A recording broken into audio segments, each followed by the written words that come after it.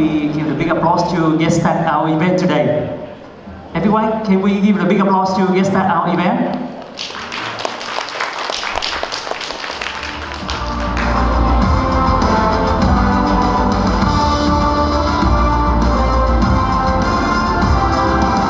A very good morning, ladies and gentlemen. Welcome to the third Solar Wind Contract and EXPO Vietnam 2022.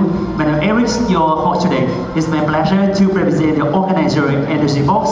I would like to say thank you very much for your presence. Well, let's share to you the short introduction about our event today. As you know, Vietnam is targeting for the net zero emission by 2050. We both well for renewable energies and the next short topic. It's called for the participation of energy industry and creates new wave in renewable energy in Vietnam. The boom of Vietnam solar market will be beyond expectation in 2020, driven by rooftop solar energy. PV installed capacity reached a record high in Vietnam. However, 2021 remains an idle year in comparison. Many are the fact that will be regulation in play in 2022, and what are the opportunities, risks, and expectations on rooftop solar in Vietnam. Wind power is also in focus. PDPA calls for a sustainable increase in wind power, which has untapped potential in Vietnam. As according to PDPA, Vietnam will increase offshore wind power to 7 to 8 gigawatt and onshore wind power to nearly 14 to 24 gigawatt by 2030. And today, all of us, we gather here to celebrate a very special event contributing to the success of the second Solar Wind Contract in Vietnam 2021. And today, the third Solar Wind Contract and EXPO Vietnam 2022 will provide all of you guys the best trend in all round in very near future. And right now, please begin a big applause for all your presence for our event today again. And right now, may I have your attention to the screen, and we take a short video clip for M210 first test from China Solar Module Super Factory. Thank you.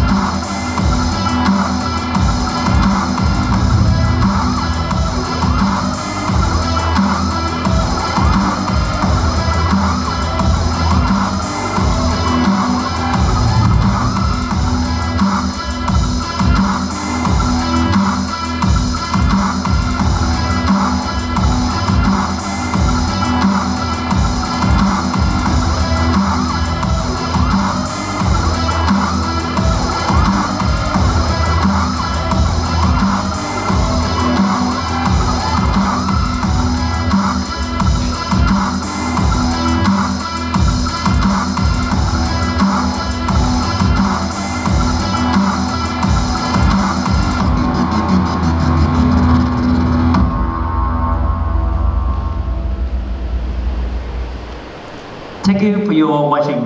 Today we very happy and wanted to welcome all the speakers. As right now we move to the first presentation. For the first presentation, we very happy to welcome on stage, and we have here the representative for China Solar, C&I Head and Senior Sales Manager from China Solar. Big applause to welcome Mr. James to the stage.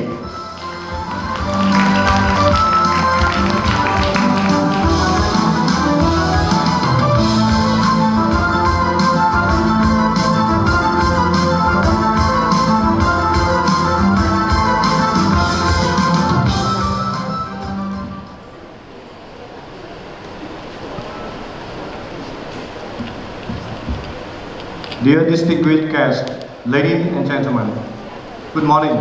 My name is James, CNI Head Senior Sales Manager from China Solar.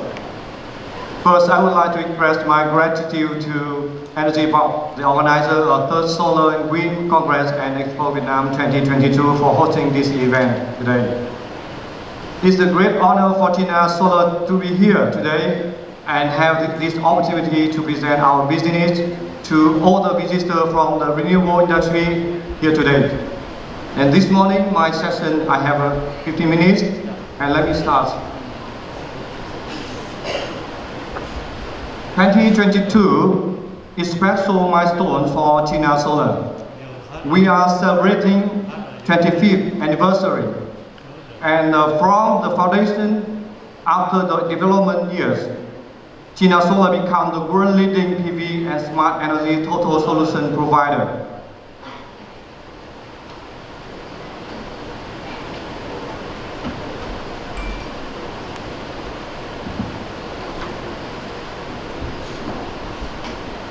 Founded in 1997, in 2002, we built 40 off-grid solar power stations in Tibet, China. In 2006, China Solar listed on the New York Stock Exchange. In 2008, we built the China Solar PV Industry Park. In 2012, China Solar established 3 key laboratory of PV science and technology. And to 2015, we start the layout for storage business, and our Thailand factory start in operation. And 2016, China Solar Vietnam factory start operation, and we start manufacture the PV module in Vietnam. And 2017, China involved in nationwide project of Chinese government and supply the PV modules for project. We launched a million group plan for residential PV solar system in China. In 2018, China Solar acquired Spanish tracker company Enclave and become unique PV supplier who can manufacture and supply tracker system with reliable quality control.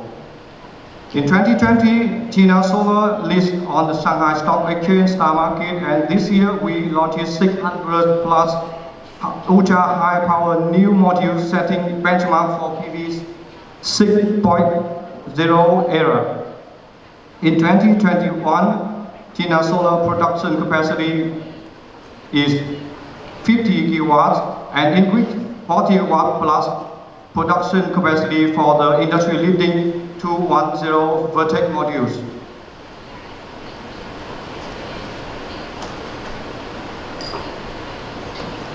China Solar presence is worldwide. We have corporate headquarters in Changzhou, China, and also have regional headquarters in Singapore, Japan, Switzerland, and USA. And we have regional offices in many countries. Our manufacturing base located in China, Thailand, and Vietnam. Our shipments reached over 100 gigawatt delivery worldwide, and our solar development investment project reached over 5.5 gigawatts grid-connected globally.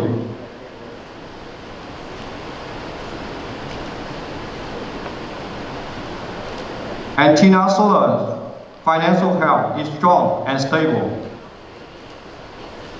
In 2020, our operating income is $4.26 billion US. And the first half of 2021, our operating income is $3.12 billion US. And 2021 year's growth in the first 6 months is 60.91%. Our net income in 2020, the attribution to the stakeholder is $0.18 billion US, and the first half of 2021, our net income to the stakeholder is $0.11 billion US. And 2021 year growth for the first 6 months, our percentage is 43.17%. Our total assets is 8.23 billion US dollar, and up from last year end is 16.57%. And 2020 total module shipments is 15.95 gigawatt. And the first half of 2021, our total module shipment is 10.5 gigawatt, and 2021 year growth, the first 6 months, we growth is 79.8%.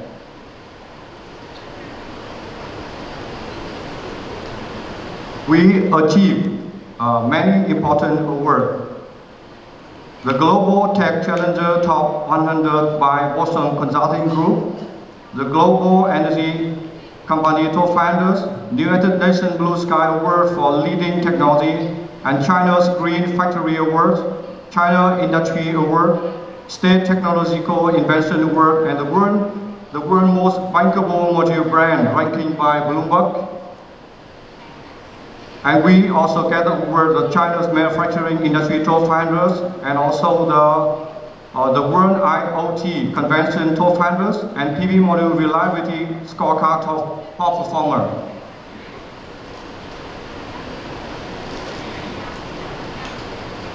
China's solar industry leadership. We are the foundation chairman of the CPIA, the China Photovoltaic Industry Association.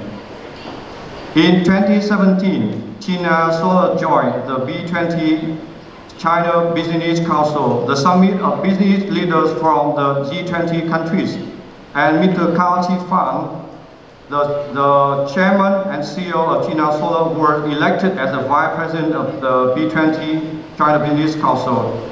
And China is the industry partner of the World Economic Forum. We are the founding member of the Private Sector Advisory Board of UNDP in China.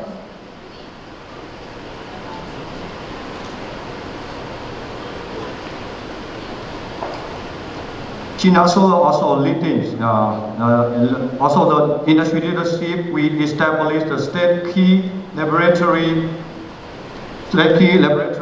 of the PV science and technologies and National Enterprise Technology Center in China. And China becomes a national model enterprise of technological innovation in China.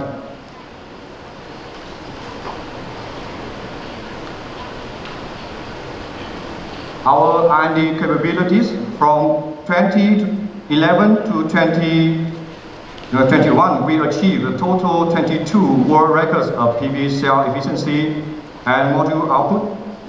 China Solar formulation of the standards, we have 107 industry standards led on or participated in. We have 96 standards already issued. And China is the first supplier to promote and publish IEC international standards. As the result, we have number of patent applications, more than 2,100, and the proportion of invention patent is over 50%. And China cumulative R&D investment is 1.86 billion US dollar from the 2011 to the 2021.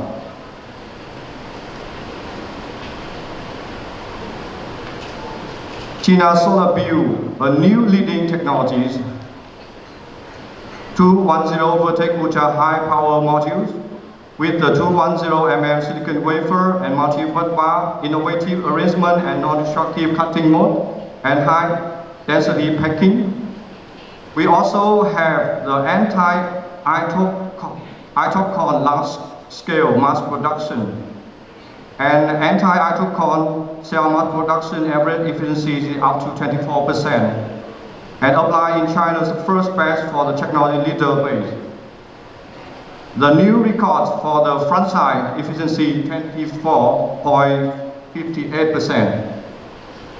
We also have advanced HJT technology reserves, and for the TV certification for HJT products, we awarded at the first half of 2021.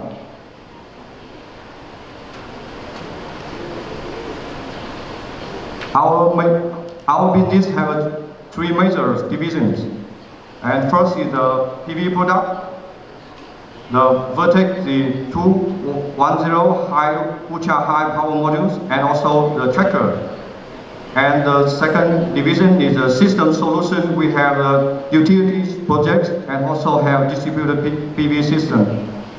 And the third division we have a smart energies, includes the energy storage system and energy IoT.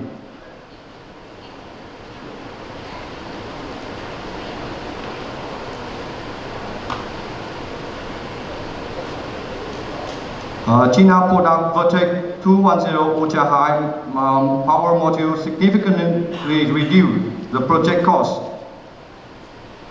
And in 2021, our module production capacity is over 50 gigawatts, and increase of over 40 watts are the industry list for the Vertex 210 series. And China Solar becomes the #1 world's largest 210 mm module production scale. And we have worldwide product range for the multi-setting, and compared with the same glass product on the market, our product can lower system cost from 0.01 to 0.04 USD per watt, and can save 1% to 3% lower LCOE. And over 5 gigawatts of the first half 2021, our Vertex module has been shipped through the world to supply large-scale power station and distribution business. And our product range power from the 410 watts, 510, 550, 600 watts to 670 watts.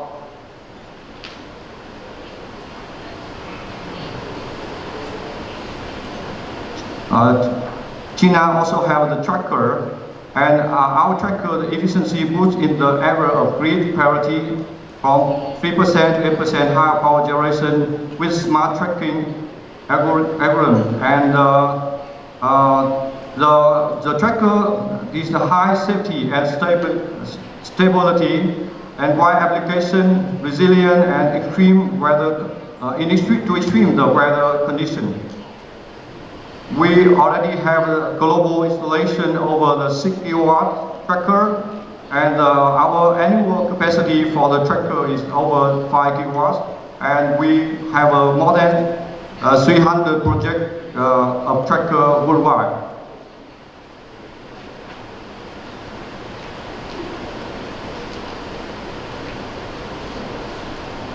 So, for the capacity at end of 2021, our production capacity is over 50 gigawatts for the PV modules, and for the cell in-house, we have over 35 gigawatts. And we have factory in China, Sichuan, Yangzhou, and EU, and Thailand and Vietnam.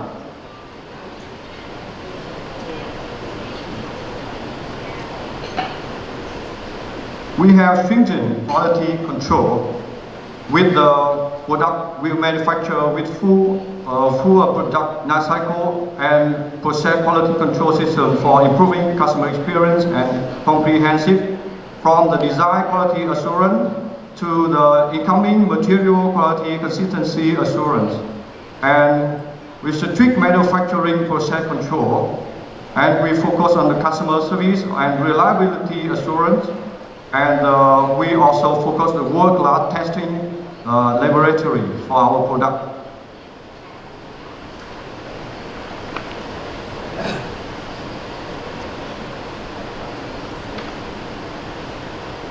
China Solar also do the utility project and EPC management. We also do the project development and investment. We have over 5.5 gigawatts worldwide project already grid connected, and Global pipeline, we have over 7 gigawatts for incoming project. So China provide a one-stop power station solution. We do from the project development, financing, design to EPC and management and O&M.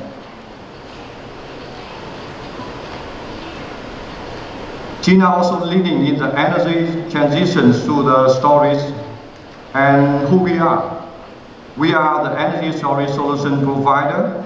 And what we offer flexible cost, effective energy storage solution for different application settings, including solar plus storage, standalone, and other applications.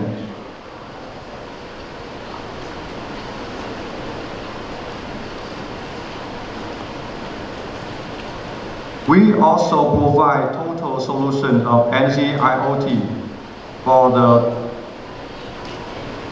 campus micro network, for the large industry business, for smart building and large shopping mall.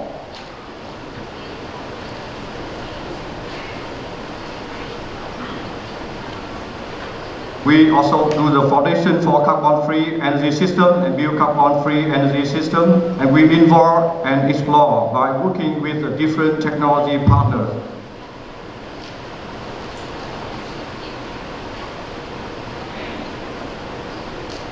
China Solar contribute 103,950 million kilowatt green power generation and can reduce the emission for carbon is 103.65 million tons and equivalent to the plan of 5,700 million green trees.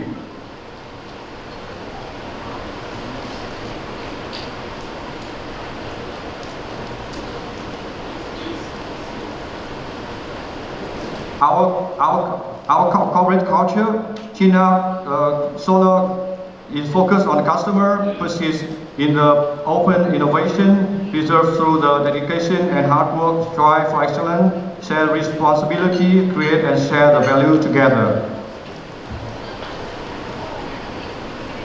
We have global partners over the worldwide.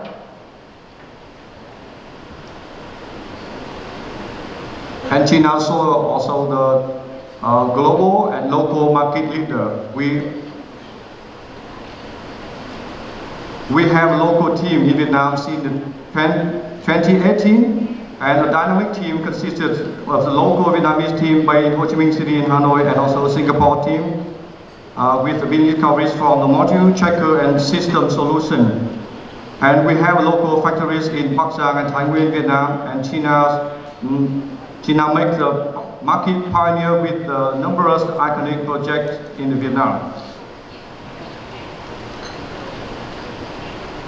We have the Vietnam DTT project for the reference, 50 megawatt, COD in the 2020, 50.6 megawatt.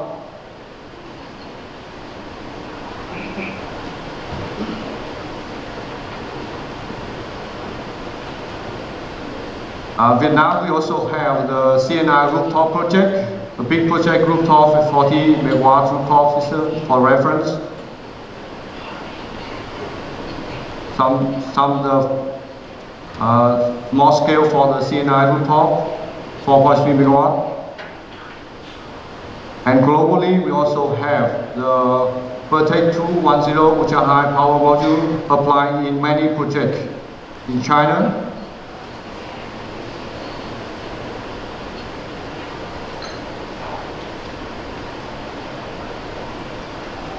Also Australia, Spain, USA.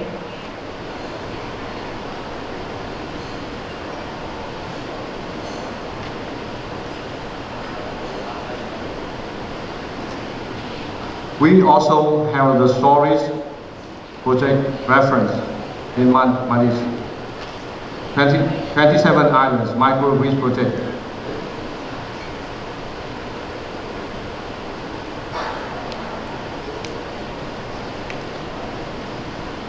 So this my presentation is complete here, and thank you for your listening, and I wish everyone a wonderful day and full of adventure, new experience, and a new partnership.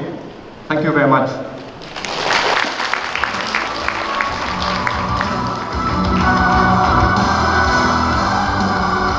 Thank you so much, Mr. James, C&I Head and Senior Sales Manager from China Solar, for your very wonderful presentation. Ladies and gentlemen, today we have a few panel discussion from our speaker. And right now we would like to invite everyone, we move to the first panel discussion.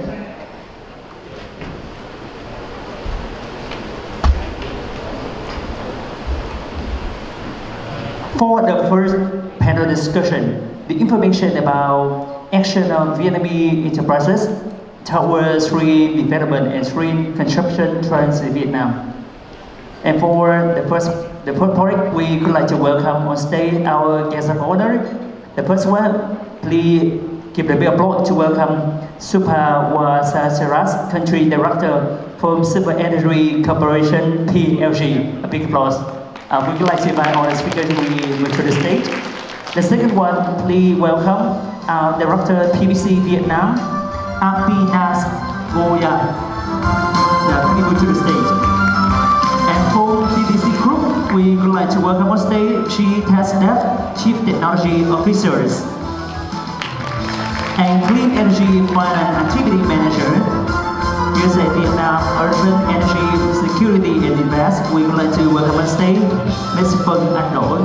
A big applause. Thank you.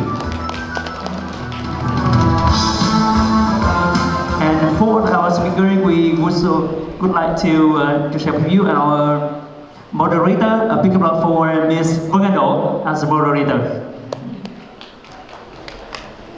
So we can start? Thank you. Okay. Hello.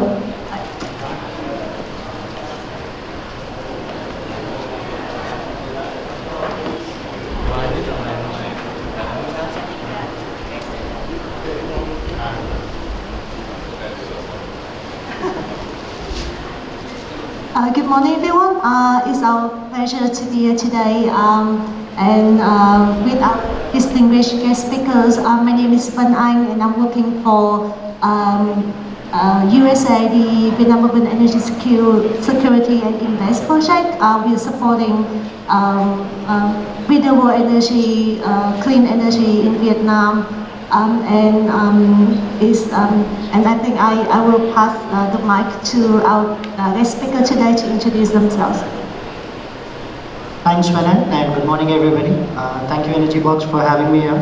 I'm Abhinav Goyal. I'm a director with the Capital Projects and Infrastructure team with PwC Vietnam. I've been based in Ho Chi Minh City for the last 5 years. And we work extensively with the government and the development financial institutions and private sector across infrastructure sectors, and energy is one of the main focus areas for us. We work extensively more on the upstream side and the policy and the financing side with the governments and in shaping the renewable market in Vietnam, as well as doing downstream transactions within the energy sector and delivering deals with the private sector.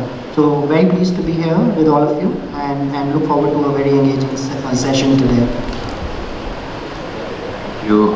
Sawadee Krap. My name is Supa Wasaseras. I think this is, I'm not sure this is the first time this year or not by offline seminar. I think I'm here in Vietnam, in Ho Chi Minh, more than 3 years, and 1 year is without COVID. Another 2 years live along with COVID-19 pandemic. So this is interesting to come to see you face to face and talk with no online. So very very happy and excited to see all of you and discuss it later. Thank you very much. Hi, good morning, guys. I'm Jitesh. I'm the CTO of ETC Group for energy segment.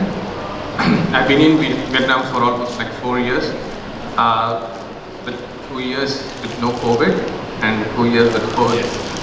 So, but that doesn't stop us working. This tenure we have completed close to 400 to 500 megawatt of solar and wind farm projects successfully. And yeah, that was a great achievement during the COVID time, executing 130 megawatt nearshore and onshore projects, 3 projects across Vietnam. Yeah, thanks to see all you guys here, and hope you have a full. Thanks.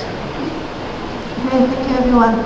So I think our panel discussion today is about PDP-8 and COP26, which I find is really a very broad topic. So I try to conceptualize into a few questions to our speakers today, and we will talk about the actions of Vietnamese government to, with the commitment at COP26 to become net zero emissions by 2015. The government actually revised the PDP-8 to meet that commitment, as well as the actions from the Vietnamese companies, the private sector here to achieve this goal, and what are a few trends that we have seen here in this market in order to make the plan to become the reality in the Vietnamese energy sector here in Vietnam. So my first question to our speaker today is about PDP-8.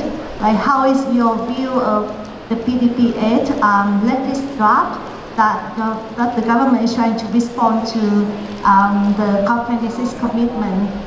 Do you think is any highlight that you can give the audience here today? And I'm really pleased to have Abhinav here. I think you already did research on PDP-8 and have observed the development of PDP-8 so far. Can you give us a highlight about what you find interesting? Sure, thanks, Venan. So just to put into the context the specific elements of the PDP-8, right? So there's been a lot of drafts that all of us have seen over the last 2 years. And to put a lot of things in context, I think the way one needs to really look at the PDP-8 is from twofold objectives, right? Whether it's strategically ambitious enough in terms of driving a movement towards reaching the COP26 announcements which Vietnam has made in November last year, and obviously the practicality of what it could inflict in terms of a systemic change to adapt to that kind of strategic orientation, right? So the key features of the PDP, right? So it's very important what versions of the PDP are we talking here. So I think what is important is to look at there have been 6 drafts.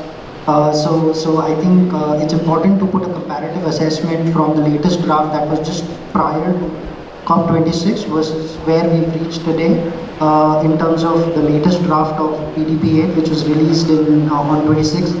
I mean, at least the key findings of that were at least released by the Deputy Prime Minister on the PDP-8, which is as late as April, right? So it's expected that a lot of this would move into a final decision with the Prime Minister very soon. So particular features of PDP-8 in the latest draft, right? There's still a lot of scenario planning. The government's been working quite hard in terms of getting the heads around in terms of what is really doable. And it was a quantum shift from what the prior to COP26 versions were, right? If you look at the prior to COP26, there was a lot of new coal getting added into the capacity, nearly 30 gigawatts of new capacity going to be online, right, by 2045. So all of that has faced a lot of industry resistance and a lobby from a lot of global institutions. So the latest version goes about in terms of different scenario planning as well. There's some 3 scenarios. I mean, the government starts with what is a policy scenario in the real sense of it, right? In terms of what the renewable policies are today, what are the ambitions of having some hypothetical scenarios of going towards nuclear and other sources of energy, looking at no new coal after 2030 in line with the COP announcements, right? So that's one level of a scenario planning. Then there's another level of a scenario planning that basically reduces the capacity of the overall installed power system, right? And that's from a perspective of the reducing the investment size, looking at what kind of supply mix should be there in line with the resolution 55 of the Politburo. right? And obviously reducing the investments in inter-regional grid kind of a development, right? So that's a scenario two. But the most important scenario of the PDP 8 now in the latest version is the scenario 3, which is the energy transition scenario. And I think that should be the key bone of discussion and the contention in terms of how the government's planning to move towards its energy commitments and reduction of the carbon mandates.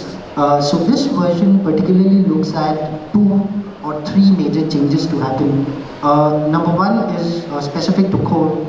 So it's been quite clear, the coal is getting reduced and no new coal to be added into the system beyond 2030. And the overall end date of this coal supply mix in the power supply mix of Vietnam is being reduced to 9% as compared to a 20% mix as was envisaged prior with COP26, right? Then there is also an important event within the coal is to replace the thermal coal and gas thermal power plants with newer sources of supply fuel mix, right? So basically looking at biomass and ammonia coming into the coal-fired power plants, and in particularly even in the LNG space, there is a conversation and discussion about getting hydrogen in the mix of it. So basically from 2028 onwards, the coal power plants would have to start replacing coal with these biomass and ammonia as sources, right? And that's a big shift, right? The industry, the existing technology is still quite nascent. It's not as mature, right? So those are some of the big decisions coming through from a perspective of what's going to happen on the coal side of it. The second is increasing the shares of the renewable power into the supply mix, right?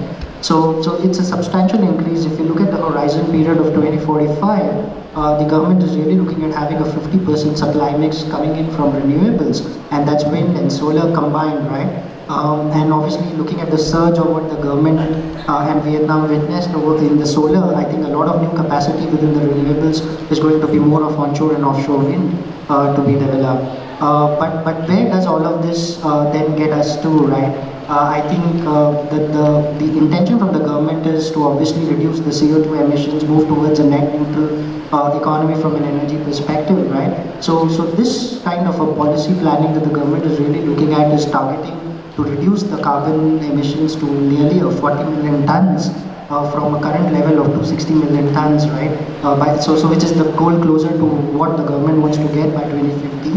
And obviously reducing the import dependence on these fossil fuels to be imported. And the key fundamental focus is also looking at energy security in the overall mix, particularly considering that the renewables would have a lot of intermittency to how they would be developed, right? But there are also big challenges. I think it also leads to a lot of increased investment planning needs. When you look at all of this in a perspective of what the PDP 8 prerogatives would require the government in terms of investment, that's as high as 30% more kind of an investment need, which is a huge challenge for the government, and particularly looking at the depth of the financial markets and their lack of ability to access long-term capital, right? So those are the big challenges that will be there, and particularly on the technology side also there will be a lot of challenges because all of these technologies are quite new that the government is proposing. So a lot of hand-holding and a lot of developments would need to happen to really see the viability and the cost efficacy of all of these developments to really go about implementing the PDP 8, right? So this is where the government is planning in terms of getting at, right?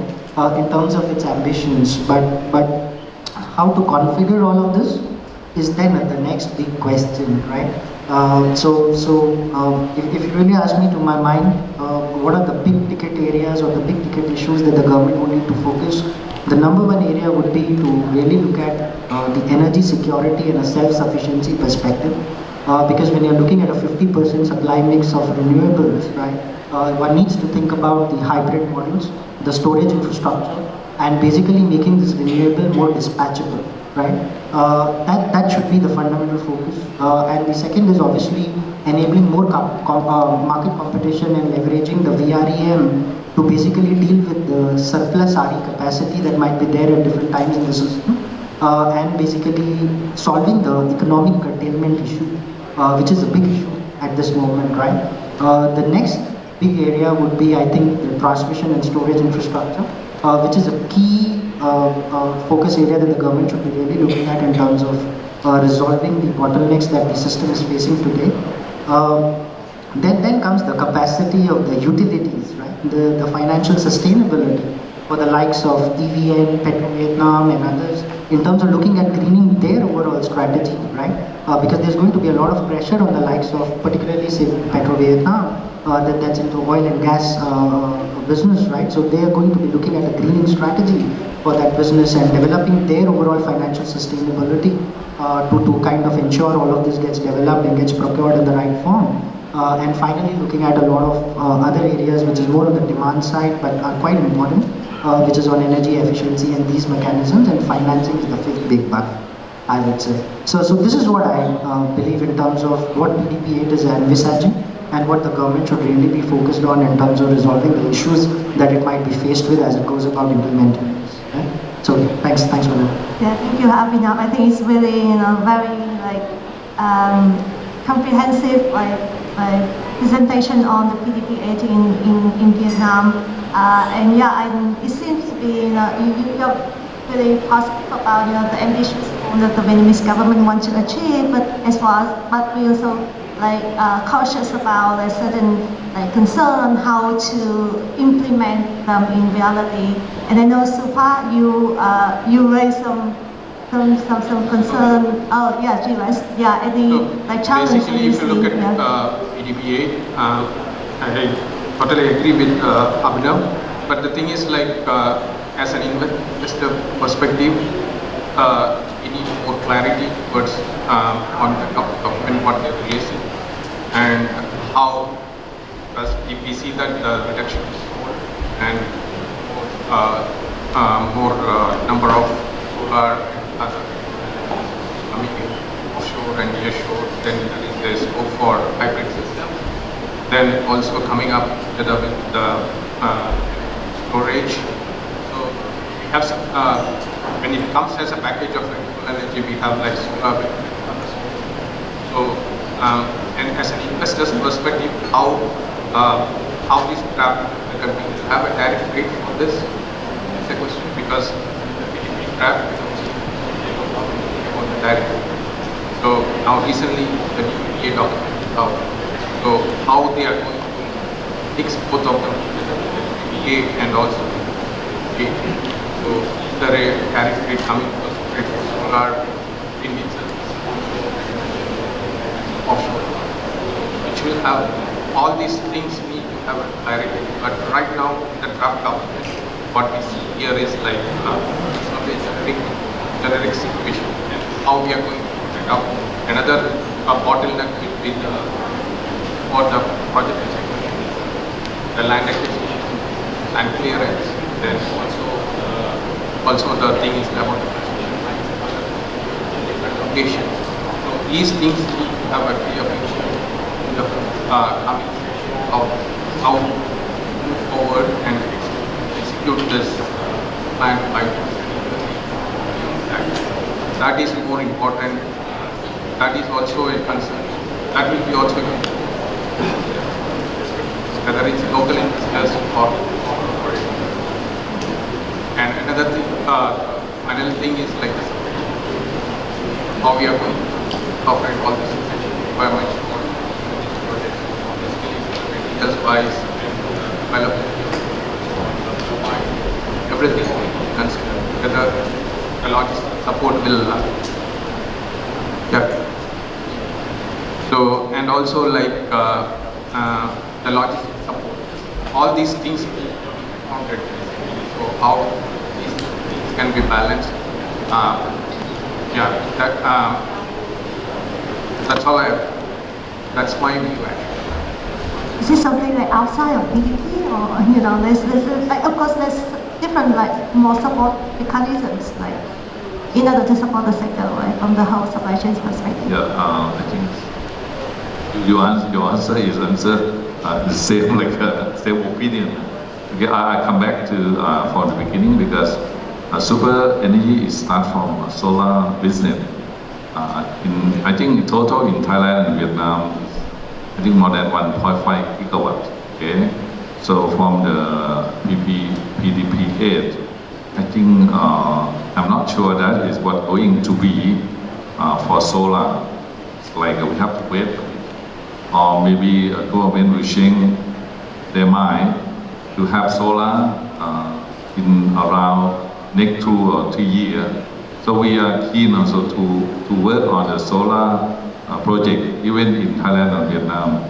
And the new technology that Abhinav also mentioned, I think the cost of the investment is going down. I just compare when I start working in Vietnam, we are talking about 330 watt per panel. But right now, I'm looking in the markets, they are going to 500 or 600. And I think it's interesting, and bifacial, and so many things, including inverter, I think it's challenging. And with the new investment of PDP 8, also like ambitious and challenging for every investor to do more and more, especially for offshore wind. And I don't want to talk much because I'm looking at the same answer from you about the land clearance, land acquisition for wind is a real obstacle. And we, of course, we have so many problems that we are working and running the project. Not only super energy, I think many of us see the real problem. And Tess also talking about transportation or logistics. We have one project in the hill, in the mountain. We take very long time until we got approval, nearly like to break the road or have to like a fight with the letter and authority. Finally, we will say we were lucky. We finished on time, but this is very difficult. So and some of our projects not yet finished, and we see that's a problem of how the government to have, as you mentioned, about the clarity of the policy, how to support investors. So this is not clear from now. I think it's another impact. Okay, I would not say negative because we came here. We're looking for the bright future, for the opportunity. So I think if the thing from this moment and the past experience and we can handle, government can do better. I think that's like Abhinav talking is, for Vietnam, this is the thing that's I think challenging. Okay. All right, and another thing I'm talking a bit about the policy in positive that they are opening about the transmission line.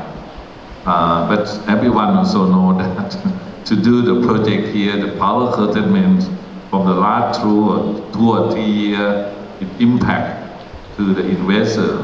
How you do more, but you cannot sell whole, and it's limited and impact. Because from the financial point of view, how can we invest about the project and we can sell only 80% or less, only 70%. So if the thing like this and government open for the transmission line, have incentive, how you do it, I think this is interesting.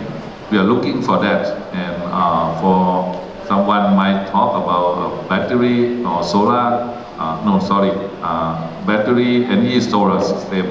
If they have some mechanism to support this all things, so I think it's more like why not? Why investors do not want to invest about this? I mentioned a little bit about in Thailand they open, and so also we got the one project for a supply continuously for 13 hours, like actually 24 hours, but firm for 13 hours. I think this is a thing not new, so it can be implemented in Vietnam. Okay, and last but not least, I talk a bit about, because we talk about the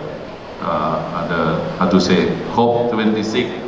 I think the thing is challenging again about the green energy, and everyone know like beginning of this year, February, the Ukraine and Russia war make the price of energy going up, and renewable energy cannot be grow up because of it fixed from the price.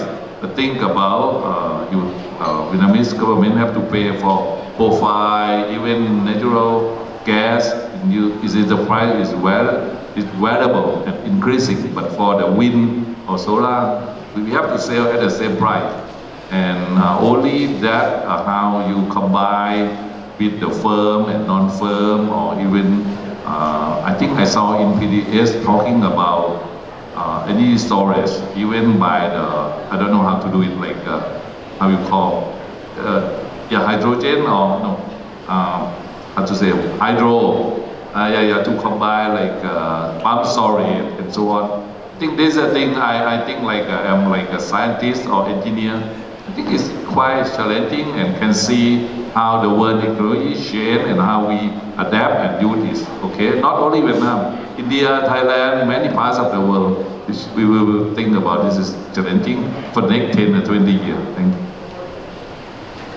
Right. So so I still see some like obstacles from like the policy and government planning perspective in order to achieve our target. But how about the private sector? Like, how do you see the current like green development trends here? Are the private sector now very like active in like proceeding with more with clean energy, and any observation from the private sector so far? I answer about this first. For the private sector, like super energy, because we have like a solar rooftop from the private sector, and you know that the price of energy is going up. So I think if we have like a rooftop as a property, so super energy also we are interested to invest more about this and sell directly, like a direct PPA to the big factory for if you want to use the green energy and the cost saving, because we believe that we can sell it cheaper than buy directly from government's price. Even in Vietnam, because the price in Vietnam and compared to another place in the world, price of electricity in Vietnam is quite interesting. I'm not sure it's top 3 in the world of nearly the lowest. I could not remember, that's number 1, maybe China. So I think that to sell electricity from solar to private sector is very interesting. And if we can combine like the compete with the battery, I think so the customer or the private sector can use this, and it's lean on the clean energy of the many of the big company also now going to do like this. You can name like Apple, Samsung, and I could not remember, there are so many, so they encourage, even the Thai company CP, the thing about that is the thing of the new trend of the world. Basically for the private sector, if you look at it, many of the industrial parks are coming up with rooftop solar systems. But to have a clear picture on that, basically like the maximum capacity you can install on your roof is basically as per the it's 1 megawatt. But 5 years, you need to have, for example, if you install a 1 megawatt for the manufacturing line, and they need to have self-sustaining. So the capacity utilization factor is less when you install a 1 megawatt solar system. So how you to minimize your carbon footprint? So basically, you need to have a diesel generator as a backup already in a manufacturing line.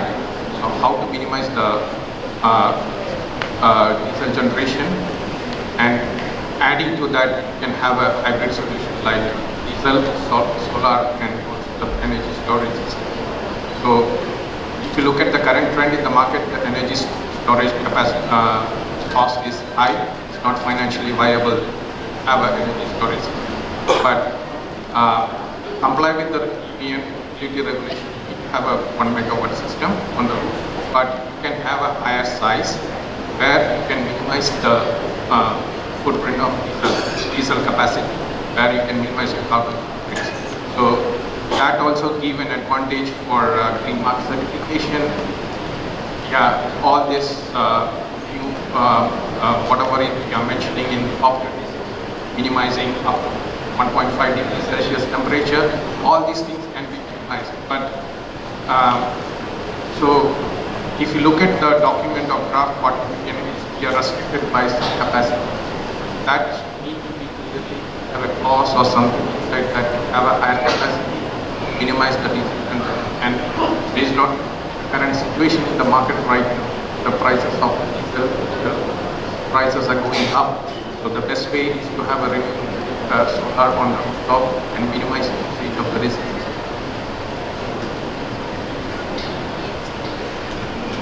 So just to add there again, right? So the onus or the prerogative of reaching net neutrality, right, cannot be a function of the government alone. So the private sector needs to do a lot of initiatives as well in terms of getting to decarbonizing their operations. So amongst all this backdrop, I think the ESG narrative for the private sector is also quite important. I think the role for the government there should be obviously to educate and disseminate on what the private sector's real intention or the objective should be in terms of moving towards making their operations decarbonized, right? So that's where the trends would start to come in. I think working with the private sector, we do realize that there's been a lot of interest in terms of the local enterprises, because the Vietnamese enterprises are very dynamic. Once you give them a mandate in terms of what needs to happen, they will reorient and restructure their business operations. But there's also a lot of international community and investor push coming in this sector, right? For the likes of, say, Apple or others who are looking to establish bases in Vietnam, they're looking at decarbonizing their supply chains, right? So they are looking at how the operations are for the tier 1, tier 2 suppliers, how are they procuring their operations and in terms of using green energy or not, and deploying solutions such as wastewater recycling or zero liquid discharge. So those are the kind of actions that we are increasing. Even the textile industry, which is quite heavy in Vietnam, right?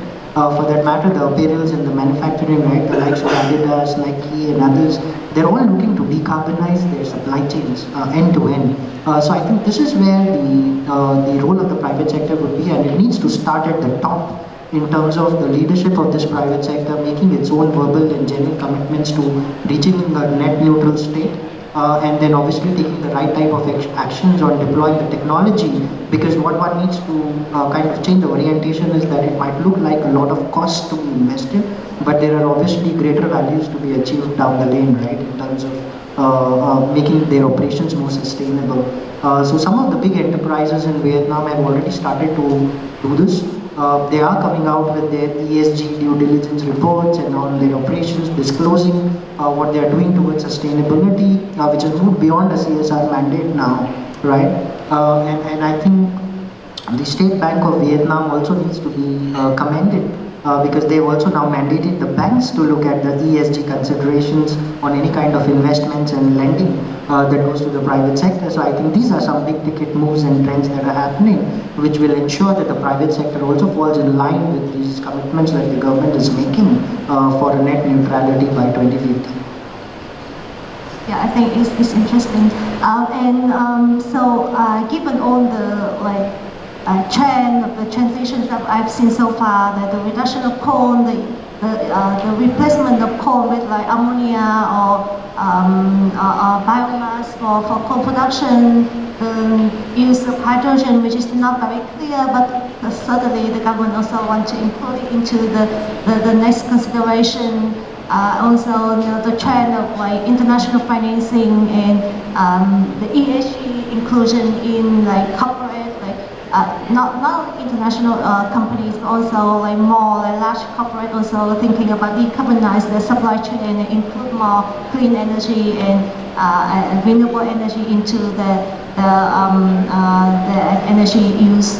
So what are the trends that you have seen in Vietnam or even overseas, or what is your recommendation to support the Vietnam commitment with carbon neutrality by 2050?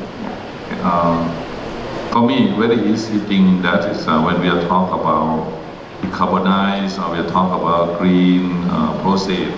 I think we should start from ourselves first. Okay,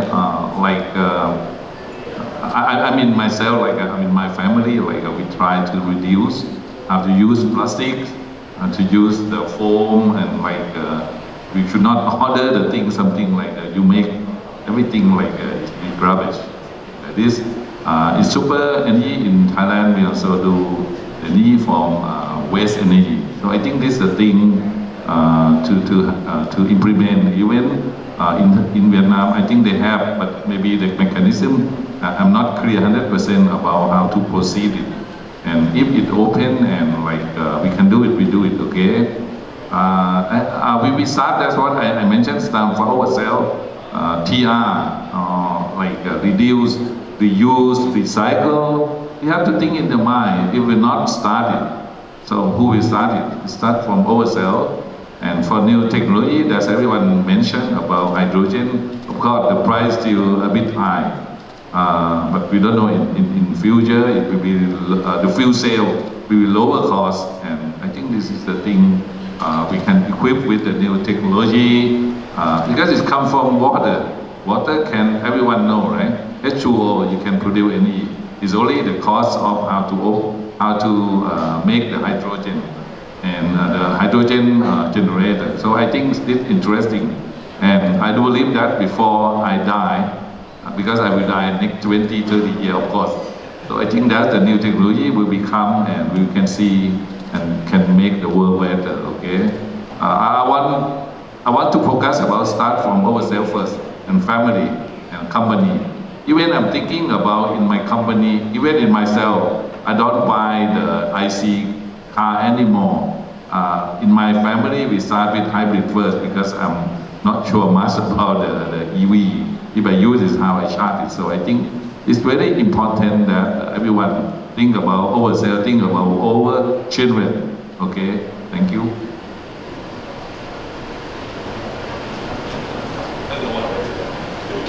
Yeah, so I think we come to the end of our panel discussion today. I just want to ask the audience if you have any questions to our panelists. We'd like to invite all the audience. If you have any questions, please raise your hands. We will pass the microphone for you guys.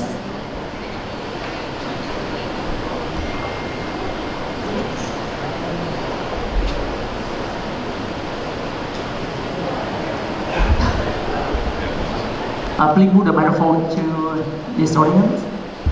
Can you raise your hands again?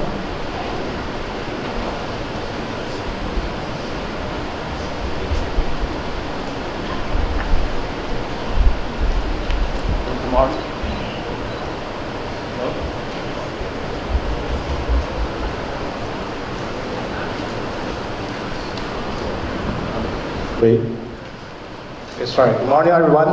Every James and every leader, mostly friends. We met maybe in last year the summit in last December. So today I'm honored and to meet every boss here, and thanks for the energy box. We are from the Sanyi Renewable Energy. Sanyi Renewable Energy, we mainly do the wind turbine. Also, we from the Sanyi Group, it's for the heavy industry. It's globally a position number 2. So today, under this meeting, so we are, as for the renewable energy wind turbine, we are very concerned about the PDP saving for the policy of the price, the PPA policy. Because right now, as for the wind turbine suppliers, for the investors, and for the EPC contractor, all most concerned about the PPA the policy. It's because till now we found that the investor cannot to make decision for the investment. So we want to know about when the government will issue the policy for the PPA, and then can start the wind power and solar projects. At the same time, because of as just now, Mr. Suba said that because of the war with Ukraine and with Russia, the coal price is high.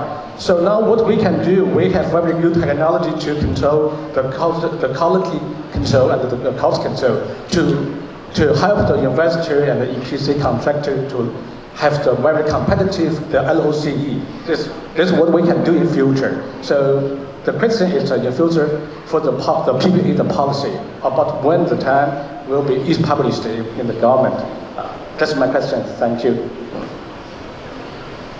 execute your question. So we invite the speaker for your answer. Sorry, your question is not very clear, but the first question, is it about the PPP enabling environment for PDP or the power sector? Is that what you meant? My key question is that about for the PDP, the project list, when will be issued, and the second one is about the price. Right now, because the PPP, the feed price is expired, so now maybe in future we'll do the auction system. So about the detailed policy will be issued, and the key points about this. Thank you. Sure. And I now get this more clearly. So it's more about, so very specifically, I think when it comes to the government's intentions of procuring the renewable, right? The last 4-5 years have seen a very dynamic situation. We started with the government itself also in 2017 and 18 when solar was practically only 500 megawatts at that time, and that's the time the government started preparing the plan for auctions. So the likes of the World Bank and others were supporting the government at that point in time to really draft out a solar auction framework, and we from PwC were also involved in it. But the kind of scale up that has happened, which is they've ended up installing 16 gigawatts of solar in particular, which was a 2040 target in 2020. That's been something achieved. So shifting straight away from an FIT tariff to an auction is something that has been slightly slower because the government obviously cannot straight away turn into declining the FITs that it's committed to. And the auction needs to be procured more diligently, right? So there's a lot of work in progress happening on the auctions. The solar is definitely going to see some amount of auctions to be introduced at a future time, right? And even the wind, for that matter, right? The government is looking at what the FIT was quite effective in scaling up the installed capacity. But at the same point in time, one needs to look at what is the cost of delivering that power from the government side as well, right? So just to give an example, the FITs in solar in Vietnam were as high as 9 cents, 9.35 cents, right? But the region's been discovering through auctions 3 cents, right? Cambodia got a 3.5 cents or a 4 cent thing. So those are the things the government is looking at, introducing auctions in a very piecemeal manner. And particularly looking at where are the substation capacities really available to run these auctions, because they do not really want to end up in a situation where curtailment becomes a big issue even for auctions, right? So substations are being identified to run these kind of auctions. There are also parks being identified in terms of where the auctions could come in. And for wind, there is a broader plan, right? So from 2025, it's targeted that some auctions would also set in for the likes of offshore and other things. So those are things the government is still working. It's getting a lot of support from the likes of Asian Development Bank, World Bank and others to procure an auction mechanism which is piecemeal, and the capacities are rightly targeted. And then there are also issues which need to be resolved, because whether the government does it more in a form of a centralized auction run by an MOIT, or it becomes more of a provincial subject, because the investment law and the decisions for approving investments are more a provincial prerogative as compared to a EVN utility prerogative, right? So those are the kind of things that are key issues which require regulatory changes, and all of that takes a bit of time, right? But the latest on the auctions is that for the capacity for solar, at least, that didn't see that did get approved but missed the COD deadline. The EVN might be an auctioneer for that, and they would procure that power through auction mechanism. But when, how, that's been something that the government's working. I mean, I'm not in a position to give an answer to that. That'll be very speculative, but that's a clear intention. Based on all the discussions that we have had with the government and the industry has had with the government, right? So, yeah. I hope that answers your question on the feed-in tariff. Yeah, so it's clear that the government is working on a number of programs and pilot and mechanism in order to enable the clean energy in Vietnam, but we still not very clear about the timeline. And that's key to the investor. We all understand that you need to migrate timely decision in your investment, but hopefully and improve in the upcoming near future. So with this, I would like to close our panel discussion today. I would like to thank Afinav, Supa, and GFS for all your sharing. It's really nice to hear your opinion, and thanks to the organizer for having us today. I wish you all an interesting and useful discussion in our today conference. Thank you for your wishes and thank you all the speakers. Ms. Bangano, our moderator, can you remain on the stage? We have the flower from our organizer to deliver to you, so we have a group photo together for the first panel discussion. Okay. So we would like to introduce our representative of the organizer agency box to deliver the flower to our moderator, Ms. Bangano. Big applause for our speaker for the first discussion panel. Thank you.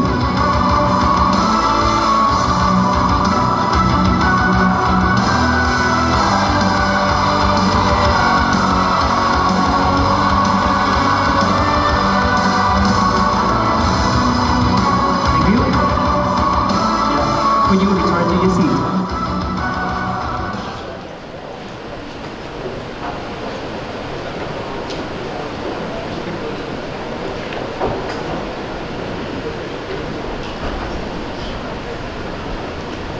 So we just finished the first panel discussion, so we still have a lot of panel discussion today. So and now I'd like to invite everyone, we move to the second presentation.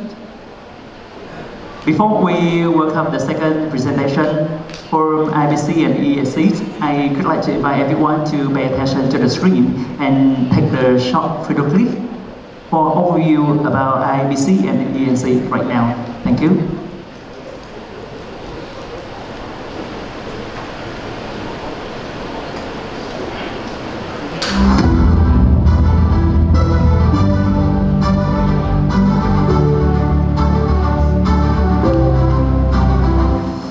Pioneering in the field of renewable energy, IPC-E&C, representing IPC Group, has undertaken the role of EPC constructor for over 100 projects, from rooftop solar power projects with capacity of several megawatt to high-capacity solar and wind power projects in Ninh Thuan, Ya Lions, Sok Trang, Hai Phong, Ha Long, Phu The, Bac Ninh, Tai Nguyen, Hung Yen, Phu Yen, Howard Jang, Kang Hora, Ninh Phua. Most appealing, the Phuoc Thu Zien Hai 1 wind power plant is one of the projects IPC fully constructed and completed the entire transportation and assemble process within 7 months. One of the project highlights, the 77-meter-long blades and first modern specialized equipment in Vietnam was used to transport turbine blade, which prove IPC's ability to exceed the schedule and meet the time for COD recognition to enjoy preferential electricity purchase and sale mechanism. In order to do so, IPC ecosystem with 9 member companies and branches at home and abroad provides full service of production, supply, logistics, import-export and trading, maintain average revenue of 10,000 billion Vietnam dong a year. With more than 22-year experience in construction and development, IPC marks strategic development milestones as follows. 2000, established IPC Limited Liabilities Company. 2004, built the first steel structure factory in Hai Phong. 2014, became the main contractor of the first rooftop solar power system in northern Vietnam. 2017, built the second steel structure factory in Hung Yen. August 2018, became the EPC contractor for solar power factory. June 2019, became O&M contractor for solar power factory. 2020, ranked 82nd on the top 500 largest private enterprises in Vietnam. September 2020, EPC contractor up to 600 megawatt of renewable energy. 2021, EPC contractor reaches over 1 gigawatt of renewable energy. With solid business capabilities, background and financial resources, IPC is proud to be one of the largest EPC trading, manufacturing, and contractor groups in Vietnam. Achievements. In 2021, IPC achieved 1 gigawatt of electricity capacity, including 650 megawatt peak of farm solar power, 50 megawatt peak of rooftop solar power, 650 megawatt wind farm, and substation to 220 kilovolt with hundreds of kilometers of transmission lines. Also in 2021, IPCE&C is certified as the best EPC contractor of wind and solar farm in Vietnam with COD on schedule enjoying FIT prices. Among them can be mentioned as exceeding COD for the Phuoc Hu Zien Hai 1 project, on time COD for Cho Long Wind Power Plant and sprint COD of Hua Dong 2 project. IPC has proven the capacity of an EPC general contractor. 1. Site survey and engineering. Power system design software and team of designer with 70 personnel. 2. Construction capacity. With over 3,000 workers with labor contracts and the ability to mobilize up to 10,000 workers, as well as self-equipped construction machinery, IPCE&C can ensure large-scale projects require a large amount of manpower and construction machinery. 3. Production and supply capacity. IPCE&C has structure steel factories in Haiphong and Hưng Yen with an output of 44,000 tons per year. 4. Transportation and installation capacity. IPCE&C is self-equipped with transport equipment and 4 complete erection crane teams to be able to transport equipment and structures up to 81 meters and erect equipment weighing over 200 tons at 140 meters high. IPCE&C is proudly one of few contractors who can provide from A to Z services for a project, including project development, financing arrangement, land clearance support, full, separated or partial EPC contract, O&M service. As the EPC leading contractor, we have a very clear strategy to develop. We set the renewable energy as our core business, but we also develop other sectors such as industrial plants, environmental plants, including water treatment and wastewater treatment, buildings, and now infrastructure. In terms of services, we are providing from A to Z services to support investors. We cover from investment research, land clearance, EPC, and also O&M. With increasing capability and experience, IPCE&C can provide not only EPC services but also O&M, and scale up to structures manufacturing, infrastructure construction, and full electromechanical solutions for every factories, workshops, and urban areas. IPCE&C is asserting as the best contractor for energy, industrial, environmental plants, and infrastructure in Vietnam.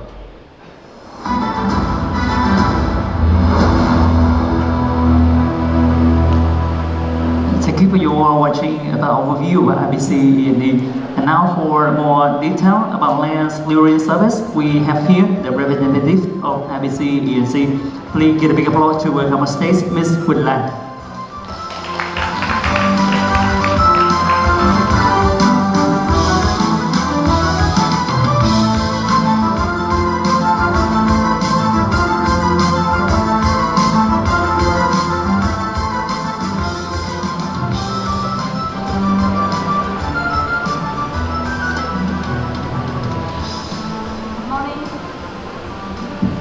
Good morning, ladies and gentlemen. I'm very happy today to in this seminar, and let me introduce. My name is Ngô Quỳnh Lan. I'm the Business Development Manager of IPCE&C, and with as you can see, we are IPC, the EPC contractor of capacity. And now I would like to share with you some of our experience and understanding about the land clearance issue during our implementation of some projects in Vietnam for the recent years. I would like to talk about the obstacles and some solutions to share with you today.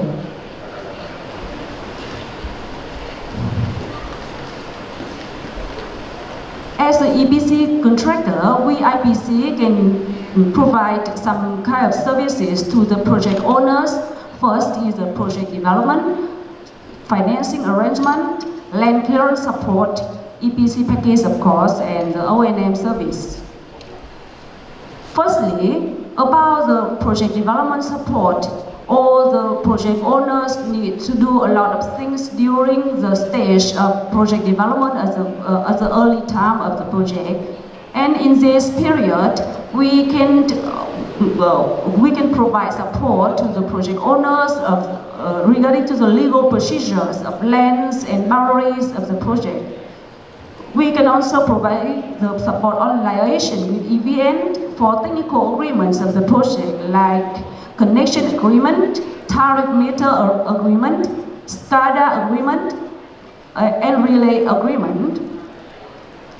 And we also can provide liaison with authorities to get the appraisal and approval of FS. Regarding to the financing arrangement, as you know, the EPC plus F is a good option, good idea for the project owners. And in this case, we can connect the project owners with our favorite banks and financial institutions for low interest rate for financing.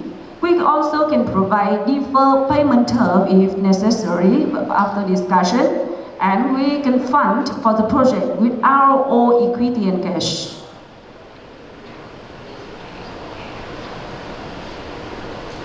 Regarding to the land clearance issue, you know that the site clearance is one of the most important keys that not only helps to accelerate COD process, but also encourage to get investment, more investment, and promote regional, social, and economic development. However, you know, the site clearance is still a bottleneck of many projects in Vietnam that directly negatively affects progress of project and decrease the effectiveness of investment. Here are some obstacles. First, the first obstacle is the energy land conversion from farming or forestry purpose. It is quite time-consuming to get this, you know. The second obstacle is that there is no guidance on and regulation on compensation for the part outside the road corridor, but must move through. The next one is the failure to reach agreement with affected people on compensation and arranging resettlement, as households will try to interrupt construction activities and make unreasonable demand, and land brokers and landowners also try to keep lands to increase land prices. Here are some photos of in our projects. As you can see in the photo, the local people put a simple scaffold at the corner of an internal road to our side. And one local man holding the scaffold, and other 7 guys were watching and waiting to act. If our blade during the delivery to the site is just moved to the outer space of the corridor, then it will touch to the scaffold and may make the man fall down, and then at the time the remaining guy will jump into and of course will fight and interrupt the transport. In this photo, a local man with a very long stick and with a sharp knife at one end of the stick to damage the blade, the turbine blade, if the blade moved to the outer space of the corridor. And we are there to negotiate and talk to persuade him to stop this kind of dangerous action. Here, the local people interrupted the transport to the site. They put an wooden barrier across the road, and also they put motorbikes and also standing there all days that the trucks cannot move.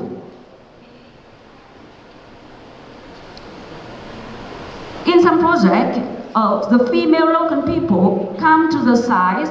They eat, they lie, they sit, they lie, and they sleep at the site, at the entrance gate, at the pre-assembly area, at the foundation to stop our construction. And of course, with this lack of safety, our construction must be stopped. That affected to our construction schedule. Here are some of our solutions. The first one is very, very important that we have to closely working with the local authorities. The second one is we have to do the propagation of project information in all kinds of media so that the people can understand more about the project. We have a special team for notification and negotiation with households and affected people. We also provide a team for construction protection, and finally, we utilize the local contractors and partners because they have advantages of local relationship. And for the EPC contractor, of course, we provide EPC package so that we can deliver a ready-to-operate plan to the project owners as our introduction before in the short clip before. And finally, we provide O&M service to the project owners to have the plans maximize the performance and increase the profitability and shareholder value throughout the asset lifetime. We provide international perspective of the best practices in plant inspection procedure, quality assessment plans, and checklists for maintenance. That's all for my presentation today because the time is limited. So if you have any questions, I'm very willing to share with you after this presentation, after this seminar. Thank you for everyone.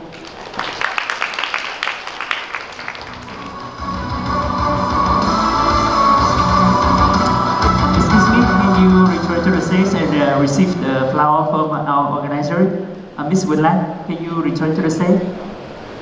Miss Woodland, excuse me, can you return to the stage and receive the flower from our organizer?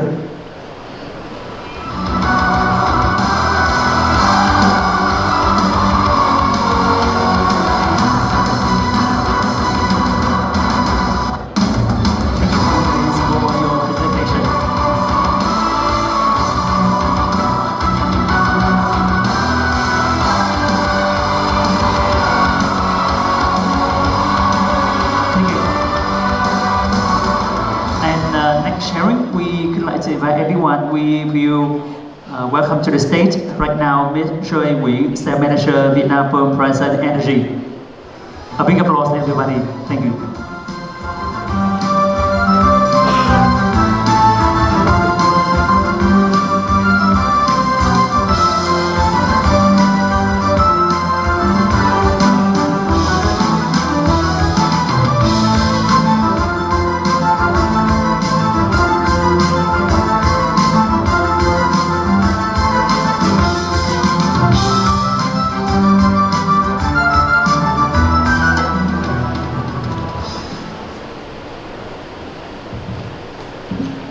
Good morning. Welcome to Horizon Energy. My name is Zoe, Vietnam Sales Manager. It's my inspiration to be here today and introduce about Horizon and our new product. So I'm going to take you on a 10-minute journey about Horizon Energy and about the transition, the benefits of transitioning to solar power with our leading-edge product.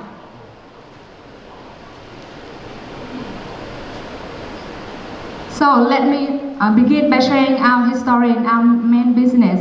For now, we have a 30-watt production capacity and more than 10,000 employees, more than 10,000 clients. Our sales revenue of 2021 is 18.8 billion RMB. Our headquarters in Qinghai, there are 5 production bays, 4 in China and 1 in Malaysia. There are 22 sales service centers all over the world. We widely distribute our products to Europe, America, South Africa, South Asia. And in the last 3 years, our main product is still domestic China, and the next one is Ukraine, India, Brazil, and Vietnam. So here are our developing milestones. We were founded in Qinghai in 1986. We started our solar business in 2002. Started our PV module business in 2006. We got IPO in Shenzhen GEM stock in 2010. We have been ranked top 10 global PV manufacturer and plumber tier 1 company since 2015. In 2020, we were the first company to deliver 500 watt peak module to the market, and in this year, we reached 14.1 gigawatt production capacity. In 2021, we launched our new product named Newton, which uses the TOPCon technology, and we have done our very first wind power EPC project in Đắk Nông province, Vietnam. And in this year, we also launched the PV module with high-strength alloy steel frame that I will share more information later. So, Ryzen and will continue to develop new energy and new material into major area, forming a PV module plus energy storage, new material business format. So here are our main business. We produce PV product. We invest in energy project. We do the energy project EPC. We also provide the energy solution to optimize the project performance. We are also focusing on R&D to launch new PV material. And our another main business is LED light with the brand name Twin Cell. So let me move to the second part of my presentation. It's my commitment. It's our commitment to provide the highest quality solar product in the world. And I would like to introduce to you our new product with the HAT technology and supporting evidence. So, heterojunction technologies is a solar panel products and methods that have been raising for many years and is currently the solar industry most effective process for increasing the module efficiency and the module power output to the highest level. But the problem is the cost was way too high to commercialize the product. But for now, it's time for HAT. The cost is balanced with the project efficiency. So here are our HAT milestones. In 2019, we launched our first HAT module with the cell size 158 mm, and we call it Seeger. During 2019-2020, we're the top 1 global HAT module shipment in the world. In 2021, we upgraded to a ultra-low carbon HAT module with a cell size 210 mm, and we call it Hyperion. It will be massively produced from Q2 this year, and Hyperion will be our main product in the next coming years. So on your left hand, that you can see that's our Seeger. That's could read the power output of 355 watt peak and the module efficiency 21%. On your left hand, on your right hand, that is a Hyperion. Could read the power output 700 watt peak and the module efficiency 22.5%. And we are now applying for all the certificates from TUV to commercialize the Hyperion to the market. So our HAT technologies is the best solution, the best LCOE solution for your project with very low temperature coefficient. The resize of HAT bifacial could generate 85% compared with 70% of PRC. And our HAT has very good reliability with no PID, no LID. And the reason why we call our HAT is an ultra-low carbon footprint is to produce 1 watt peak HAT, the CO2 emission is just less than 400 grams. But for BERC, it's 600 grams. For energy yield, we got the test from HAS, so that our HAT has the best energy yield compared with PERC monofacial and PERC bifacial that I will show you in the next slide. So based on this thing, the HATs, the LCOE of the project will be very good, and the HATs is the most potential technology to reduce the LCOE.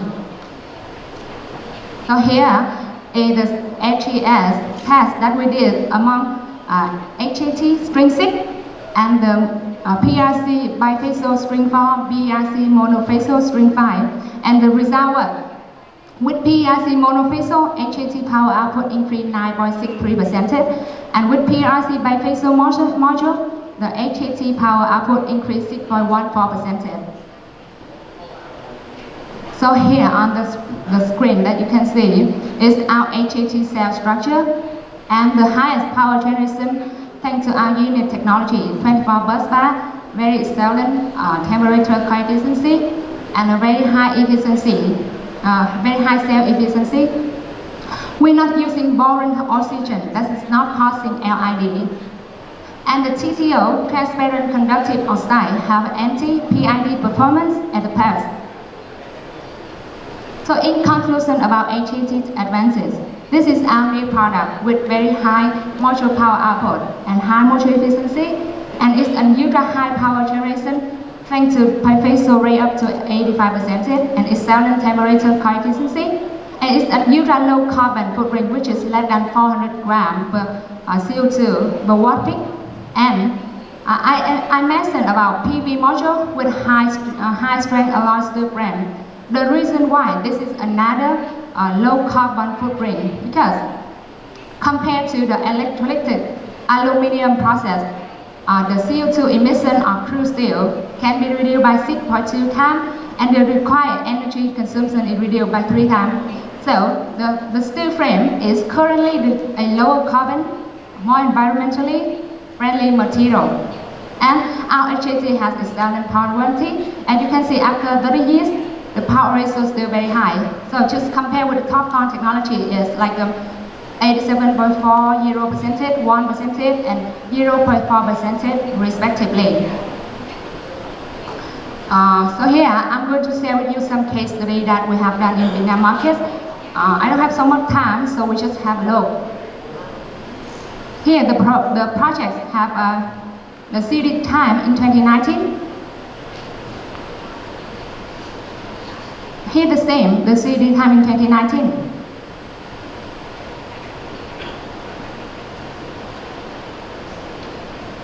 The project Lockman 4 and 5, the seeded time in 2020, and we were the main EPC contractor for this project. And for Long Thanh 1 in Đắk Lắk province, the seeded time in 2019, and shared by the project owner, the performance ratio is super good. Here's the 3 EVS project that we are doing. For the Phước Thái 1, we only provide Ryzen module to the project, but for Phước Thái 2 and 3, we are the main EPC, and the CD time tentatively this year. For residential and CNI and solar farm, agricultural solar farm, we mostly provided 600 megawatt peak till now. So in closing, I would like to re-emphasize the 3 key benefits based on the evidence that I share with you. The first one is renewable. Solar energy is renewable energy, renewable source of energy that's offering the future, the security again to the future power disruption. And the second point is Ryzen has extensive knowledge on project management on both sides, thus making the transition to solar power a positive experience. And the third point is our continued research and development of solar product ensure that our clients have choice. Thank you for your attention, and if you have any specific question, you can call or email me. My contact here on the screen. Thanks again. Thank you, Ms. Joy. You return to the stage and receive the flower from organizers. Thank you.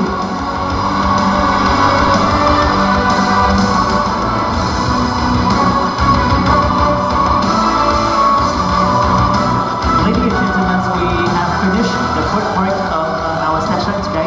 So the second session will be starting after 10-minute break. And right now we would like to invite everyone. We have a 10 to 15 minute break for the tea break, and then we come back with the second section. Thank you. So we have the tea break for our first break, 10 to 15 minutes, and we come back after 10. Thank you.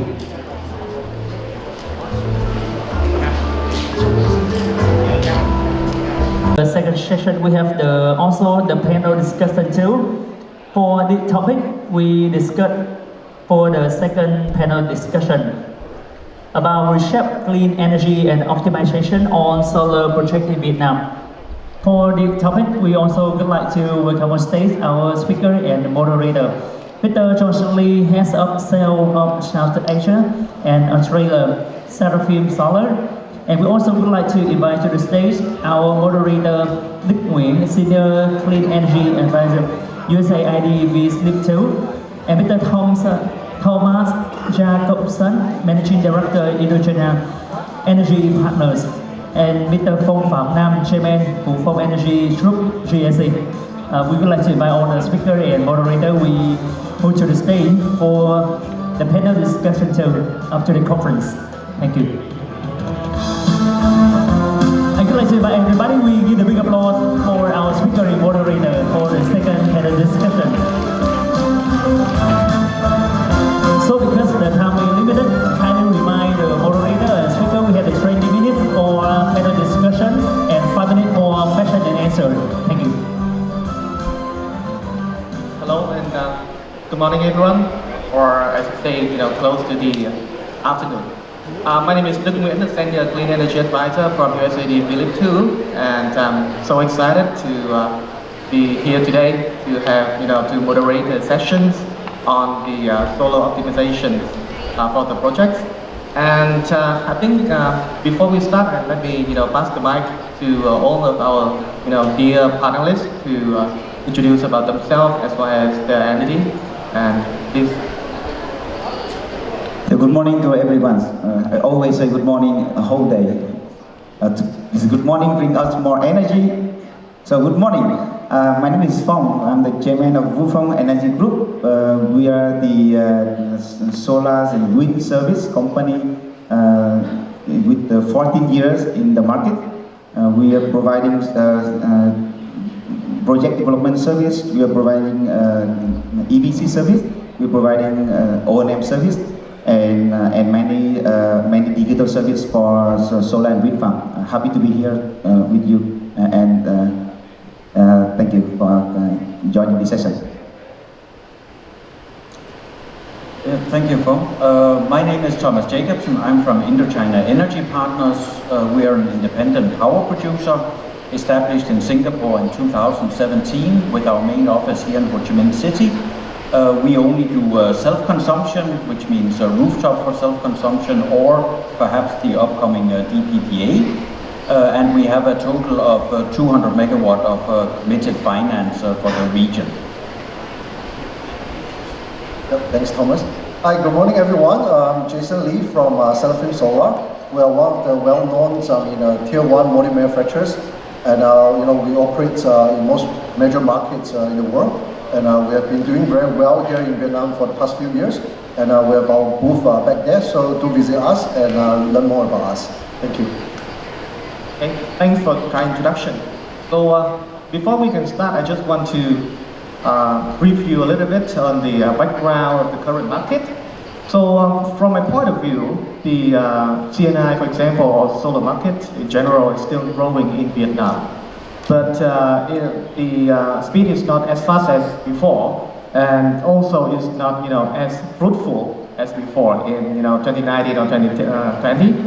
And because at the moment there is no current policy in the market, no incentivizing regime like a fit in tariff mechanism. So and we also have the fierce competition in the south, as well as difficulties in connecting the grid to the connecting the system to the grid, and so there is a trend to move the installation or implementation to the north with the lower irradiation. But I guess in such kind of muddy market, we better have something rather than nothing. That's the reason why we may come to the topic of today: how to optimize the solar projects in Vietnam. And with that, I would like to start first with the existing solar project. So, do you find, or you can provide any insight on the opportunities to optimize the existing solar projects? It could be the utility scale, or it could either be the CNI rooftop solar. Maybe I can start with Mr. Vũ Phong. Mr. Phong from Vũ Phong. Thank you. Okay, thank you, Đức. Yeah, interesting to ask whether we can optimize the current projects. I say totally yes. even in solar farm and even the CNI rooftop market. We have 2 years, we can go on like a crazy booming years in 2019, 2020 for the FIT 1 and FIT 2. A lot of projects just construct in a very short time, not only solar farm but also wind farm. I can tell you that many things can be optimized, because if we have long time enough, we can make the project in a really standard way. And a solar project is for 20 years, longer than 20 years. And many things happen since last year when we do some check service for the current project. We see many things with the project, and just after some years there will be problem, and the efficiency will be reduced. A lot of like faults for the system. So that's why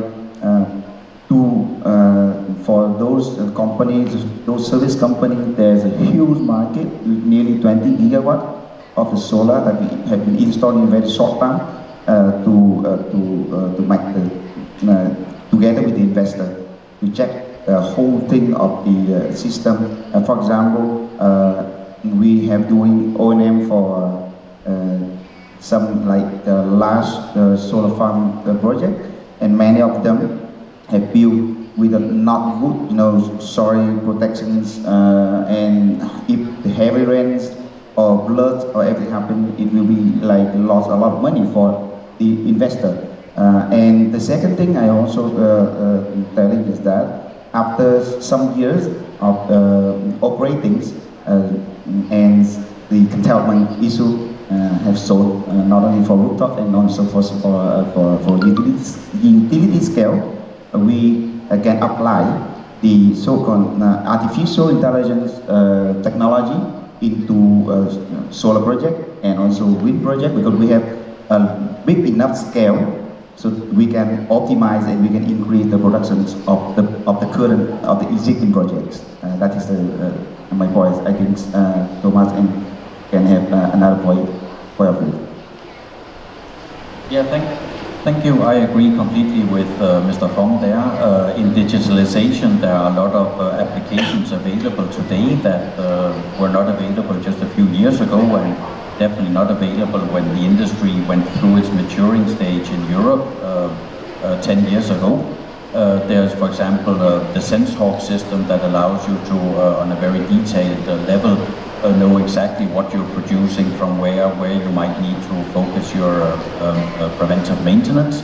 There's also a Norwegian system called Skyfri, and I really believe that is where you're going to see that the well-run projects, they will be able to eke out those extra kilowatt hours of otherwise similar installations, and they will therefore be the best performing. The other place, of course, when you're looking at existing projects where the design is already locked in, the build and the build quality, the equipment choice is already locked in, is to look at the financing and refinancing. And there I don't think I'm giving anybody any news if I tell them that the interest rate environment has changed dramatically lately. So anybody building on a 2-year loan 1.5 years ago and now thinking that they can refinance with one 10-year loan, for example, at 3% in US dollars, they might get themselves a surprise. So there are going to be some issues there, that there was quite a bit built here on extremely short finance with the hope of being able to refinance. That was also partly due to the misconception that EPC and construction and COD, reaching COD, was the main risk factor in running a solar installation or a wind installation for that matter. Obviously there are some people who didn't reach a COD date, so it has proven to be a risk factor in Vietnam. but generally there are the industries are so well developed today that they are not a risk factor if you do your homework properly.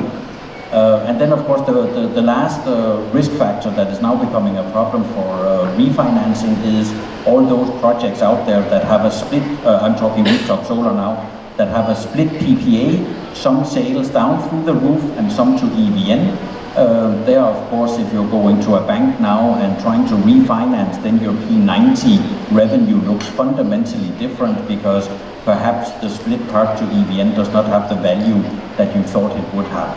So there are definitely some risk factors also in leaving financing to be refinanced 24 months down the road after a COD date.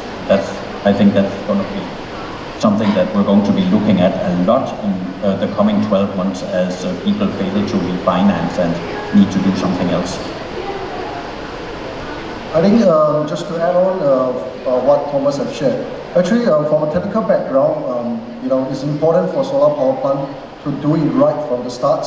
So optimizing existing power plants is going to be very tricky, and in order to do that, then you need to optimize your R&M and especially pay more attention into your monitoring. I see a lot of power plants here in Vietnam, be it ground mounted or rooftops. Not many actually have looked into soiling losses sensors or enough weather sensors to the plants, and then how often you actually fly your drones for your infrared images and all that. These are all very crucial data that you need to further enhance your energy yield and your operations. And coming into refinancing, you will need all these data to provide to the banks to prove that the plant is continuing to do well moving forward, and then the banks and the lenders will have more confidence to provide the funding. Thanks, Jason. It seems like today is my lucky day because I moderate a panel with a lot of experts and knowledgeable. And just to add on a little bit in terms of what our speaker and panelist has mentioned, that there are some model, EXPO model in the market where they commit on the performance guarantee of their O&M service. For example, like 80 or 90%. And anything go, if the performance of the system go below that committed percentage, they will offer the service for free. But anything extra and add on, they will have some sharing on the savings.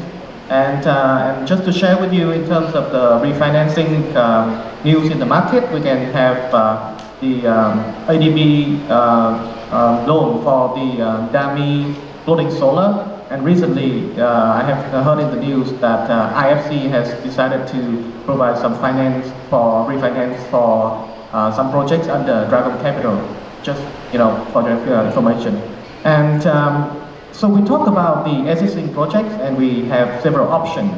And now I just want to check with you and for the additional opportunity to optimize the future projects in the future. Whether apart from those options, there will be other alternative solution opportunities where we can optimize. Just maybe Jason, you're holding the mic and start first. Sure. So for future projects, I think we can look at both ground mount and CNI separately. Of course, for the ground mount markets, as the market matures, everybody is moving more towards bifacial modules with tracker. So that's the trend. With the bifacial modules plus tracker, you can really enhance your energy yield and to further lower the LCOEs.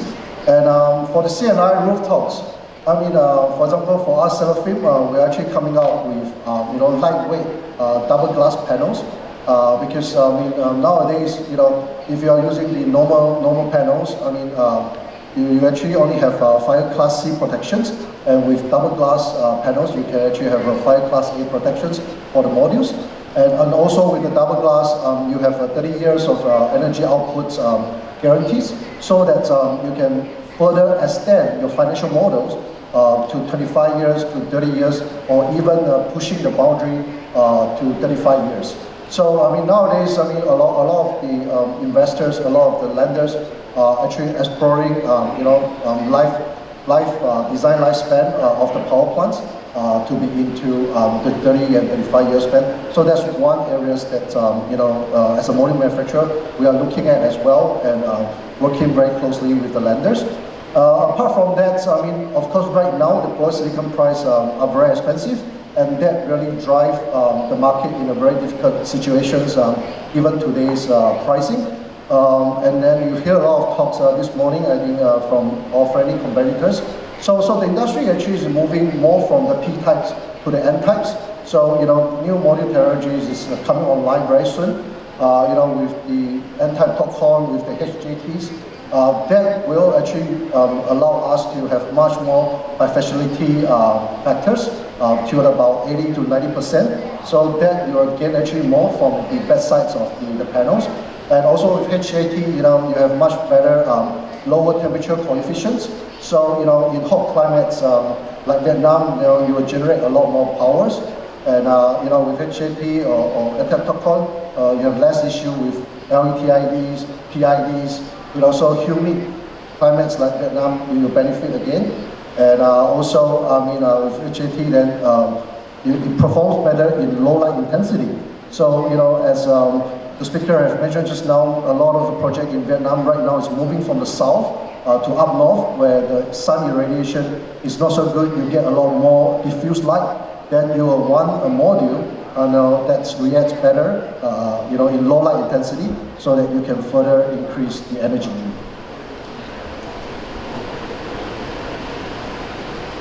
Yeah, I'll continue on that note. Just regarding the sun up north, I come from Denmark, where during the winter the sun shines for 5 hours a day. So up north the sun still shines a lot, not as much as down here, but still a lot.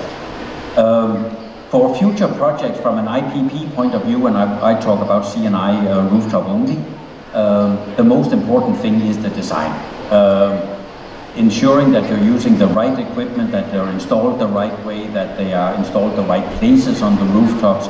That's so important. We see such a fundamental gap in well-designed projects, not so well-designed projects. The value is very much in the design phase, obviously also getting it built by the right EPC, no doubt about that. But even the best EPC cannot save a bad design. So that is absolutely fundamental, and we're seeing now in the market that there are lots of projects that perhaps have some lacks in their design, and they are not really first in line for M&A activity. Whereas the very well-designed projects, typically done by very experienced IPPs, well, they're simply not for sale. So, design. And then just one more thing about future projects. It's not something you can do much about yourself as an IPP, but it's more the government.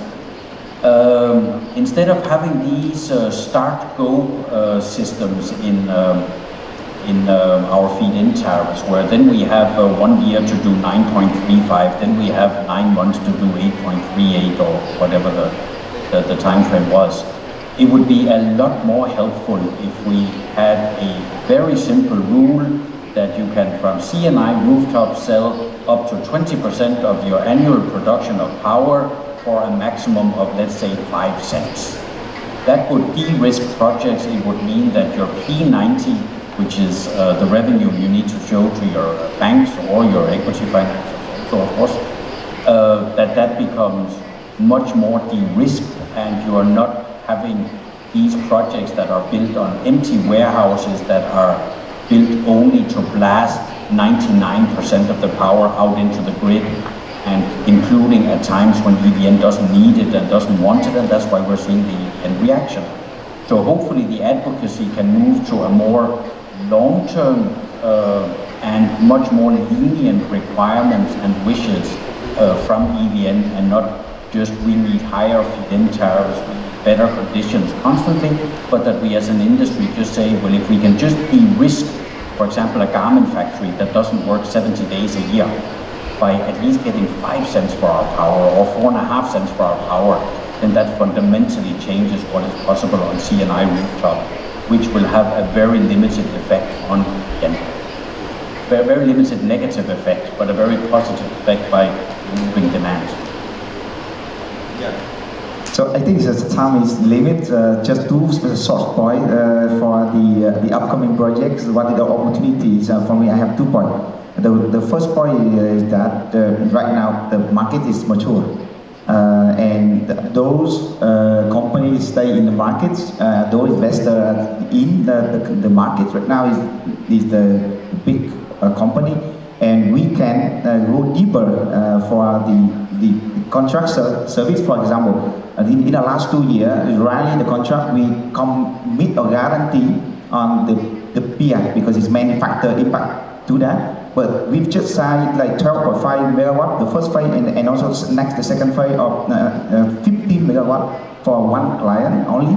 So the scale is bigger, and the term, in terms of guarantee, the PR are very clear. So the investor and also the EPC or the service provider will clear foresee what will happen, and the cash flow will be more stable and more safe for all parties. So we can also reduce the capex. The second point is that even zero net emissions, but we have the change for the electric price increase after COVID, and will be like a lot of company coming. The demand will be increased significantly. There is no other source like hydropower or thermal power plant can be added in. So renewable energy, especially CNI solar for self-consumption, will be also a big opportunity in Vietnam in the next like 5-10 years, and for sure, even zero net emissions to the grid. So that is my very short 2 points. Thanks, Mr. Fong. So with that, I would like to open the floor for the question. And since we are quite behind the schedule, so I just wonder whether any question from the audience. Okay, so it seems like a bit lunchtime, but I just want to wrap up the session. I just want to first express the thanks to all of the panelists and also the audience that stay here to listen to us.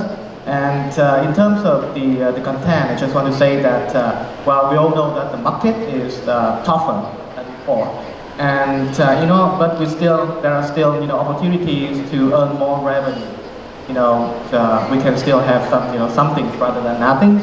And in order to do that, you need to understand the local context, and you need to utilize the market intelligence to maximize the revenue stream from your project.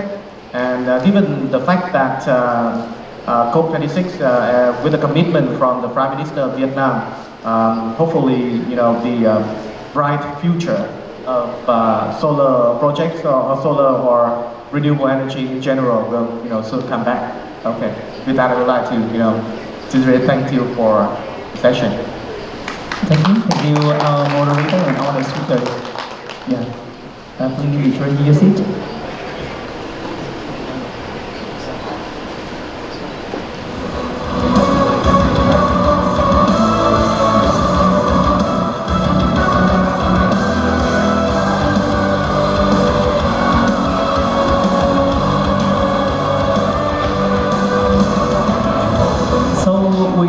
Finished the second panel discussion, and now we move to the next presentation from Mingyang Group. Before we welcome the representative of Mingyang, I would like to invite everyone to pay attention to the screen, and we take the short video clip of offshore Mingyang wind farm installation right now. Thank you.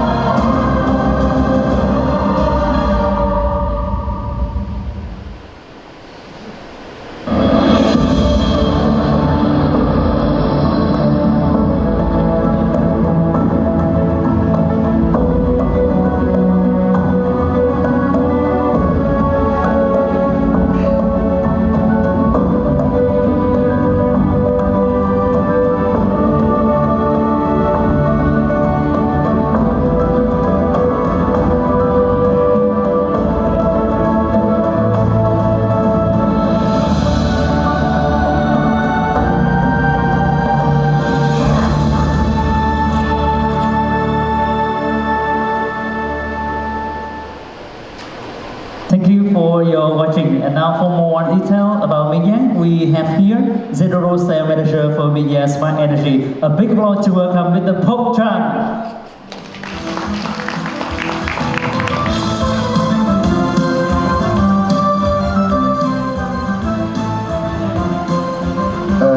Good morning, actually good afternoon. After the whole morning's solar industry time, now is wind time, wind energy time. It's very interesting, okay? I did a short presentation before lunchtime. It's very close to lunchtime. I know everybody, some of them must be hungry, okay? Today I will give a short presentation about that. After watching a very fantastic video of wind turbine installation, especially the pure offshore wind turbine installation, all the procedures you have seen.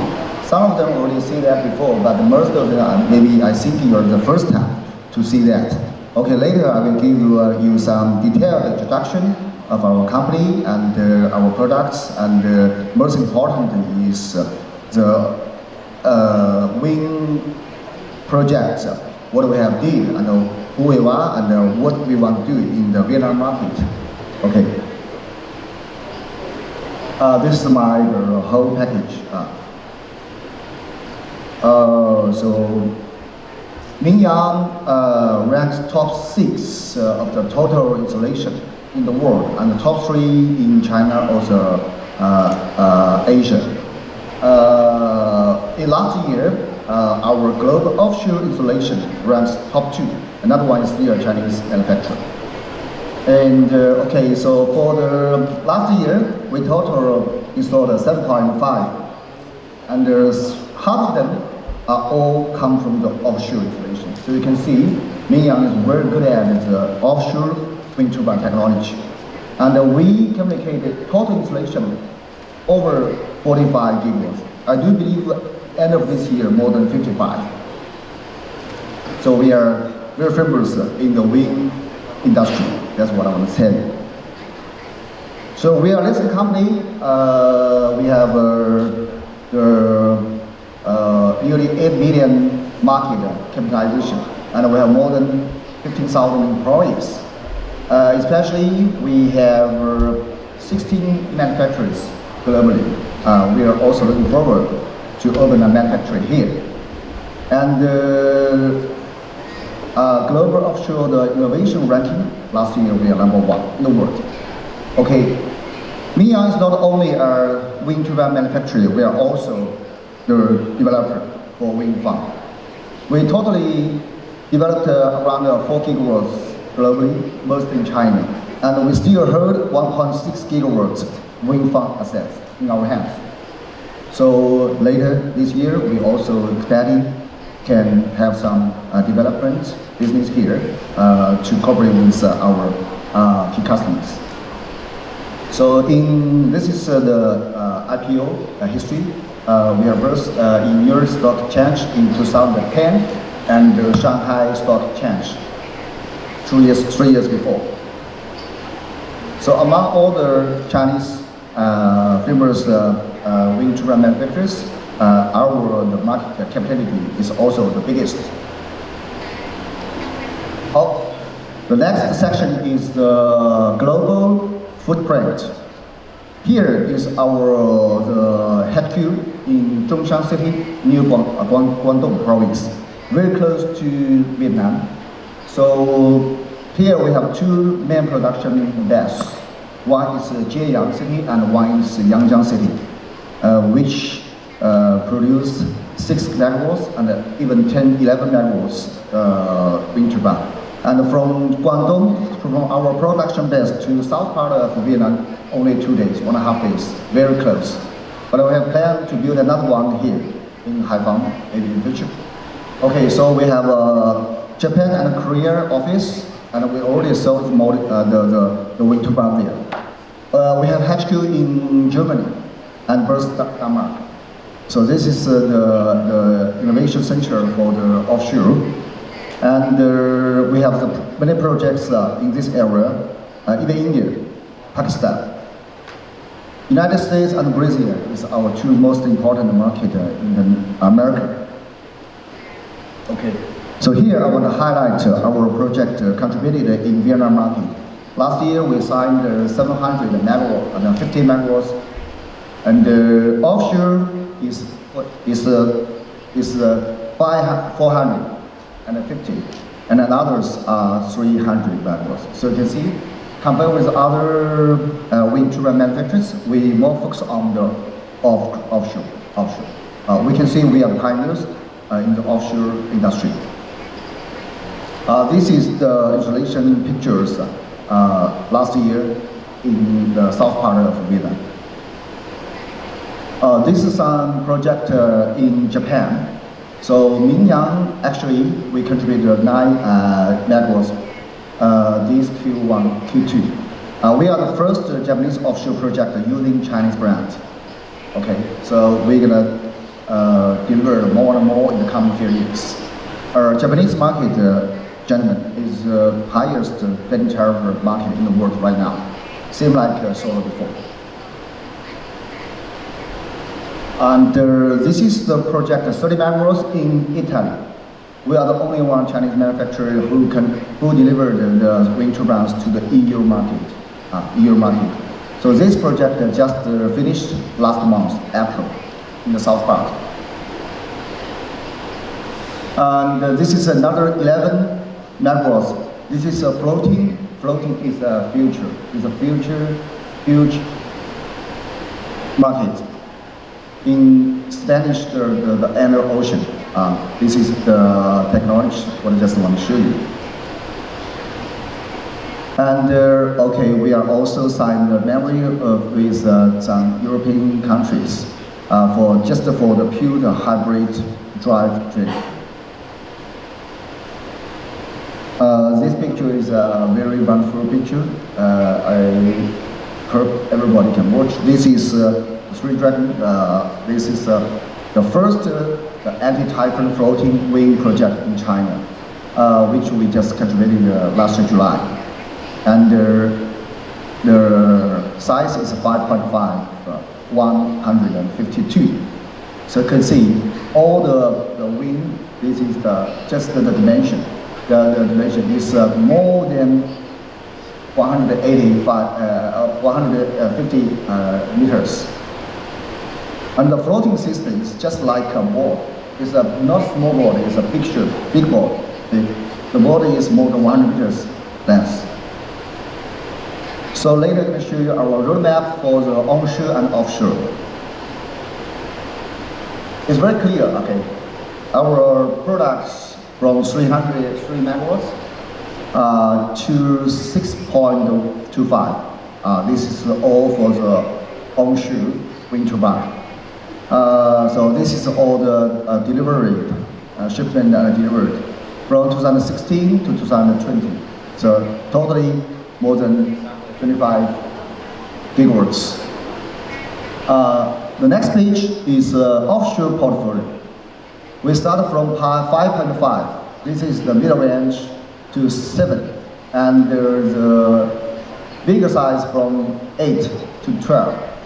That is to 2023. From 2023, we will start from 15 megawatts. That means each turbine is 15 megawatts, even 16 and 20. Huge output.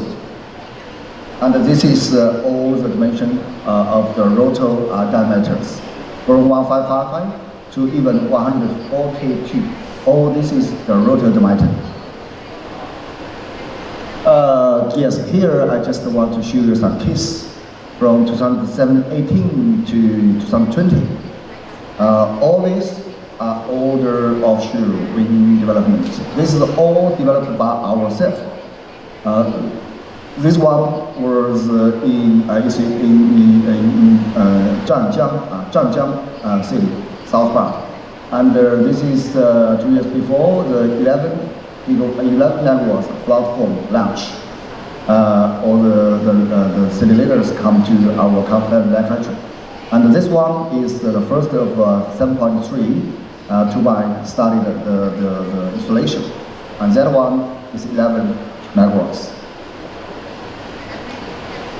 Some others, actually we started the offshore projects from various before, that is 300. You can see there's only 2 rotors. Okay? It's different, very interesting, huh?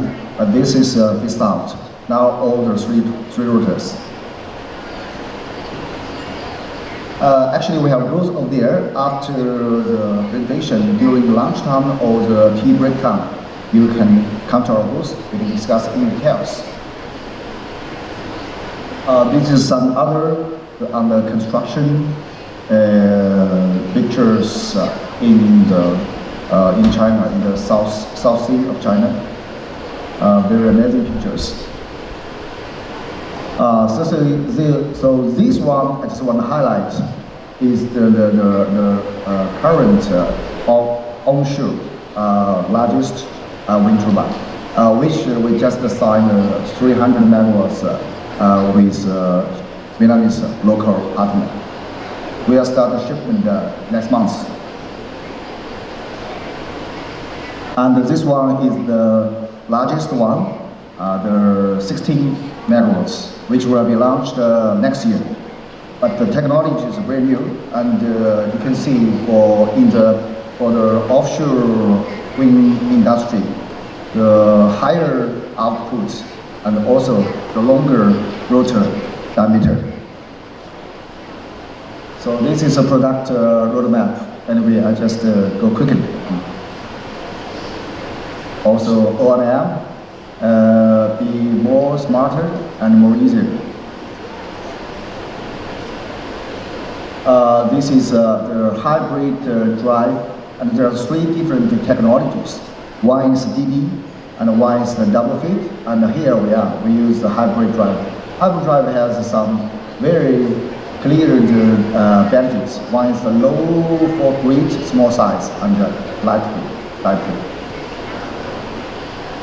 So the medium speed gearbox only 300, and this packet making the sequence generator and a full power converted. This is all the detail. Just go quickly, can take a photo for that. Okay, so this is Mingyang Awards, our product awards this is the golden prize last year. This is the best onshore turbines, 4 megawatts and 6.25, 16, and others. This is very famous. The second place for the blade. Okay, so compare with the same 8 megawatts, 9 megawatt scale, you can see hybrid only 276 pounds. But hybrid, another one, this is a European brand. They are nearly 50% high the weight than us. And another DD is nearly 2 times. So this is the dimension you can compare. The Lancia carrier is more light, so especially in the deep sea area for easy installation. So Mingyang, the hybrid wind turbine, you're going to see more benefits and save a lot of installation costs during the installation, during EPC. So this is a comparison. I just go quickly. More light, smaller, the higher and smaller. Hybrid is also smaller. The Lancia is 30% to 40% lighter than other different technologies. This also, especially here, is the efficiency also the highest compared to others. Typhoon resistance is also one of the new technology for Mingyang. So especially we showed you, Mingyang is the first company who produced a rear floating system in the world. So that's why the typhoon, anti-typhoon technology, we are best in the world currently. So this is the 11, let's go ahead.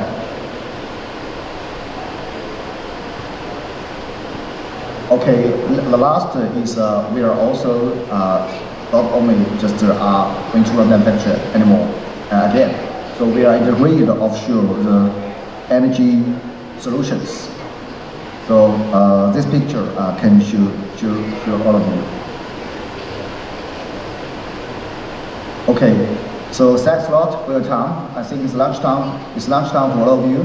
Remember, Mingyang is the only one right now. The companies who come to this exhibition of the wind. So hopefully in the coming 3 to 5 years, Vietnam still have a huge onshore or offshore market, wind market. We just have the calculation, more than 70% the total market capacity comes all from your offshore. So thanks a lot for your time, and remember Mingyang as the best wind turbine manufacturer in the world. Thanks a lot. Thank you, Mr. Bob Chair, for your very wonderful presentation.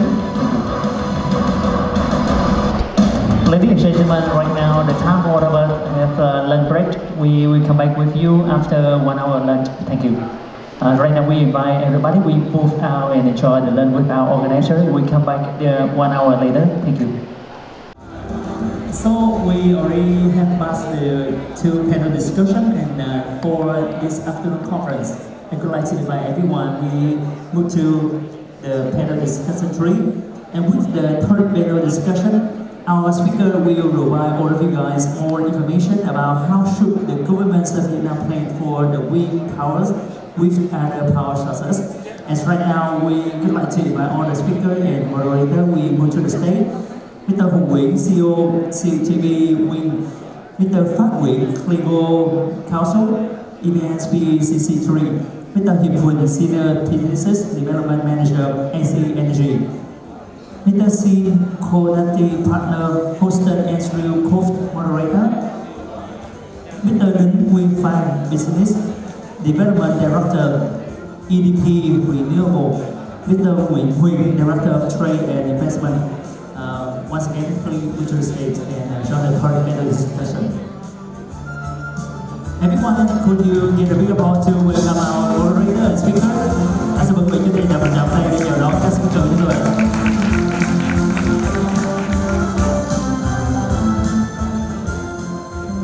So Mr. C, Houston Andrew Cove, you are a moderator, right?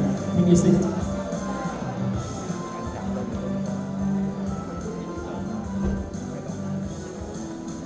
This session will also have the 25 minutes for discussion and question and answer. Okay, thank you, Sid. So you can start your moderator.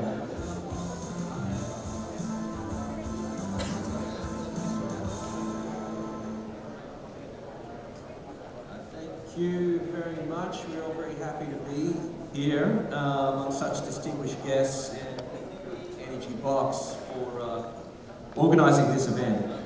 Just let me introduce myself first. I'll be moderating this event. My name's Sean Connerty. I'm a partner with the law firm Hunton Andrews Kurth. I've been working in and around Southeast Asia for the better part of 20 years. I was living here in Vietnam between 2010 and 2012. Back in those days, I got my hands a little bit dirty working on some of the larger thermal projects that were only starting up back then, but which have reached financial close a couple of years ago. Vietnam 1 and Phong 1 and Phong 2, to name a few. So some sins to pay for. More recently, it's been wonderful to see the explosion of renewables here in Vietnam. Massive capacity addition. Around 20 gigawatts over a 4 or 5 year time frame. I've never seen anything like it. Hunton Andrews Kurth is involved in a big way. We're advising on several wind and solar projects here at various stages of development, and also working on a major electricity import project from Laos, which has seen us back in the negotiating room with EVN, and trying to make progress on some of the issues that all of us are very concerned about. Now, if the latest PDPAs I've seen is the version that gets approved, then the shift to renewables is full steam ahead. And the focus is shifting from solar to wind. That's what we're here to discuss. What are the pathways to facilitate the Vietnam wind industry? And we have a fantastic panel for you. We have representatives of major foreign investors in the wind sector, one of the largest construction and engineering consultancies in Vietnam to the wind sector, and an EVN subsidiary that is also a consultant to the energy industry in Vietnam, including some of the largest offshore wind projects. I'd be interested to hear about that. And on the topic of government, we have a representative all the way from my home, Australia, a representative from the Queensland government. And I'll be very interested to hear what lessons we can learn from Queensland as we embark on this bold new journey. So, before we begin, I've briefly mentioned who's here, but would only be polite for the panelists to briefly maybe introduce yourselves. Why don't you start? My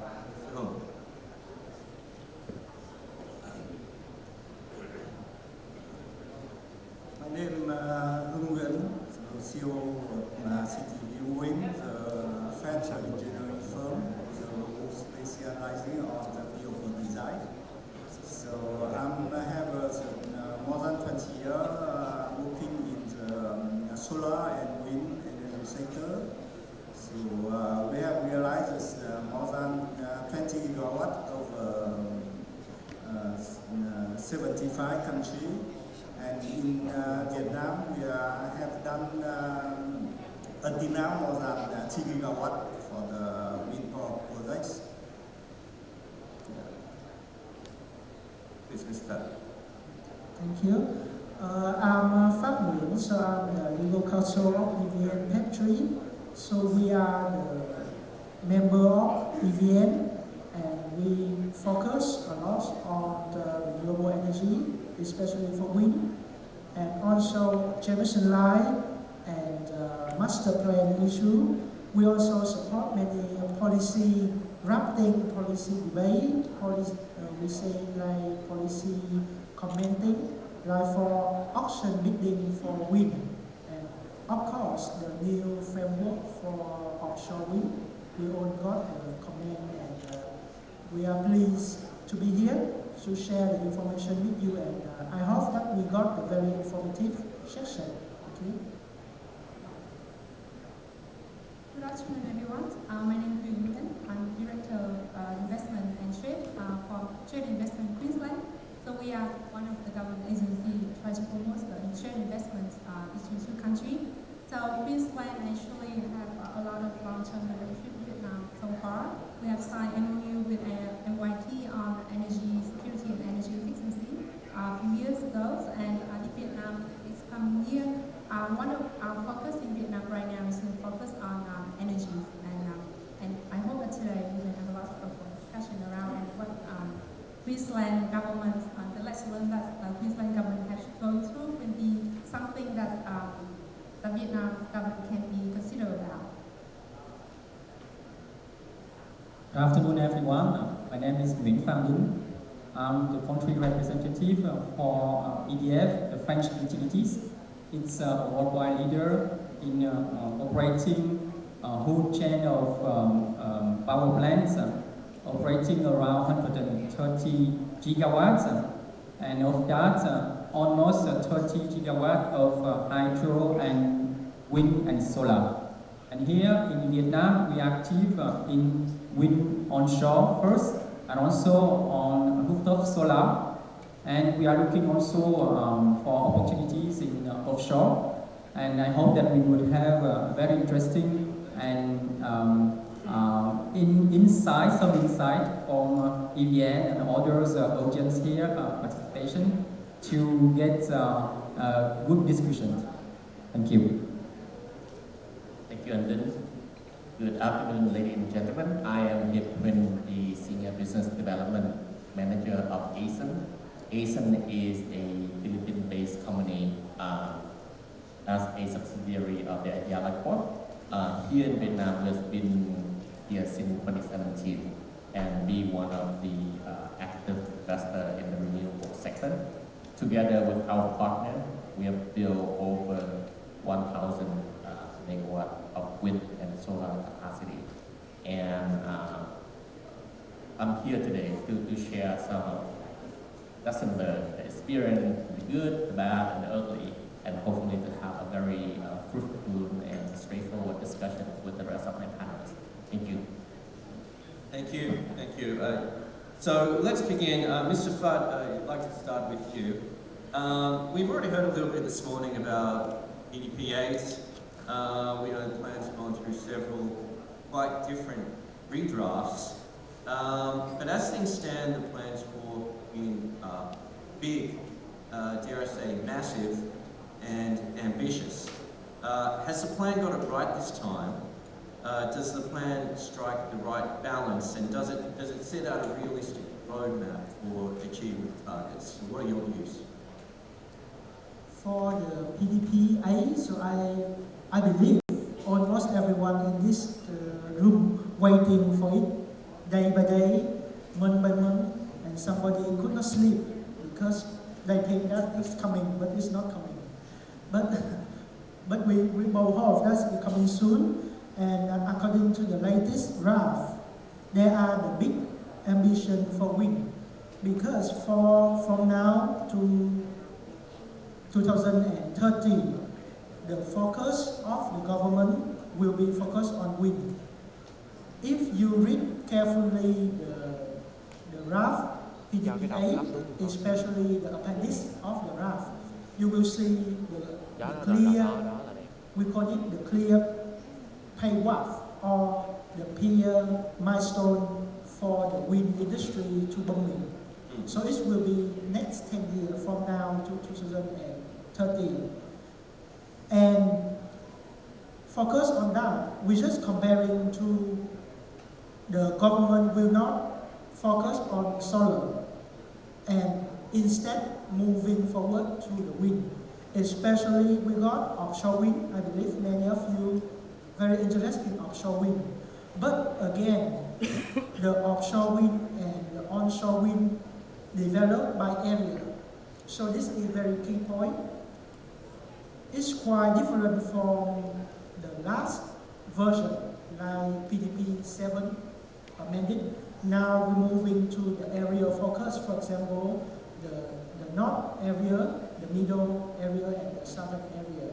So each area will allocate the fixed amount, like we call this the threshold for developing. For example, for the wind, the south will be better of the potential, so we will allocate more policy space for development. So this is very important for the investor, because you know that in next 5 years, 10 years or 20 years, how it will be going on. And how will be the curtailment, because this is very important. If too much project go inside one area, it will become the curtailment. Like the curtailment now mainly focus on the central area, and the PDP-A try to address that concern by moving the renewable out of the stressful area. So if you read that draft of PDP, you will see the milestone, and you will see that also offshore wind have the Spain. But the big issue is how to develop it, because the fixed tariff is not yet going out. The DPPA latest draft is just public for comment, and the auction bidding for onshore wind is ongoing, and no specific policy for offshore wind yet. So you will see PDP-A is one problem, but the additional policy to implement the PDP-A is the big problem. So needing some implementation policies is clearly a priority. Let's bring in the private developers on this.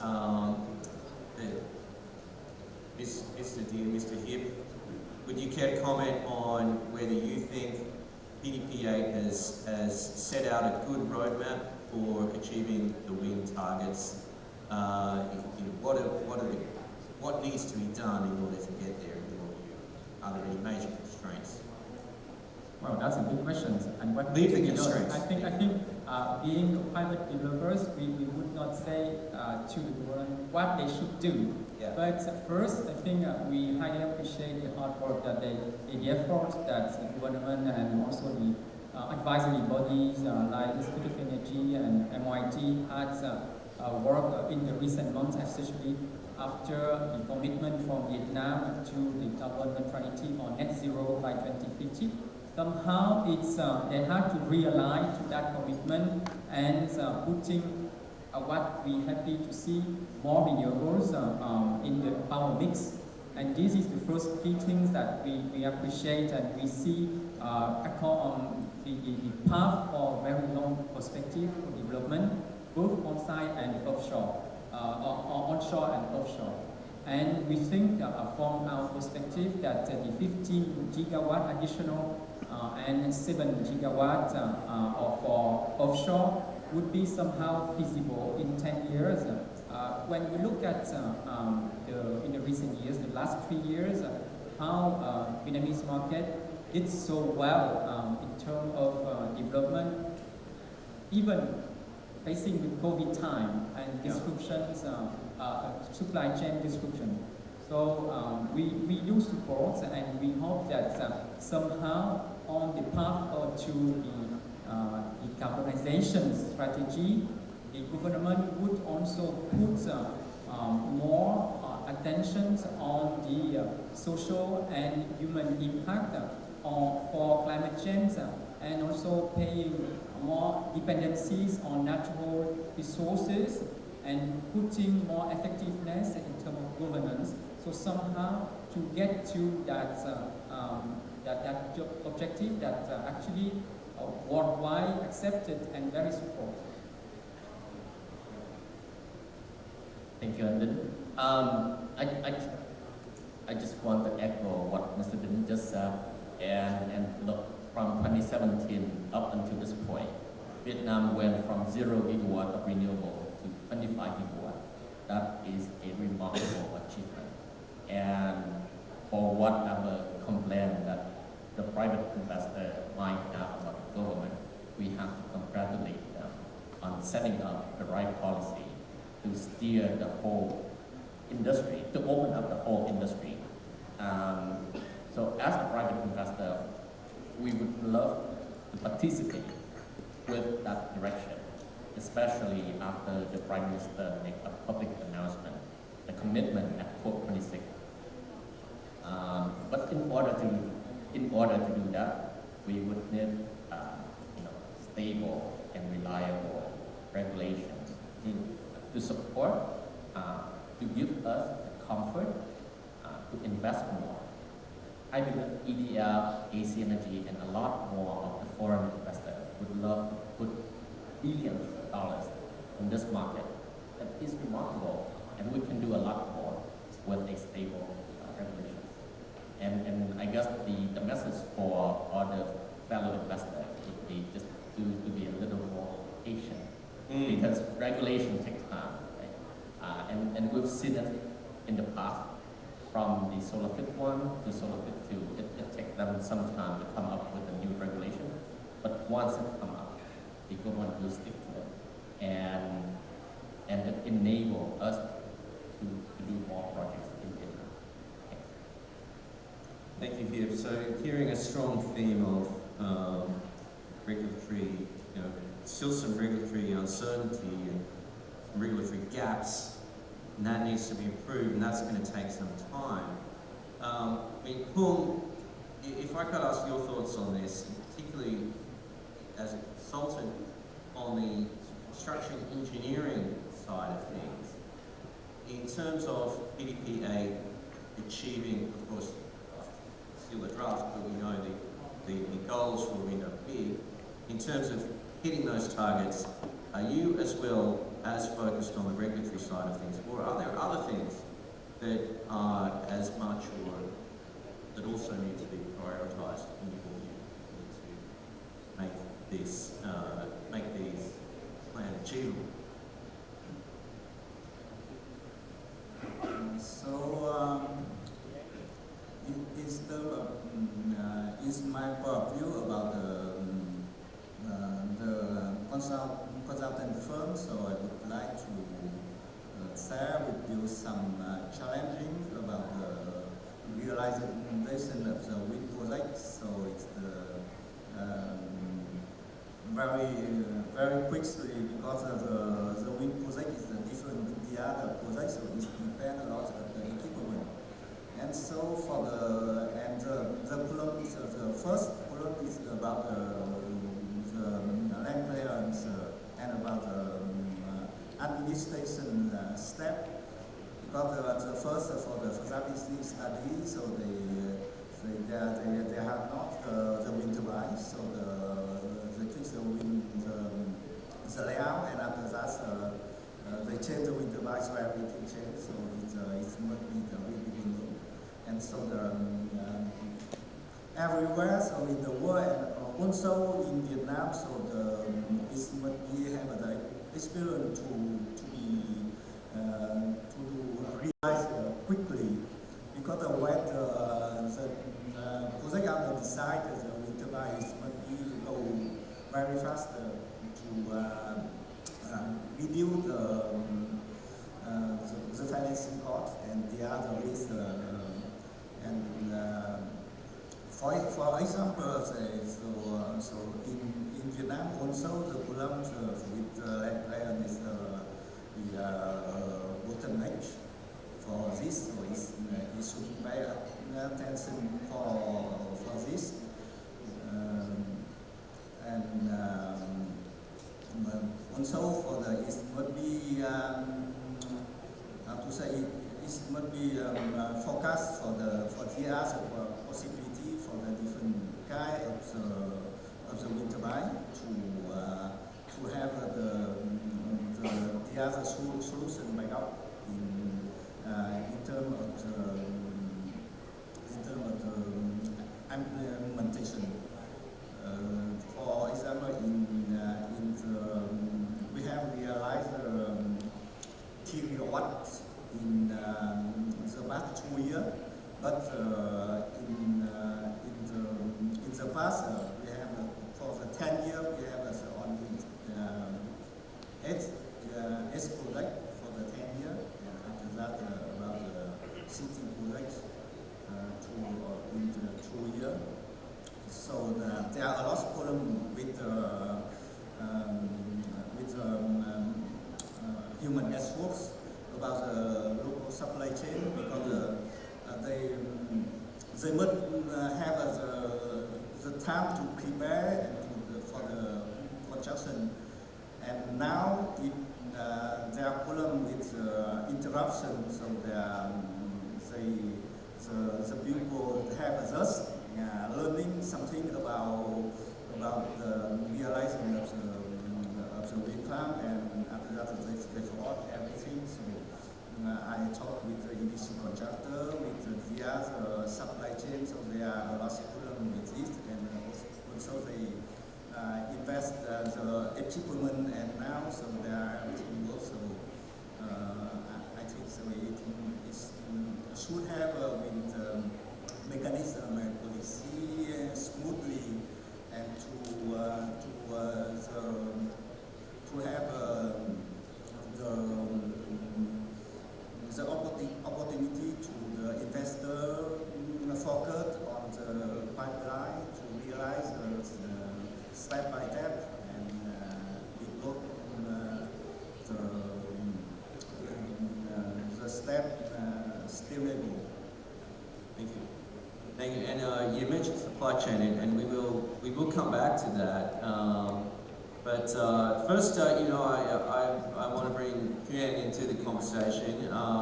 I suppose looking at PDPA, the Queensland coal mining industry might be a little sad. It looks as though there's not going to be too much growth in that sector, although the projects that have already been approved, I understand, are going to go ahead. Who knows whether they may go ahead in a sort of cleaner form, with maybe with some ammonia co-firing. It'll be interesting to see what happens there. So my commiserations to the Queensland coal mining industry, though, maybe they were hoping for something a little bit more bullish on the coal front. But in all seriousness, I know Queensland has made great strides in the renewable industry. It's obviously a very different market to Vietnam. But are there any specific mechanisms that Queensland has employed that you think Vietnam should be considering here in order to meet its goals? Thank you, Sean. So as you mentioned about coal mining in Queensland, yes, it's definitely the big thing because it's revenue for the state to export the coal. But actually in Queensland right now, the coal thermal power plant has been reduced remarkably. And as you may know, that recently they have a coal power plant explosion in the north of Queensland. And they have a blackout for the whole region, and the electricity price has surging in crazy. But however, they also, that's the time when they see the importance of the wind farm power plants. Here, they have one wind farm has been operated, and they are saving for the whole region. So that's why the government has recognized us, and they have put a lot of effort on developing the renewable energy sector. So there are a few things I think the Queensland government recently do very good job. The first one is that they put a lot of money to put into the power infrastructure. So we know that the government has committed to have $2 billion Australian dollars to put into the 3 renewable energy zones in Queensland, North, Central and the South. And most of the funding has gone into improving the grid system. So the government understands that with the increasing number of wind and also solar projects, that's going to be more pressure on the grid. So that's why they pour a lot of money on that. So that's a huge investment recently. The second thing that Queensland government right now are promoting is that they're promoting the energy storage facility. So the government has invested and actually sponsored one wind farm project with $150 million so that they can develop the storage solutions. And they also put $22 million into one feasibility study to develop a 1 gigawatt of pumped hydro project in Queensland. So that would be a huge future for the project with a battery solution. And the third thing I think the Queensland governments do very rightly that they create a very flexible mechanism for the state-owned corporation to work with the private sector. You can see that right now they have a number of wind farms in Queensland have been developed in a way that they have cooperation between the state-owned enterprise like NG Coal, Stanwell, Powerlink, to work with different investors. It's maybe Spain, a couple of Spain, South Korea, and even the local investor as well. So they develop a number of good projects like a wind farm, and it including the transmission, it including trying to connect the project into the grid. So that is the thing I think is very great. So come back to Vietnam, I think that is that Vietnam maybe can be realized late too. For example, the government, not let's say about the funding. I know it's very stressful for Vietnam government budget on the funding. But when it's talking about policy, if the government can have some mechanism that can have EVN work with private investors in Vietnam to improve the grids or the other infrastructure, that would be great. That would help the country to reduce the congestions, and as you know, a lot of curtailment happened recently. So I guess if some province like Lincoln and Big, if they allow EVN to work with the other investors to open up that investment into infrastructure, that would be great. Great, fantastic, and I'd like to come back to curtailment if we have time. But before that, Mr. Phat, let me come back to you. I mean, these massive plans for wind, we know the feed-in tariff has lapsed. Everyone's talking about a public auction system coming online. When are we going to get details of it? And is it going to look different for onshore wind and offshore wind? And what more can you tell us about it? One of the very fascinating I always think about wind is it's moving so fast. The same with the policy.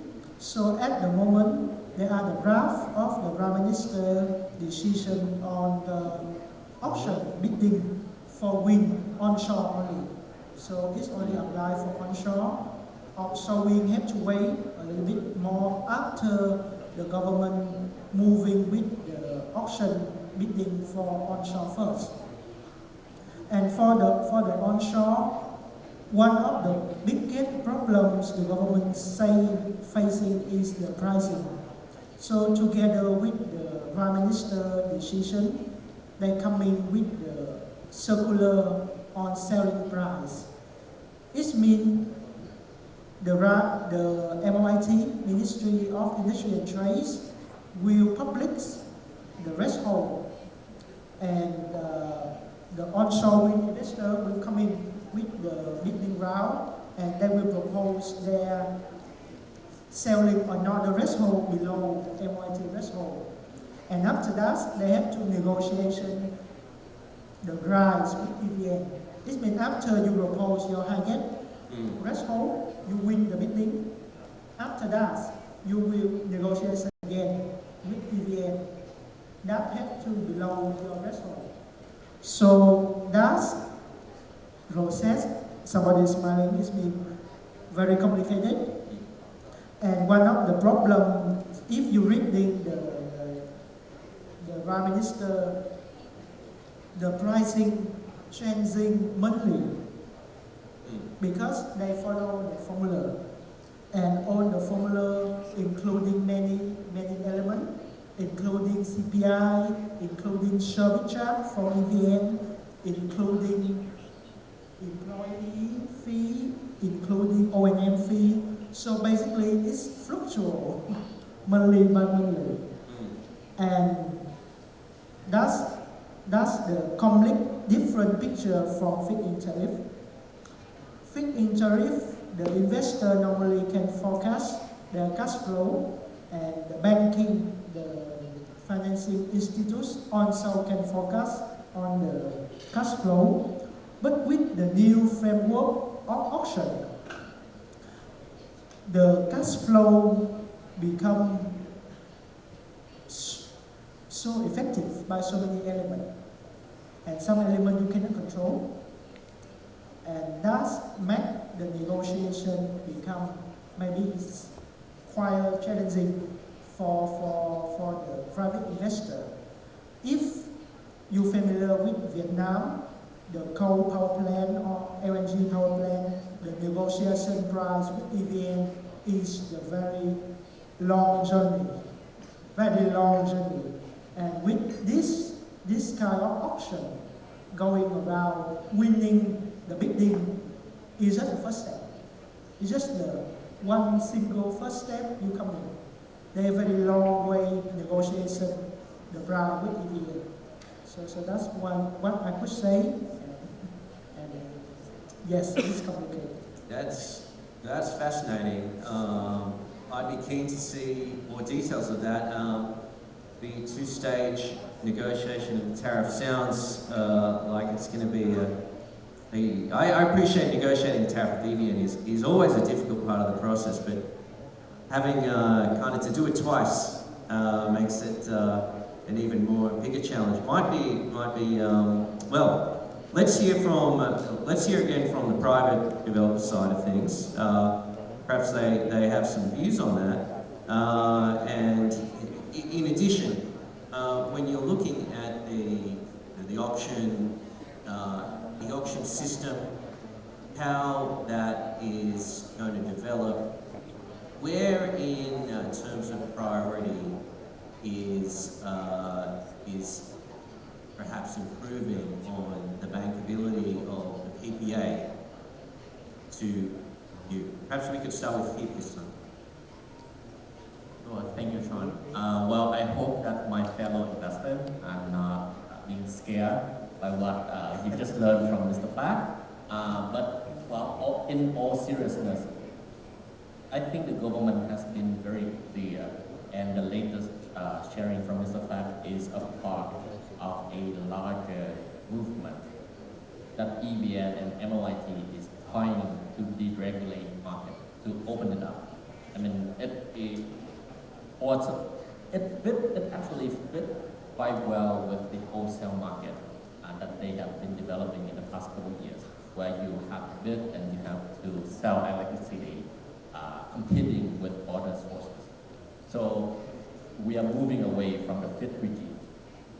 In order to do that, we need, as the investor, we need human resources. We need sophisticated software to forecast, to predict where the power demand would be, how it would be. And then we have to optimize the capex so that the investment would make the most sense. Of course, negotiating with EVN is not always the best part of the journey. As you already mentioned, it is typically long and take a lot of time going back and forth. But that is the new landscape. And whether we like it or not, we as investors have to adapt, to accept. Because if we look around in this region, Vietnam is still one of the best market for renewable energy. And with new technology, with innovative approach, we can address or minimize those challenges and get a desirable return. So that's my 2 cents. Well, I'm less optimist actually, and I'd like to share a short comment on the bankability. As you pointed out, is somehow until now it hasn't been at that level that would attract FDI and foreign investors, but somehow this has been very successful since last 3 years. But if investors would accept volatility or price that cannot fix in 20 years if we sign a PPA, after that complete negotiation with EVN, I mean, banker should also somehow accept that, because I'm just afraid that with that price change every year for the revenues, the incomes of the revenue, the cash flow management, it won't be any banks, even local, that would dare to bring a tenure up to 10 or 15 years, or they would stay to 2, 3, or maximum 5 years. And this somehow would impact on the financing of all of the renewables project, I would say. And this is one comment that I would like to share on the bankability. Yes, again, I don't know if you want to counter to that. I mean, you've worked on, I guess, some of the largest, maybe the largest renewable projects here in Vietnam, and I suppose with I'm not clear entirely on the details of the financing, but you've been clearly attuned to these and found solutions. Are these solutions going forward for other projects, or is the market getting tapped out? And particularly, I guess, when we're looking at bigger projects coming online through things like offshore. Sure. So, well, I like to address your question in 2 parts. The first part is the bankability and how to bring international finance to Vietnam. Over the past couple of years, we had a more stable bid regime, so that it has a very stable cash flow. The bank will know exactly how much they can get, the project can get, and therefore the interest payment, principal payment, etc. Like I said, going forward, those things are no longer available. So what option do we have?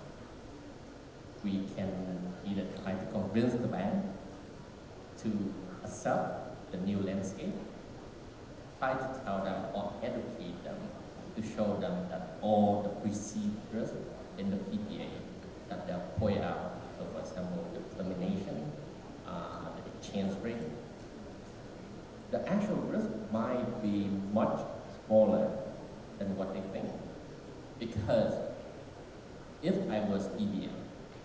2021 was actually a very good time for me to force those projects to renegotiate the PPA. Because under the current regime, if they renegotiate or they cancel the PPA, they only have to compensate for 1 year revenue. And last year, EVN has a huge problem of surplus, of energy surplus that they have to curtail everyone left and right. But they honor their contract. And that should be a sign of comfort to the bank. Of course, it will be a very long and difficult journey to convince the bank to see what I see. But those are the things we can do. And then on the second question, like you mentioned, on a much bigger project like the offshore wind. I think for those projects, we have to look at it more on a, similar to the NISA or the old thermal plant that has been built before. And those require special, or not special, a lot more guarantee or protections that come from the state. And that's not easy. And that is up to MOIT, up to the government to choose. If they want to use those projects, if they want to stay true to their commitment on COP26, then they just have to accept some of the, I would say, reasonable requests from the state, from the investor for those protections, because they are putting billions of dollars in Vietnam, and that is the choice that the government has to make. Yes, it'd be interesting to see, particularly given that regime on the thermal appears to be over. But I agree that would help make a lot of problems, help solve a lot of problems, even though negotiating those contracts as well has been a very time-consuming process. So I don't know how we do for time. If we are on issue, let me know. But we haven't spoken about curtailment and in a lot of detail yet. I mean, and again, maybe haven't heard too much from Hung and Quinn.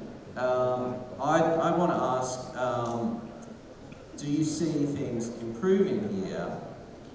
We know, I think in PDP8 there is a lot allocated to improving the grid, and that's something, for example, I know as well as Fabio, who are involved in a lot of work on that front as well.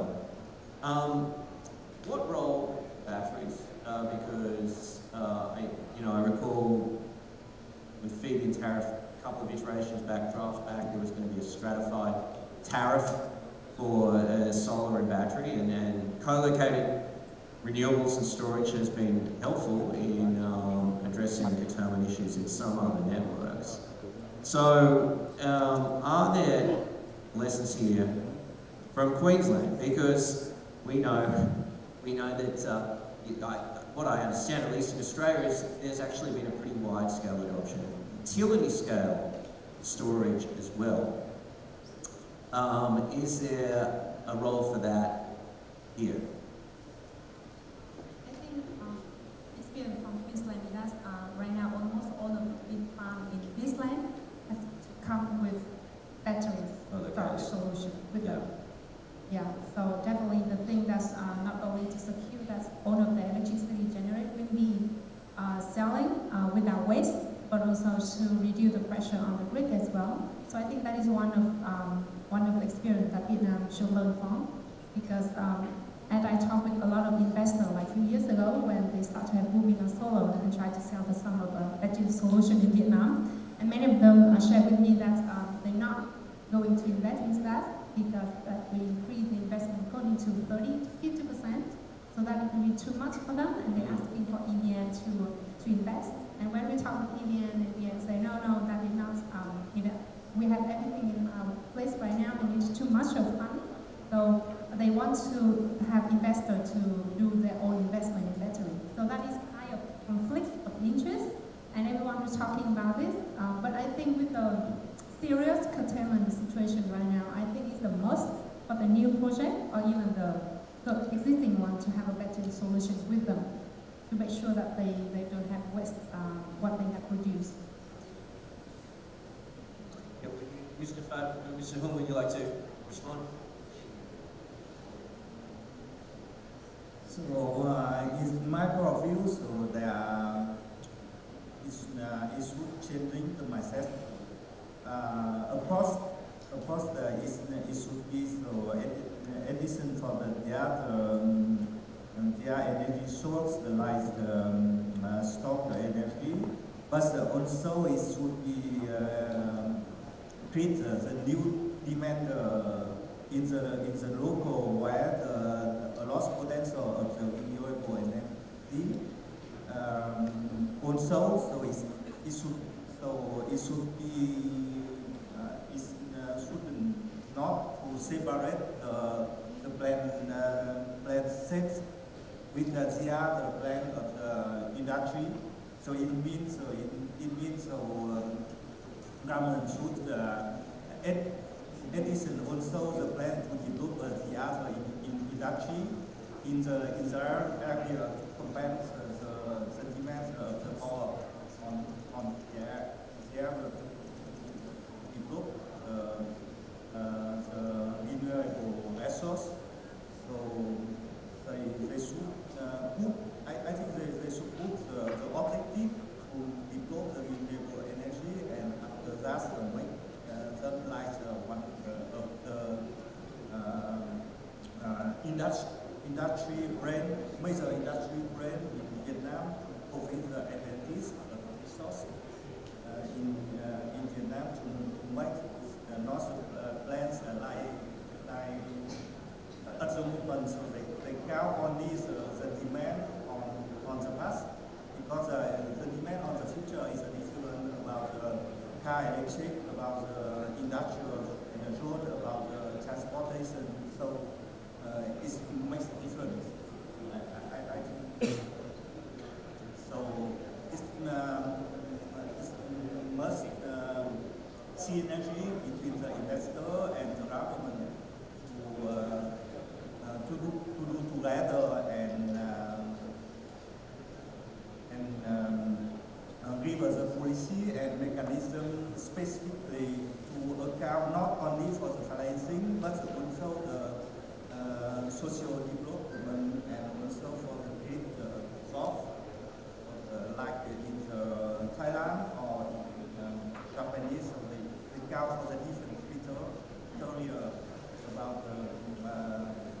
develop the system supply chain, about the law, about the standing social structure, infrastructure. Thank you. Yes, you mentioned supply chain. I did want to come to supply chain. I wanted to come to inflation. There's a lot I wanted to cover. How are we doing for time, organisers? Or should we wrap it up? So we have 5 minutes for question and answer. If you have any question, please raise your hand. We will pass the microphone to you. So we have the 5 minutes for the panel discussion 3.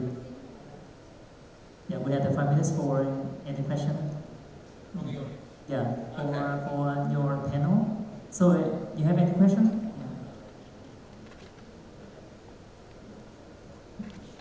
Thanks for your opportunity. My name is Han Fei. I'm from Energy China. And as I know that Energy China in our corporation is not only do the construction, but we also do the planning for the whole Chinese transmission network. And according to our experience, we believe that with the increasing percentage of renewable energy, it will be also cause some problem for the stabilization of the transmission line. It will cause some fluctuation also.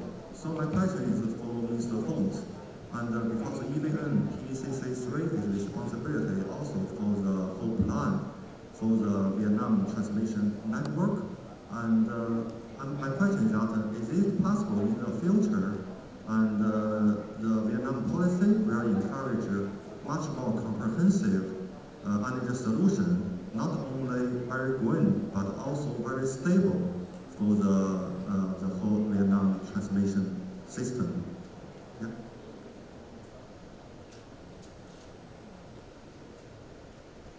So I just try to reframe. So you want to ask the Vietnamese government plans on stabilize the transmission lines, how we're doing it, right? Yes. Okay. Everybody focus on me. So yes, because we believe sharing is caring. So more information we're sharing, more people can come to work together.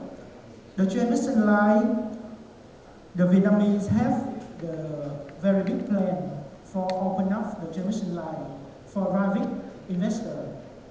Just like this year, the law on electricity is already amended. And one of very important things is allow private investor to invest in the transmission line. And for example, I would say like EDF or AC Energy could together with EVN as well on PPP, the public-private partnership, and all other kind of cooperation to invest in the transmission line that connect their project to another substation or even to another place. So that's the big plan of the Vietnamese government. On another hand, Vietnamese government put the ambition on the battery storage, because if you read the PDPA, there are the huge policy space for storage, not only for battery storage, but for pumping storage like the same with Finland doing. So they are the same thing Vietnamese government try to do together. And that's the very good side, especially for the private investor and private consultant like yourself. It's open a market that never opened before. And the Vietnamese government already do that. So the next step will depend on the private sector to planning how to adapt with that opening. And I think that's the very welcoming step of the Vietnamese government and very positive step for stabilize the transmission line. And thank you for your question. Okay, thank you for your question. And the panel discussion three, we going to finish the time already. So, moderator, Mr. Bhushit, can you throw the panel discussion three? So, thank you to the panelists for some great insights. It's a bit of a long journey. Well, a journey ahead of us, a few challenges, but I'm sure with leadership such as from yourselves and the people in the room, we can get there. Thank you to the audience for your attention, and we'll move to the next slot now. Thank you. Thank you. So we're going to stay, so we're going to look people together. And on behalf of organizer Energy Box, we deliver the flower to Miss Nguyễn Huyền. Can you remember the stage?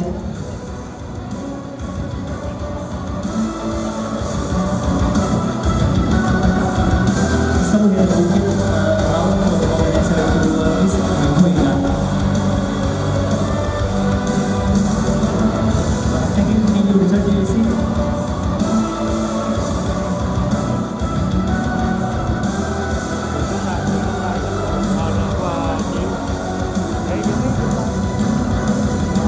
Thank you all speakers, and thank you to the moderator. Thank you. Return to your seat. A big applause. Thank you. So we move to the panel discussion 4.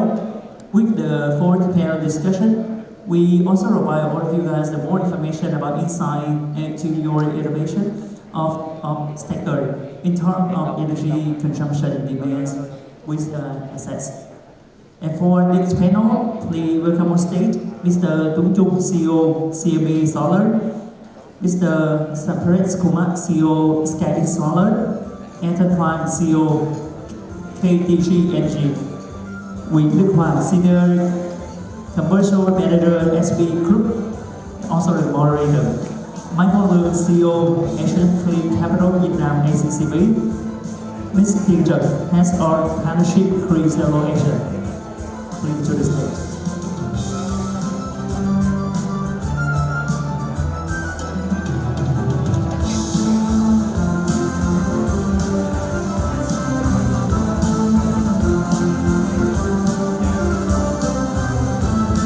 one in the panel, Mr. Wei, will be the moderator. Can you start?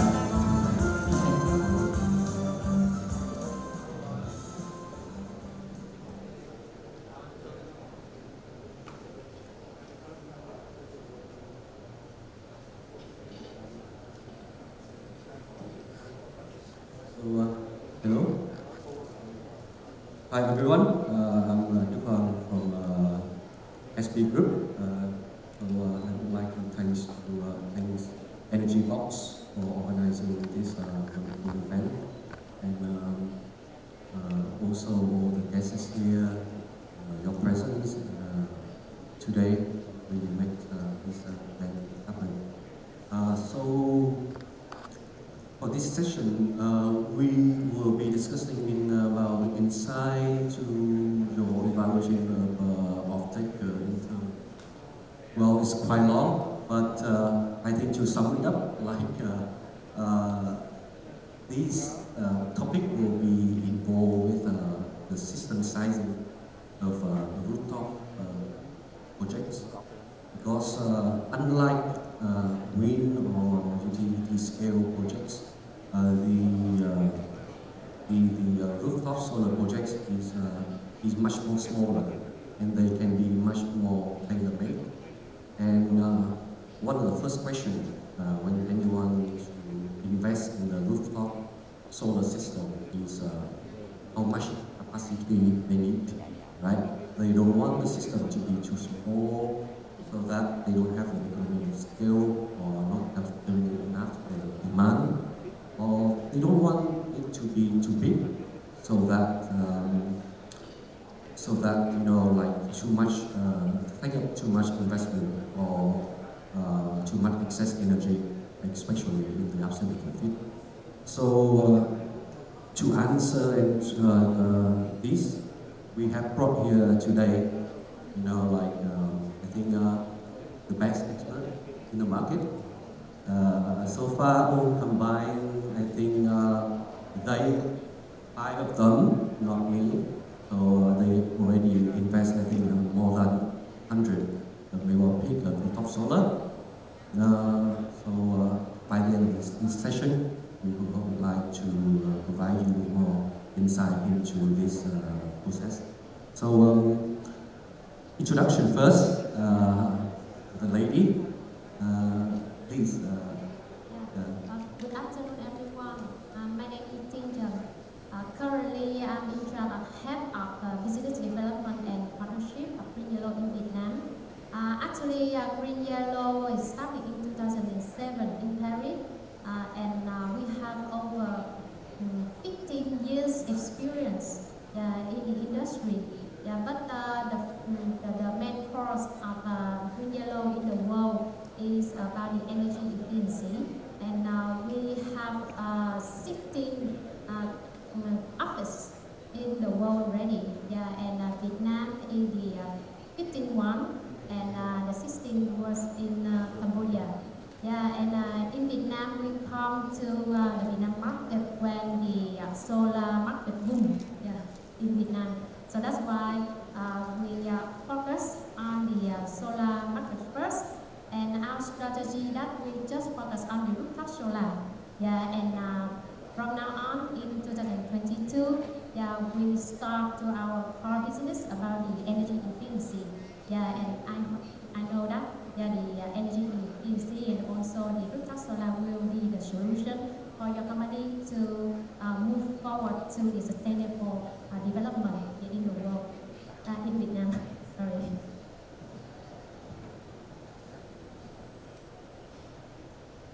Hello everyone. My name is Ethan Fan, and I'm currently the CEO of KDG Energy. So firstly, I would like to introduce a bit about KDG. So KDG is a corporation we have been established in 1994, and from now we are in a lot of industries. So for example, we have our KDG Industrials, which specialize in building ready-to-build warehouses. We also focus on to our appliances, electrical appliances industries as well. And in 2019, we expanded to our renewable energy segments. And then we we have developed close to 40 megawatts in rooftop solar projects. And we also have our APC arms as well, which build the rooftop solar projects as well. Yes, thank you.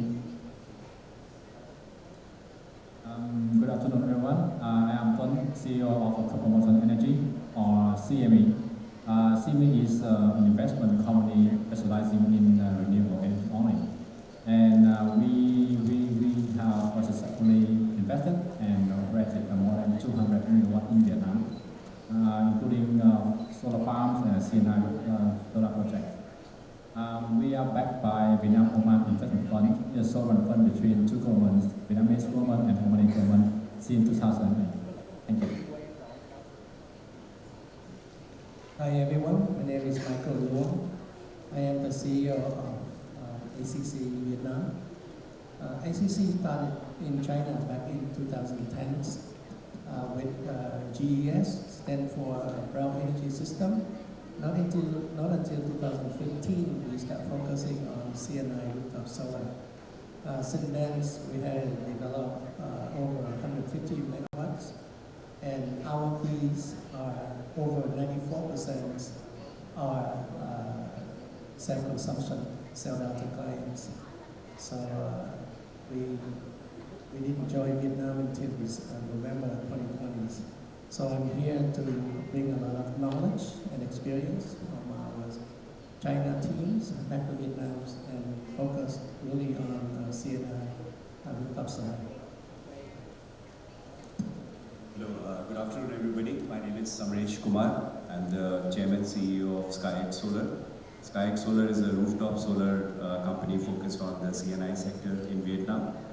It has two shareholders. One is Vina Capital, which is amongst the largest investment management group in Vietnam, operating for in the last 20 years.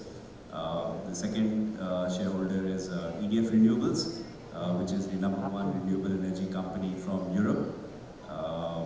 And we right now, of course, we focus on largely the self-consumption clients, and very happy to be here and discuss thoughts on this topic.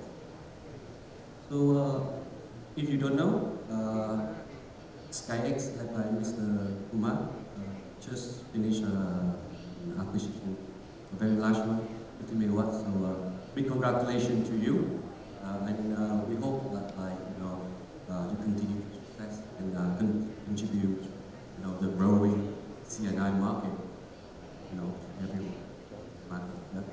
Congratulations. Yeah. So. Today, I think in today's session, we break it down into three subsections. The first one is we'll talk about how important the size of the project versus the energy demand of the customer. Because like Michael said, now the market moved to self-consumption. It's not no more FIT like before. That's the first. And then we want to move to how do you, as experts, doing it? Because I'm pretty sure we have to go through the sizing process, all of us. But I think each of us will have our own recipe, right? Then the last will be Q&A from the audience. And also, if you want to have any recommendation to the audience, to make. Thank you very much. Yeah. So the first subsection is how important the size of the capacity to the return of the project in the case of rooftop solar. Can I get Mr. Tuấn to talk more about this? Please. Okay. Thank you for your question. This is a very important question for the CNI solar project so far, because if we back to 2020, this is about we have a facility for 38 cents, and we call it a free lunch for the government. So we try to maximize the revenue or the profit from that free lunch. So for every project we have, we try to maximize the capacity based on the roof size. We will not, we didn't care much on the consumption of the factory or the roof owner. Because if we sell the power back to the factory or the roof owner, we have to give them a lot of rights and here. We give them a discount. Based on that, we will refer selling the power back to EVN with 88 cents. It's much better than selling down, right? But this is the past. Now the story here is quite different. So far, we know that we will not have the feed-in tariff from the government anymore. So on the project for the C9 solar project, we 100% based on the consumption of the factory and the roof owner. And I think the most important step is identify the right size of the capacity. We have to analyze the load analysis, the load or the consumption of the factory to identify the right capacity. But another important point is we have to identify the operational day of the factory because it's very important. If we selling the power back to EVN, it means that we have the off-taker 100%. But for the factory, some factory, they only operate from Monday to Saturday, and they are off on Sunday. It means that we will lose, on Sunday, we have 52 days of Sunday per year, plus around 16 days of the holidays. So it means that we will lose about 80% of the solar generation output. So identify the right side is the one thing. The second thing is we have to identify the capability of the consumption of the factory. I think this is two key points that all the investors of the CNS project they have to aware. Yeah, this is my idea of that. Yeah, so I really like the sizing is very important. It is a key point for have like tailoring the capacity to the need of the customer. That's the unique thing about the C9 market. And Michael, you want to share anything with the Michael? Yes, I totally agree with Tuan. I think it's a math problem that we all try to solve. Right? When you learn from school, you have an equation with two variables. These two variables I'm talking about here is the variations of the factory consumption over time. Because usually when you look at sizing, we look at the consumption of the client at the stage for the last 2 years, we've been using it. We assume that's the hour they're going to be using, right? But then you have to look at the future. So that's one variable, right? The consumption of the clients continue to vary over time. The second variable is our solar system also a variable, right? Our system will be regulating every year. And depending on how well we do the O&M, we keep up with the performance gains in the UR.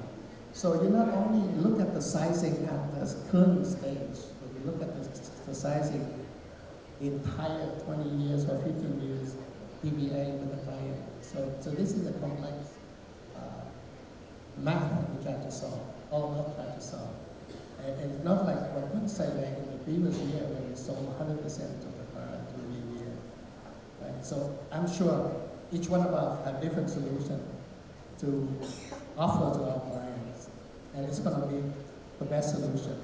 So that's why I'm very fortunate we have a 10-year experience with ACC China that we learn a lot from them. So. How about Nathan? You want to share? Yes, I would like to add on a bit from what Michael and Mr. Plum said as well. So basically, one, the most crucial factor is the number of working days, and the second thing is the output of the solar is a bell curve.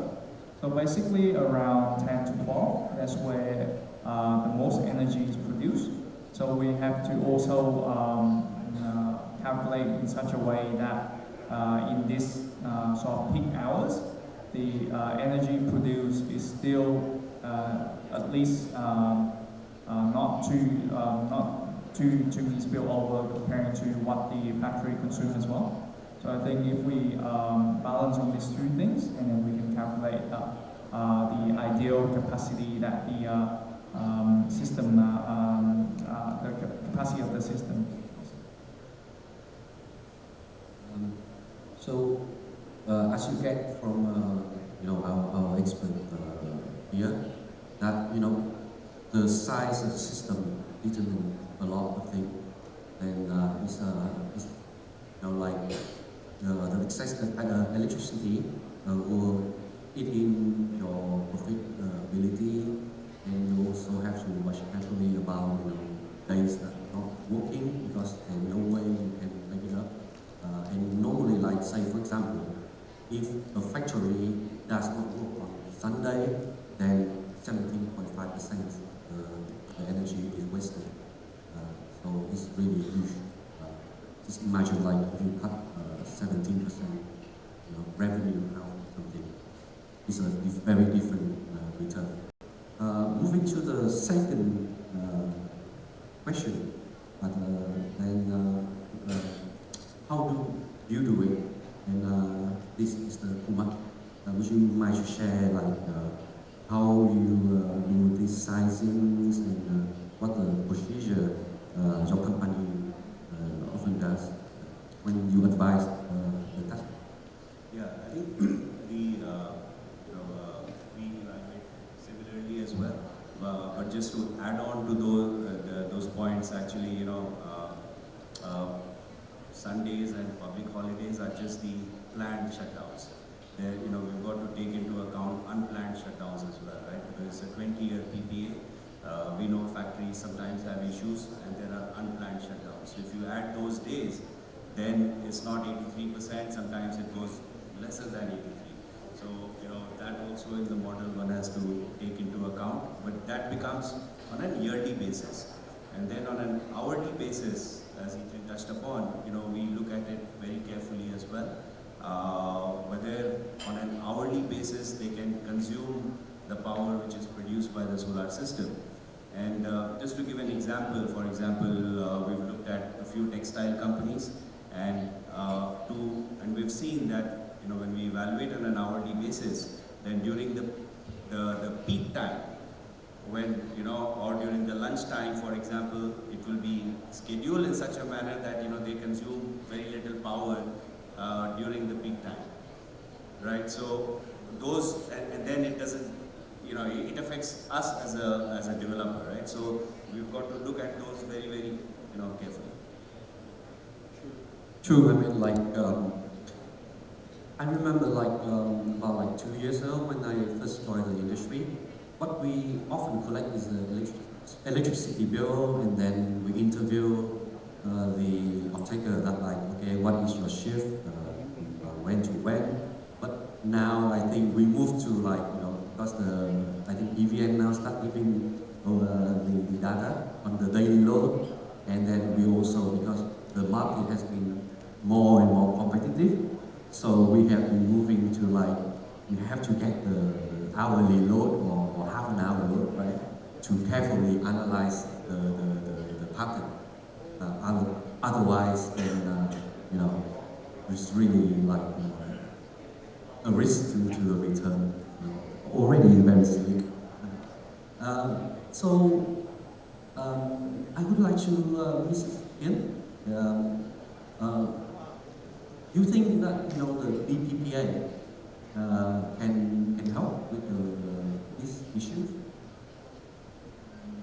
Yes, this is the question I face with many big clients.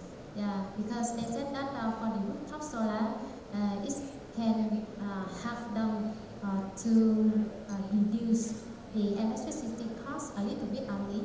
And actually, because as a business developer, I have many chance to work with a lot of clients. And they said that from 43% from them, they said that they want to save the cost Yeah, 41% because they want to join the supply chain in the global. Yeah, so that's why they want to optimize their benefit by using renewable energy.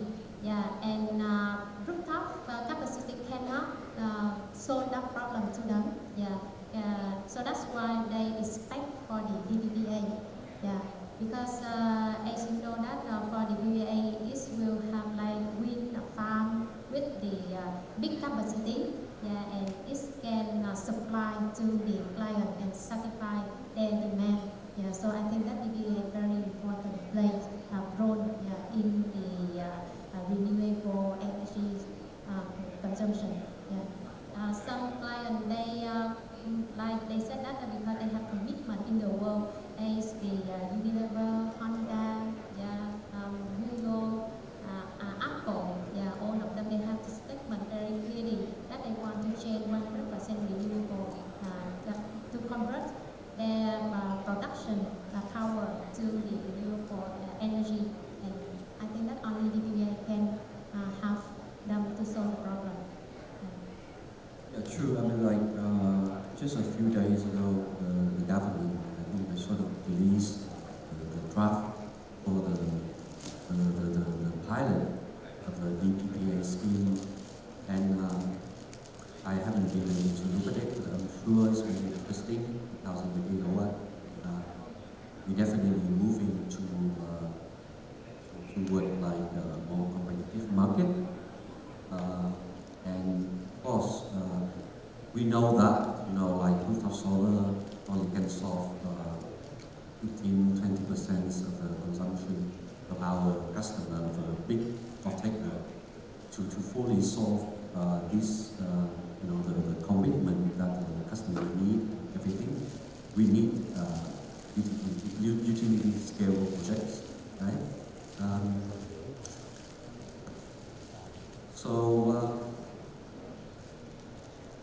I'd like to give some feedback on the PPA.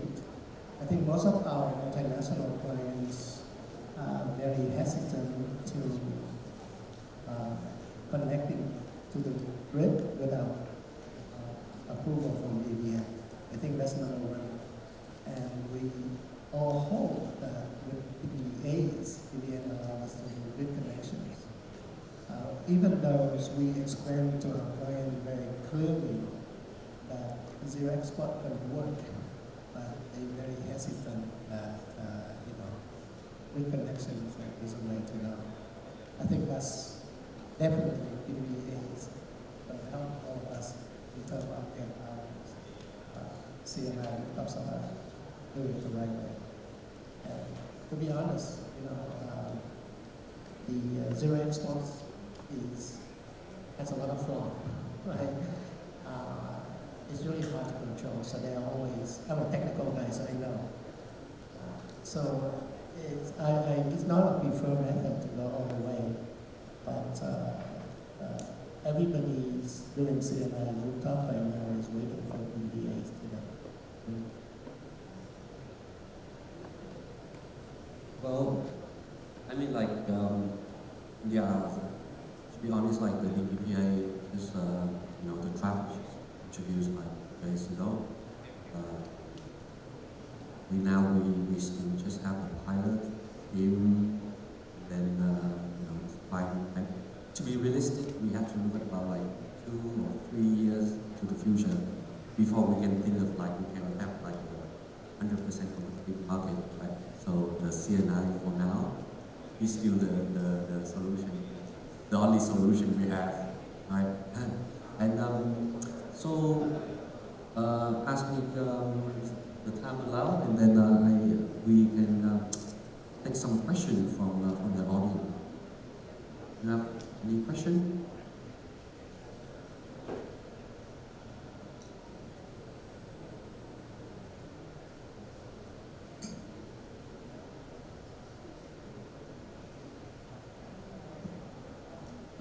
So if maybe I add some interesting questions for the audience as well. So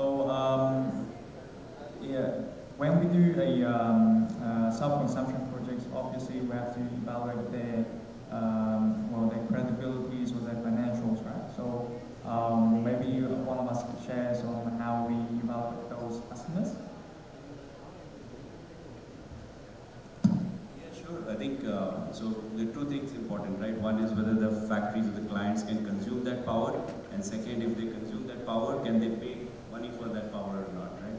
So I think we do a very in-depth analysis because the margins in this business is very small, and we sign PPAs for 20 years.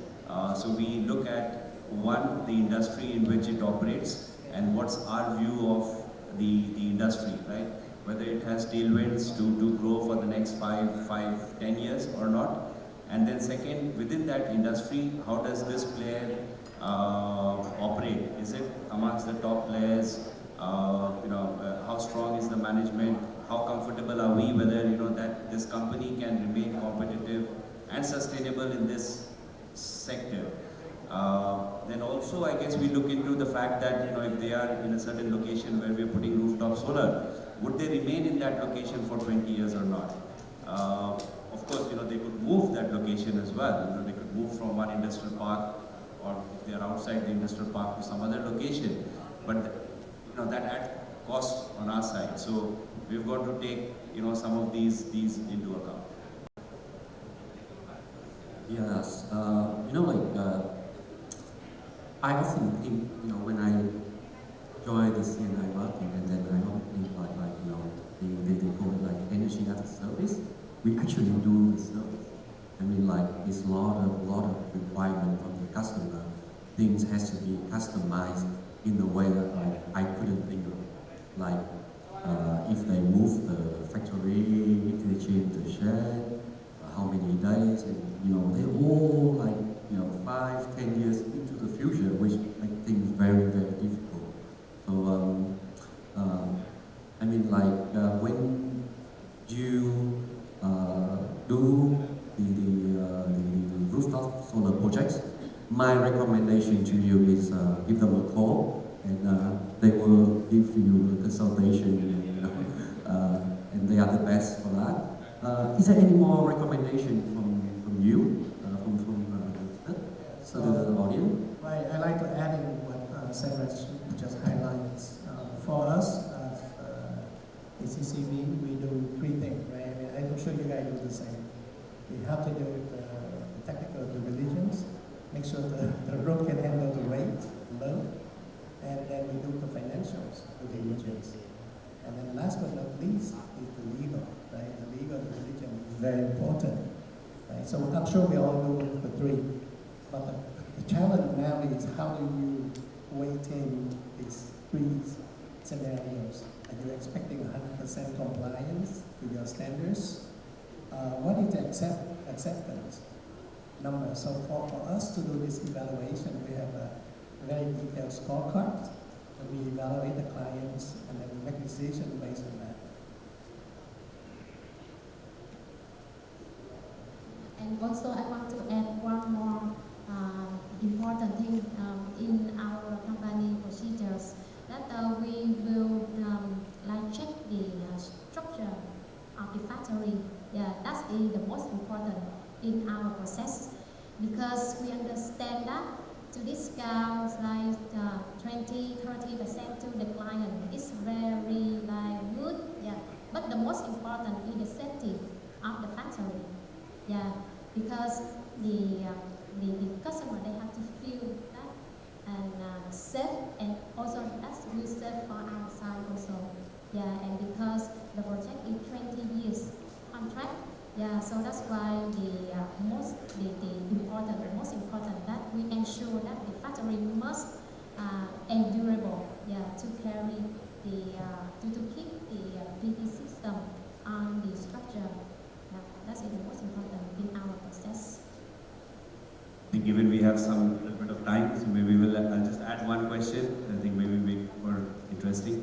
I think one of the critical assumptions in the financial model when we all developers look at is how would the EVN price change over the next 20 years, right? Because that's the revenue.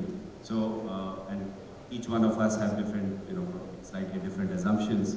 Would love to hear comments from our fellow panelists as to for the next 20 years, how do you, assume what would be the rate, and will it continue to increase by 2, 3, 4%? For next 10 years, yes, but how comfortable are you that for the next 20 years it will continue to increase? Guess I think I'll go first. Very interesting questions. Okay, so firstly, if we look at the historical data, right, the EVN prices has been growing at around a pace of, I think, 4 to 5% over the last 10 years. So this is a crucial thing. And secondly, if you look at, what happened in the future, will continue to grow, right? Then I look at Vietnam electricity prices versus other countries as well. So at the moment, Vietnam electricity price is quite cheap comparing to its neighbor peers. And also, so with that looking forward, for me, I expect it to still continuing the growth for at least, I think, 5 to 10 years. One, because of the electricity shortage is gonna keep roll back, it's getting back now. And the second thing is that when there's hydro has been maxed out, and then gas and coal prices going up, I expect in the future those two will, and also adding in LNG as well, then I expect that the EVN price is going to go up because their input price is going up as well.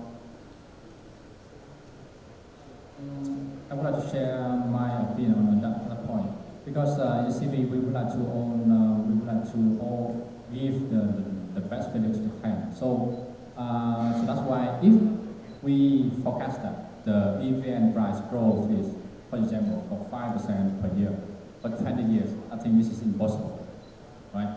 So this is about how conservative we are based on the growth of the EVN. And if we try to give the biggest discount to the client, so that's why we have to forecast the highest growth of the EVN price, so we can secure our IR. IR is our ultimate goal, right? But what happens if the EVN price, they will not grow as we expected? We have problem with our investment. So I think the most important for the investors like us is about we have to flexible enough on the business model, and we have to keep a balance between the discount and the fixed price, because the fixed price is very important. It depends on, it don't depends on our opinion, it depends on the client opinion as well. Because if the client believe that the EVN growth is very high in the future, so the fixed price is best for them, because they buy all the risk in the future. And we also buy our risk in the future as well. So this is the point, how we can manage and balance between the discount and the fixed price. Yeah, Don, thanks. We do all the same. I think the only difference that I see so far is for us to give the best discount to clients, we have to do a sensitivity analysis, and based on that data, we make the decision. So usually it's a chicken and an egg thing, right? It means you can take a risk and give the client the best offers. Some of it is like build the system, give a lot, without really do a sensitivity analysis. What if? So that's going to be a problem for all of us, because we're going to go so aggressive, and the sensitivity. You take a risk. Basically, that's what we do. We take a lot of risk in making decisions and making the best offer to our clients. So I think for the strategy-wise, we all do exactly the same. The only difference that we are doing right now is we also have to do a lot of sensitivity analysis. What if? I mean, like, to do rooftop solar projects. At the beginning, when I first joined the industry, I thought that, it's not so hard. The business model is very straightforward, but when you come in, it's not very straightforward. You face with a lot of risk, the off-taker risk, the consumption risk, a lot of risk involved. But to the audience, as we come into the end of the session, I think one of my biggest recommendations is if you have in mind, doing rooftop solar project, please go to those websites and if CME, SkyX, ACCP, and Green Yellow, and of course SP Group, the call, we would really happy to help you with the process. Yeah. So if there's nothing else, yeah. Is there any more question? Is there any question? So we have 5 minutes for this panel discussion for the question and answers. If any audience with a question, please raise your hand. Our supporter will pass the microphone to you. Any question for this panel?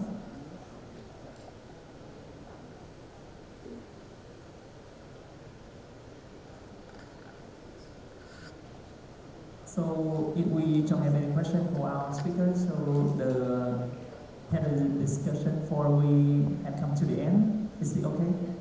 Yeah, okay. Thank you very much. Yeah, thank you so much.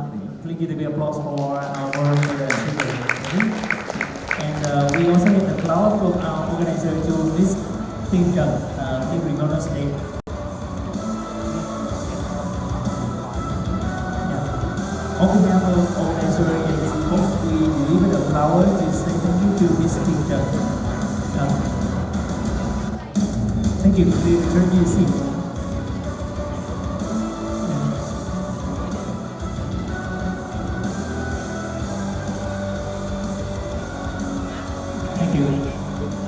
Ladies and gentlemen, before we go to the final discussion today, so right now we have a 20-minute break, and we come back after the tea break.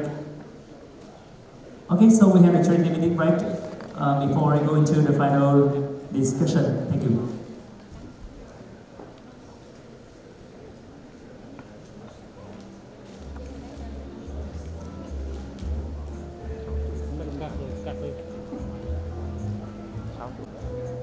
Tại nó lâu mà nó không hết dòng, phải cái tay hết rồi.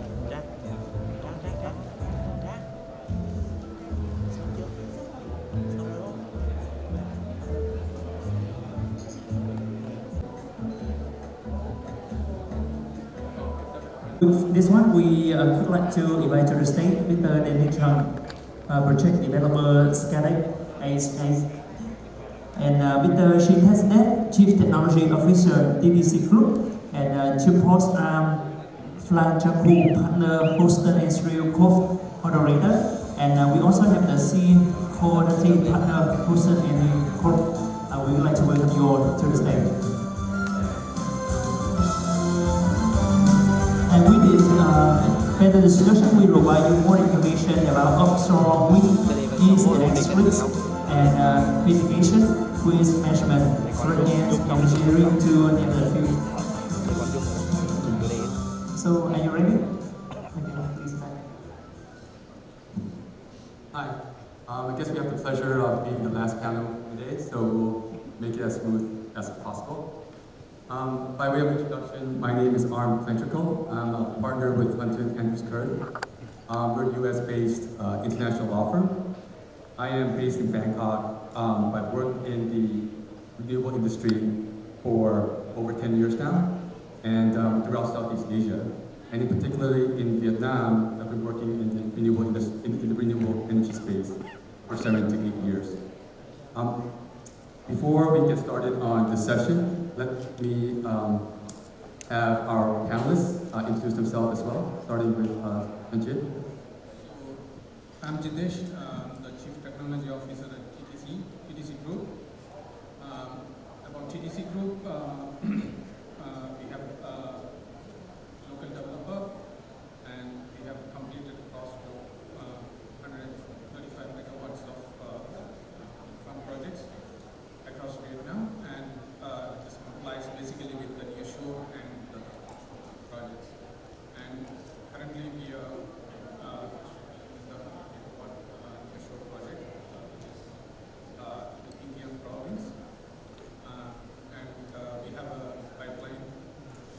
we have a pipeline close to 500 megawatt in the next coming years. Yeah, it's been exciting for the last 4 years of my stay in Vietnam, and I've been here with GTC with almost 4 years. Yeah, that's all. Thank you. Thank you. I think TDC has a very impressive portfolio in Vietnam. So, hi everyone. My name is Hân Trân Nguyên Hân, or English name is Dennis Trân. I have been with the renewable industry since the middle of 2017, when the Prime Minister first issued the solar FIT, the first solar FIT. I've been with EXPO Energy in the beginning, and then later I worked for mainstream renewable power, and currently for 2.5 years I've been with Scatec ASA, a Norwegian diversified and integrated renewable activity, and we have investment operating assets in all major renewable, including solar, wind, and hydropower, and we are looking to also invest in hydrogen as well as ammonia. So thank you everyone for listening to the panel. Thank you. I was on an earlier panel, so I'll be brief. I am still Sean Connerty from Hunton Andrews Curry. This same law firm is my esteemed partner, Kunal, and I work in the energy, renewable energy space. I'm based in Tokyo, but most of my career has been focused on outbound investment into projects in Southeast Asia, including particularly Vietnam, and it's good to be back. Thank you. Thanks everyone. So this session is about offshore wind, ENS, environmental and social risk mitigation, wind measurement, and front-end engineering, which is a pretty broad topic. So let's split it down to first talking about ENS risks and mitigation, in particular in the offshore wind context. Given what we heard earlier in the panel about the government prioritizing onshore wind versus offshore wind, but there is a lot of potential for offshore wind in Vietnam.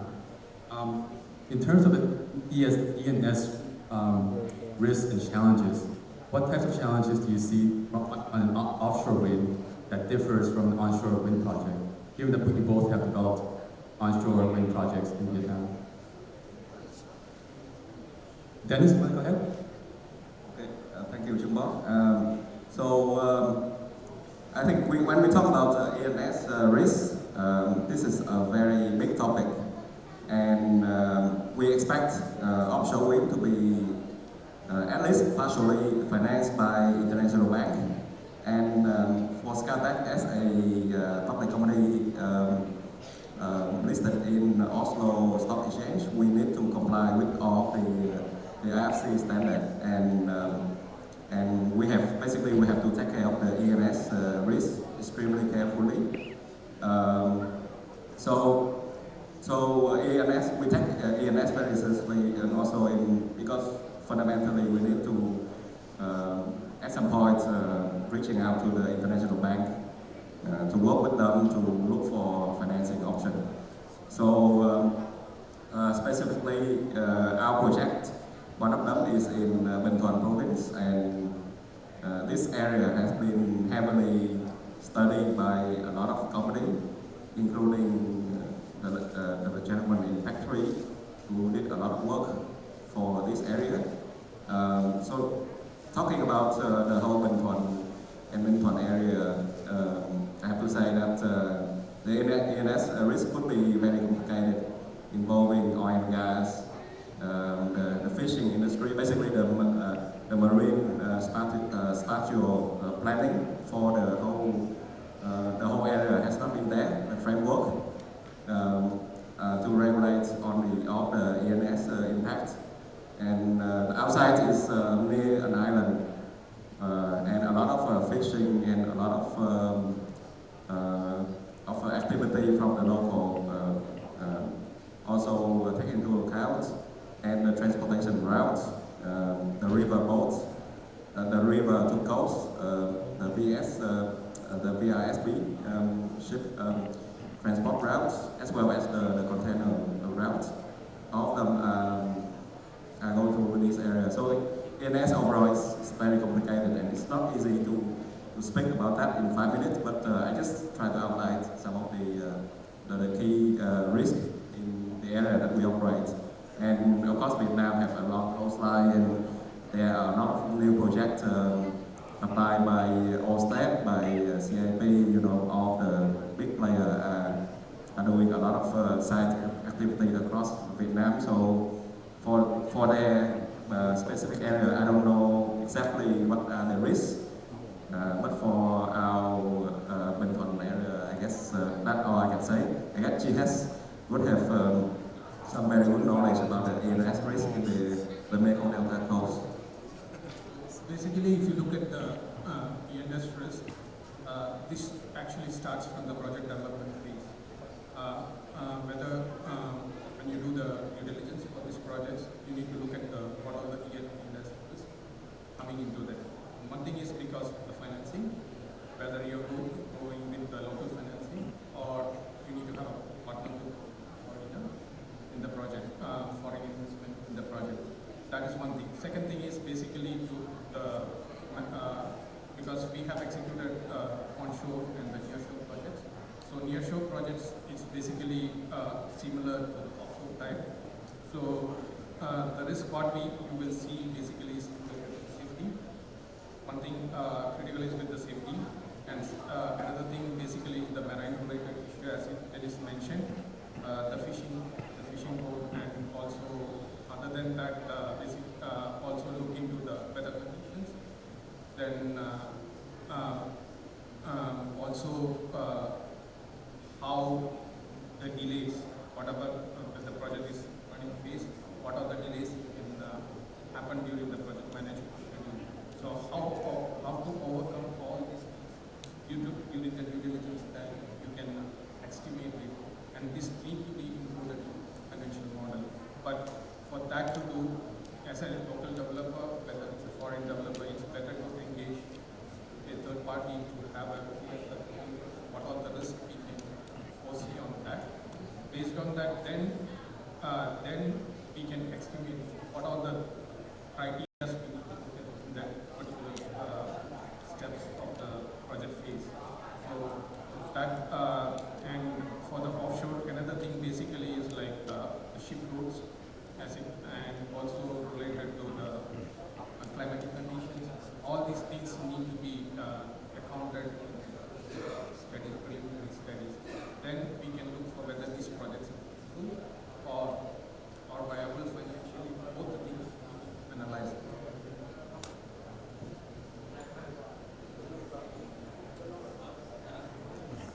Thank you, Joe. I mean, just to add from a regulatory perspective, legal perspective, I mean, I think it's critical that, I think we heard one of the earlier sessions, the government's thinking about how to progress these wind projects, and of course there was a massive,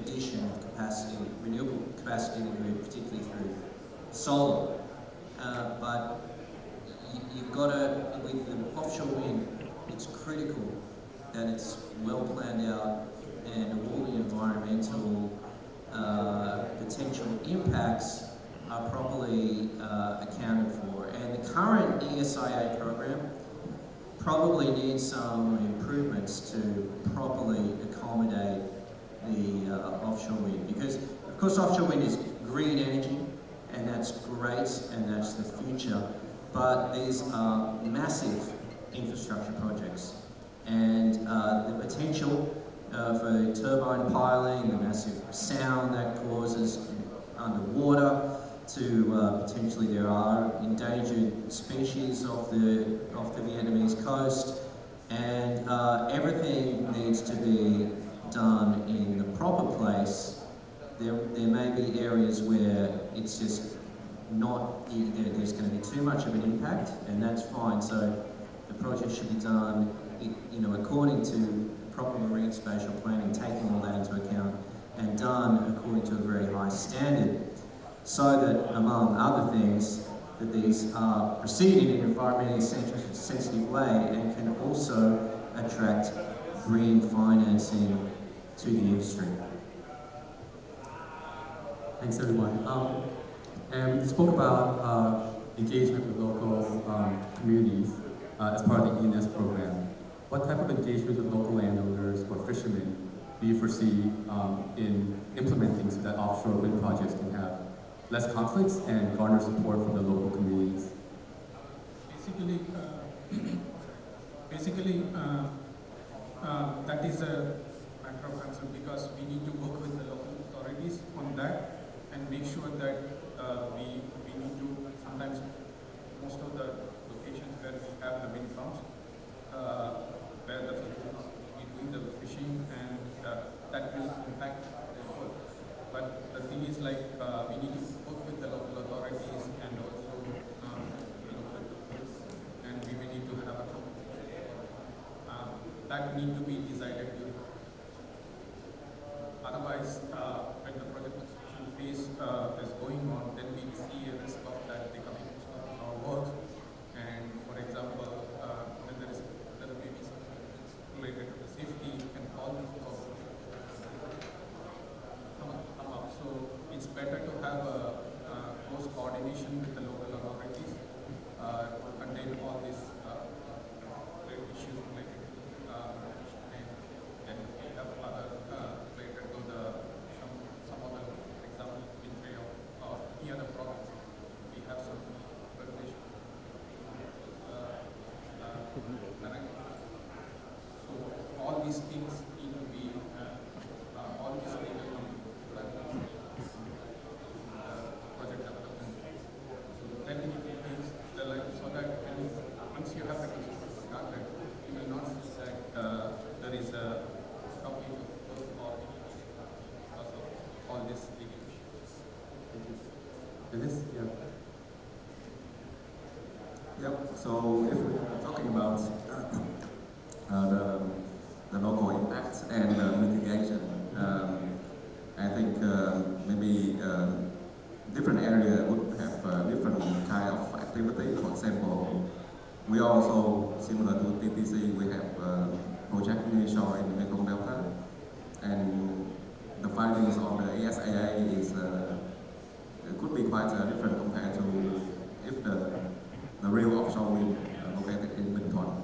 So Bình Thuận and most of the central coast in Vietnam are they have a lot of large fishing activity compared to the Mekong Delta. And it's not just about the fishing area, but their ship would need to go out to the sea, right? And there are so many projects cover a lot of the area that will potentially block the fishing activity. And for safety reason, the ship are not supposed to move too close to the turbine in the future. So I think on the investor point of view, we need to engage exactly person to person to the whole fishing village community. I think like international company can have very nice report to talk about different things, but in the end, it's all about the direct communication with the fishing unit, village, and you almost need to know basically everybody in the area who are going out on the boats. We try to learn what is their habit, what is their normal route, what is the season, and everything. We have to understand very details of their fishing activity before we can plan anything meaningful regarding to lowering the impact on the community. On the regulatory side, and the government also need to provide a much more developed marine spatial planning, as well as clear regulation to the local province.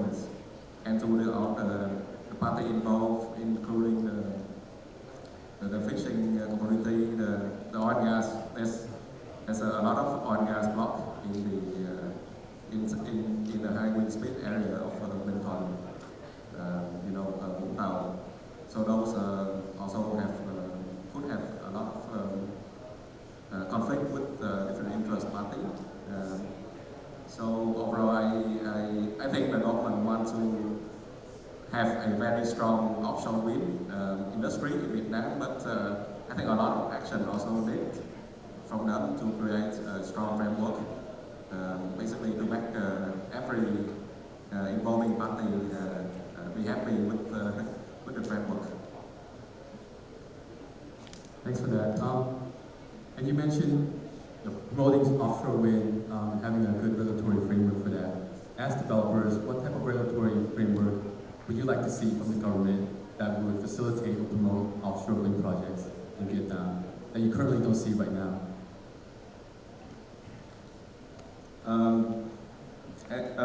I think one of the thing that still, I think the fishing we can sort of try to understand ourselves by sending out people and talk to communities. But for the transportation routes, transportation routes, that is the very unclear topic. And if you look at the river boats to coast shipping routes, it's basically run along the coast, and it's very big, and I think they need a lot of regulation regarding to the transportation. If you are comparing with the oil and gas, with the fishing, with the transportation, oil and gas, of course we have to avoid all the big gas field or the big oil field, right? We have to avoid all that. We also can work directly with the fishing village. But I guess transportation could be something that the government need to regulate most. That's from your perspective. Basically, as he said, the fishing we can control ourselves. But as the engineering perspective, if I look at it, when we have an offshore wind, we are running a submarine cable. So for a near shore, we put the submarine cable as 4 meter, buried at 4 meter deep, so that there is no hindrance coming or anchoring passing by ships also. But it's not the same case with the offshore. So we need to run kilometers of submarine cables across to get it to the land and connect it. So if there is no regulatory coming from ground, this will impact on the French and also as a risk complete offshore. Because based on our experience, we have happened in one of site and the cables damaged. But the thing is, like, all of that, the government should make a structure saying that, okay, there is a big farm here and there is a following of this. So we need to have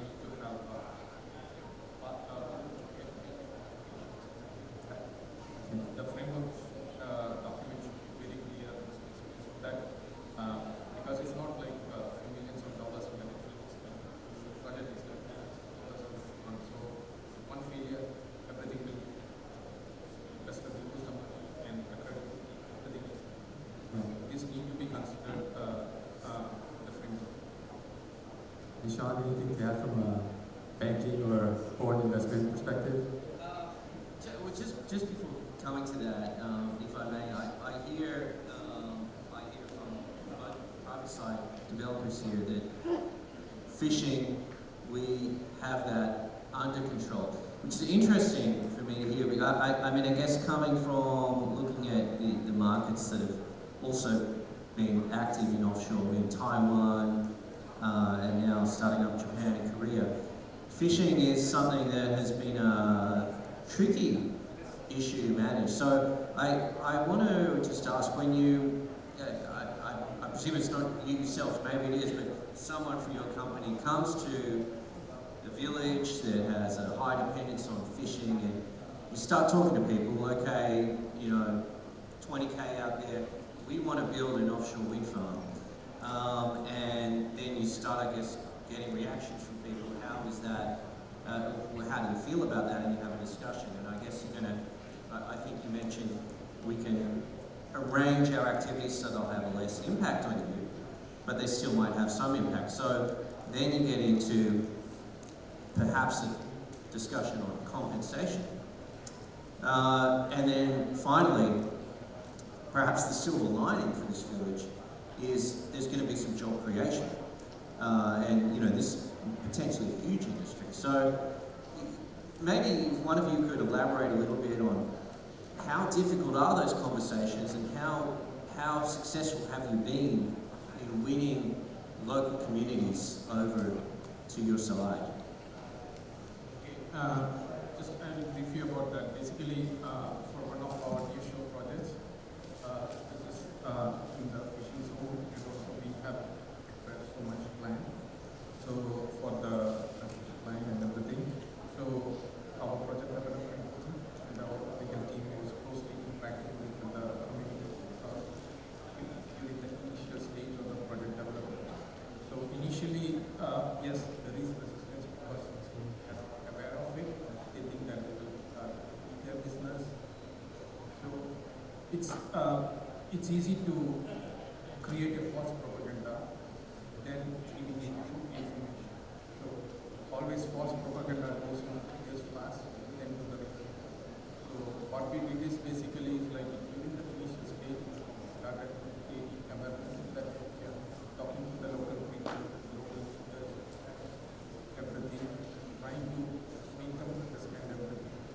Yeah, there will be resistance. Once they realize the facts and figures what happened, then they are happy because it's not the compensation or it's also like a job creation for them, and there is a lot of activities that are happening. It's not during the construction phase. Activities are happening, but once you also have a substation and attract less skilled job. All these things you can incorporate on during your discussion. That will help minimize your risk. That's why me or Dennis said that we can make that. It's not that easy, but we can do that. But it's not the case with the foreign developer because they will find it language barrier, all these things. Being a even though Canada is a foreign developer, but they have the local here, they know how to minimize it. Even for when we build the solar farms, we did this because you require the land job creation. Not like high skill jobs, the low skill jobs. That will create a positive step for development. Thank you. And I'm not sure, is the question still applicable because I can't remember the question. Just from a regulatory perspective, what does Vietnam have to do to make foreign investment and lending into foreign lending into offshore wind projects attractive? I mean, I think it comes down to the regulation and ESIA improving that, and coming up with a plan that can be implemented and where it's clear the locally affected peoples are welcoming of this change. Because if that's not the case, your multilaterals are going to be shying away from this industry. But we're hearing some encouraging thoughts about how how the developers are going about it, and it sounds like it's going in the right direction. So, great. Great. Let's switch a bit to wind measurements. So under the PPA, 7 gigawatts of offshore wind is allotted under the current draft. Which areas of Vietnam do you see has the highest potential for offshore wind? how far is it? Is it near shore? Is it mid shore? Is it far offshore? And what type of technologies do you see? Is it kind of fixed bottom turbines, or are you looking at even further offshore with higher wind speed with floating platforms? Do you see Vietnam going towards more advanced technologies? So I think the terminology offshore wind has been mentioned in many papers in Vietnam, in the Vietnamese government. And the definition, the full definition of what would be an offshore wind and what is the border between nearshore wind and offshore wind, right? Is people are assuming it's 3 nautical miles. Beyond that is offshore, and I'm not sure you heard something else. I did not hear any clear definition for a true offshore wind. And when the government set a target of 7 to 8 gigawatts by 2030, I think a lot of people would be also curious, what is your definition? Because if you look at the global reports, they say Vietnam have built more than 1 gigawatt of offshore wind. But actually, in the government definition, that those are intertidal nearshore wind, right? But the global community say Vietnam have built more than 1 gigawatt. So, yeah. So if we look at if you talk about the region of the interest, first we have to understand what is the definition of it, because then we can identify like which region have the better intertidal, lower intertidal LCOE versus which region have a better true offshore wind LCOE. So I'm just basing on the 3 nautical miles definition. I would say that of course we have to look at Bình Thuận as the best LCOE in the region, in the country. But when we look at project fundamental, wind resource is not the only thing. There are curtailment, there are grid investment, and there are the demand and supply of the region. So Vietnam are dividing the planning for region and not for the whole country. Overall, I look at some of the good locations in the north. I can see some of them. So it's not like Bình Thuận is the only one with the most potential. Look at LCOE alone. Of course, Bình Thuận is the best, but if you look at the overall picture, the grid situation, the demand and supply, and the potential, I heard the latest MOT minister comment is he wants more renewable to be constructed in the north. So that would mean maybe the offtake regime might be more preferable for people for the project in the north. So those kind of complicated topics surrounding like what should be our investment, where should we invest? It's not very clear at this point. LCOE along Bình Thuận is by far the best region, maybe in Asia, not just maybe in the whole Asia. Yeah. But LCOE alone is not the only deciding factor. Basically, if you look at the engineering perspective or on the financial perspective, the LCOE cannot be to have a project feasible. But if you look at the wind speed across the Vietnam region, it has three categories: high, region, and low. So basically, if you look at the turbine suppliers, they have turbines available. SRs or Siemens, they have different categories of turbines available in the market. So it's how what you're going to use. And second thing is like how that based on the PDPA plan, it's like 8 gigawatt, the numbers. So where the maximum would be, whether it's in the north or the south or the central region, it all depends on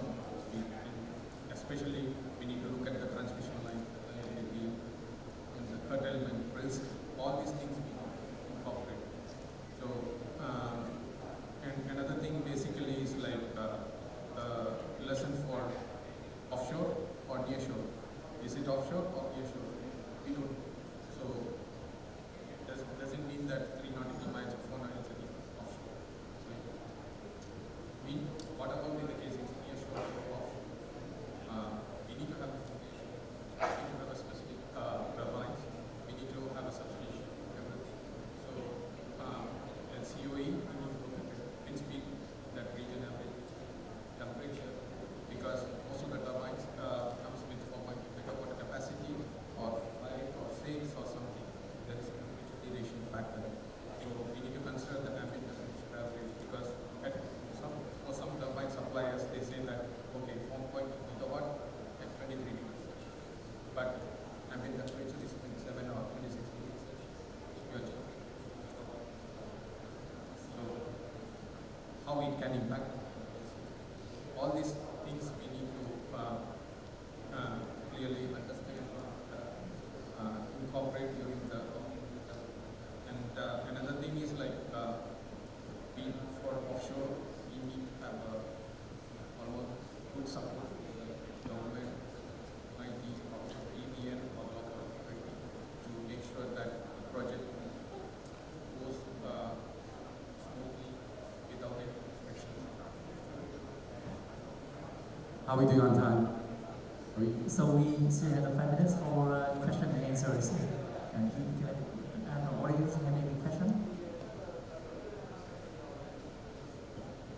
We would like to invite everyone, if you have any question for this final panel discussion, please raise your hand. Our speaker will respond on your question during 5 minutes.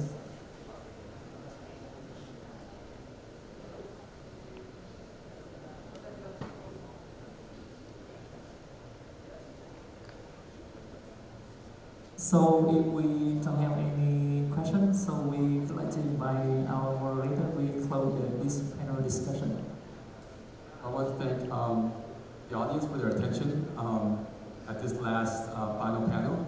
Thanks for staying here and remaining here. I'd like to thank our panelists, Dennis, Hitesh, John, for their insightful discussion today on offshore wind, ENS, regulation, and also the technical aspects. It's been an insightful discussion, and hopefully everybody got some key takeaways from it. Thank you, everyone. Okay, thank you again, our speaker. Thank you. So, Mr. Danny Chan, you will see here the closing sharing, right? I would like to invite Mr. Danny Chan to remain on the stage for the closing sharing today before we complete our conference.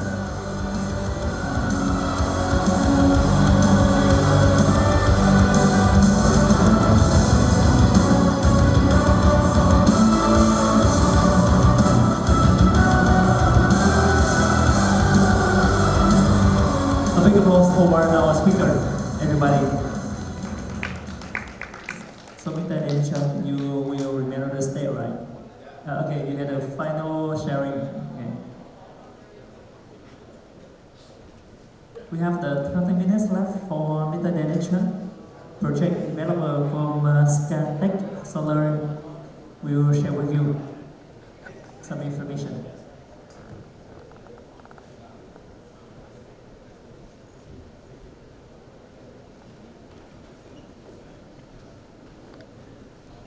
Cắt luôn hả?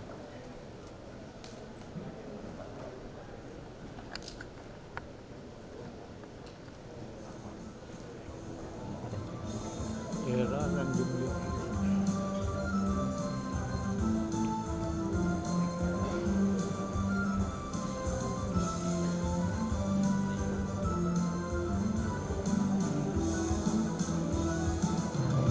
Bật con.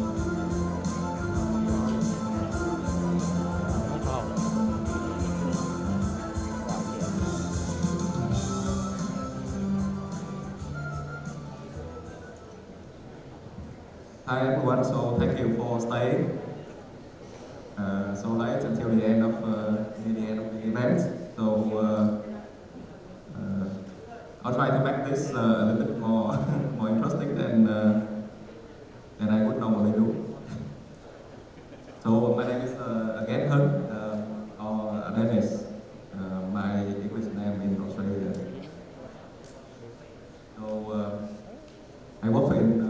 almost like 2.5 years, and this is the background of our company and the history. Basically, a lot of work, but basically we have operating assets in all four continents around the world, except Oceania and Antarctica. So we have, in Vietnam, we have 39.4 megawatts operating. The wind farm is Dam Nai 1 and 2, located in Ninh Thuận province. We also have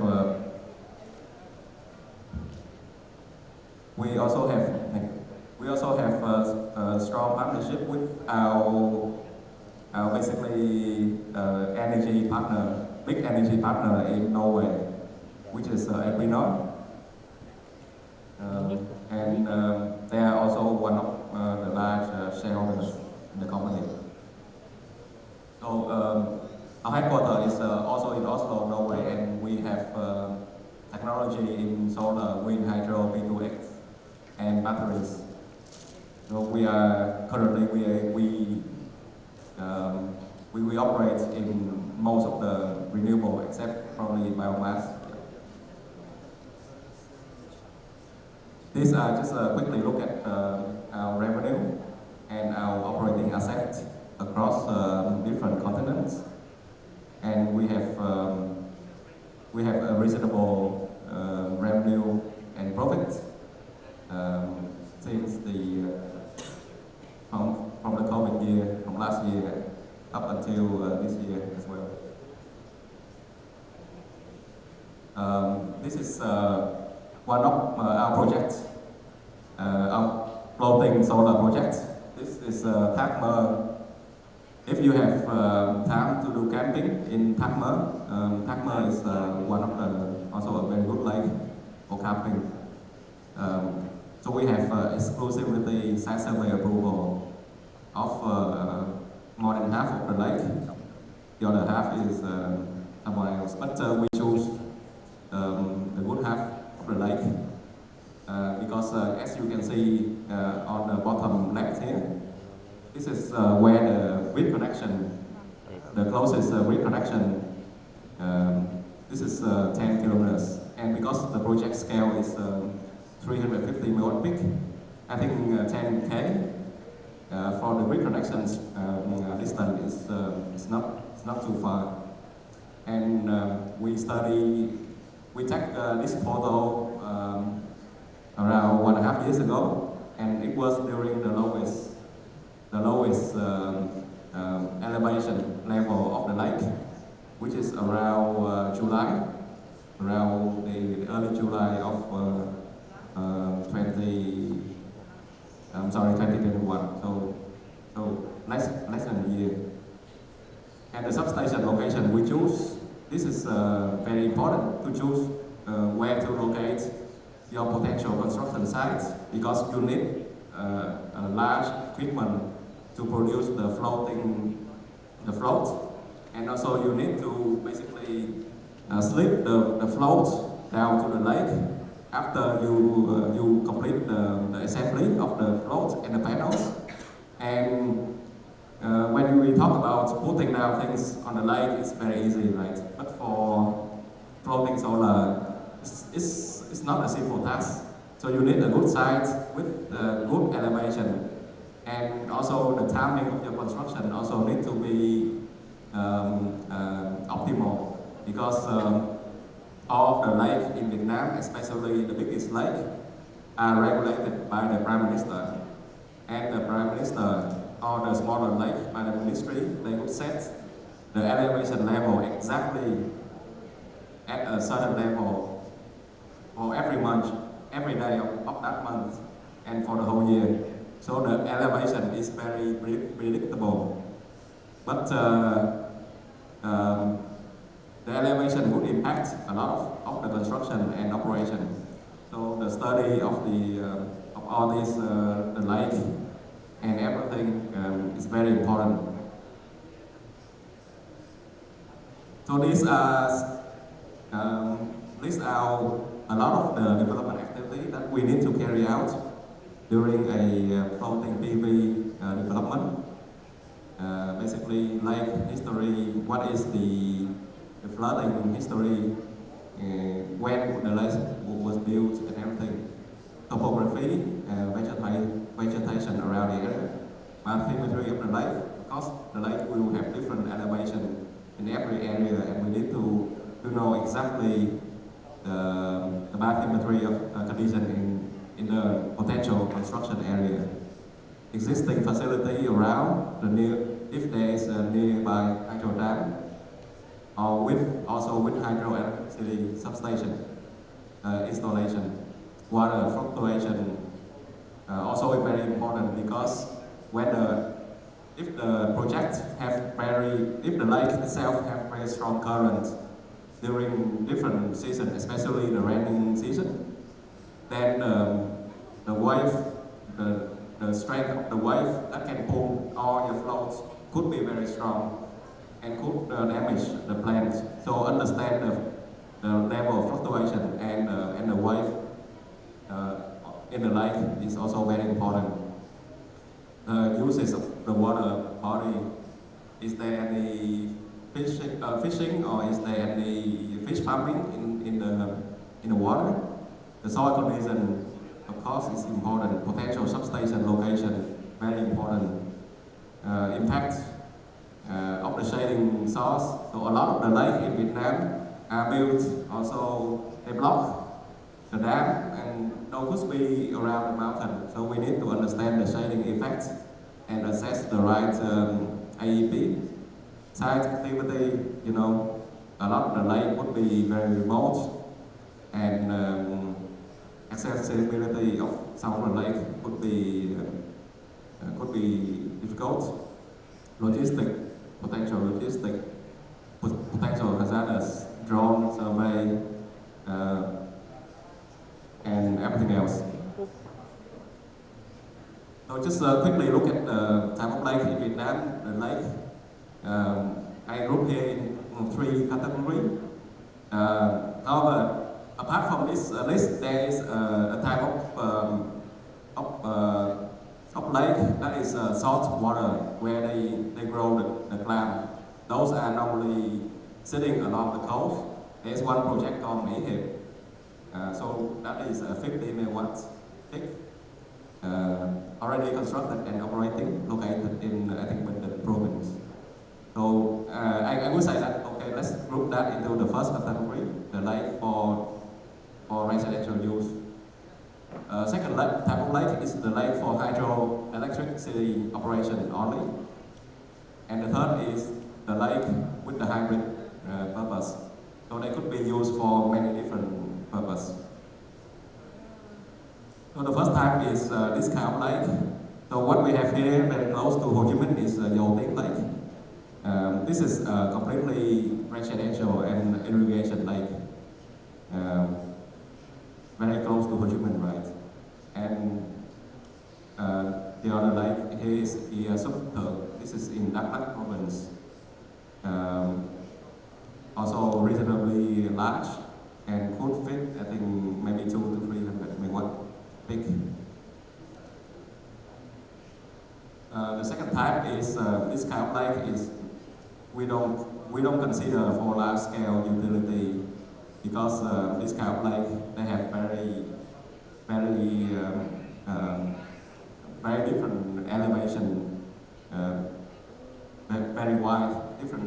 very wide elevation, and you could fit maybe a small scale, a few megawatt type of FPV here. But I would not recommend we try to use too many, because for example, a lot of companies are applying for FPV on JN Lake. I think up to 9 gigawatts peak has been applied there, and some of the area are dry during a certain period, because when the elevation comes down, the PV panel would need to sit on the bottom of the lake, and if the topography, the bathymetry of the lake is very steep, that would be quite risky for the project. So the second type is not very favorable. The third type, I think, which is probably the best.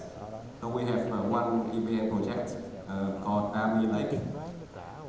If you have time to do camping, Dame is also one of the very good locations for camping. Like it's very beautiful, as you can see here, all the mountains around. You could find a nice camping spot. But anyway, this is the reason why the third type is the best is because they have the hydroelectricity, a large scale kind of hydro plant already available. So it's not applied for every project. Some project we don't think that we can connect to the hydro facility, hydro substation facility, but some of them we can, a lot of them we can. And those kind of facility is very good for solar because hydro can provide a lot of good buffer for the intermittent problems of solar energy. So locating your FPV on this kind of lake could be very beneficial, but it's also depends, right? Because if you can access to the grid of that hydro, then it would be very good. If not, then it's no different than the first type, which is irrigation. So why are we looking at FPV now? You know, because capex for FPV is higher. Capex is higher, and the yield is not that much higher. And the O&M, the OPEX obviously would be higher than ground PV, as well as the insurance costs, you know, etc. So why FPV? I think in Vietnam now people start to believe more in FPV because we are seeing some negativity of PDP8 about solar, but there are recent letter from the PM to react solar into PDP8. I hope that is could become reality.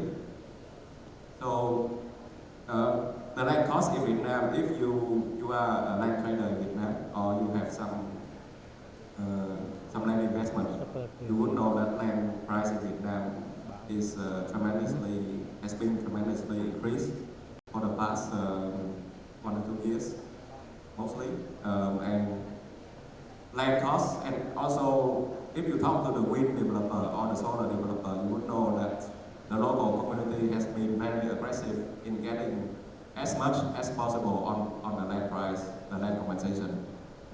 So FPV, the biggest, and I think that would be the largest, the key advantage is we don't need to use a lot of land. We use the grid, of course. We use the substation, a few hectares for a large project at most. But the rest is, the land is managed and owned by the government. So even though we could have to increase our capex, our OPEX and everything, but I think the land, as well as the risk involving land compensation for FPV is a lot lower. Right? So this is all of the reason why FPV should be considered here. But fundamentally, I think land price is the largest reason. So the advantage of PV, right, is also for the community, we have probably less social impact compared to the land grabbing of the ground solar. We also can provide at least some less evaporation. It's not a big impact, but less evaporation would mean that you preserve more water for the community. Normally, FPV would have less shading by the surrounding. Installation now is a bit high, but potentially it could be lower at some point once the technology is more developed. I think during COVID year, not a lot of activity for around the globe, so it's not a good time for a lot of FPV to be constructed. But after COVID, maybe things will pick up and capex will go down. So just short-term and medium-term view, FPV capex is around, I think around 10% higher than ground solar. I could be wrong, people could challenge me on this, but based on our technical procurement finding, is around 10%. And it's slightly cheaper than tracker. The tariff, we don't know. Could be difficult for the government to buy a bit more expensive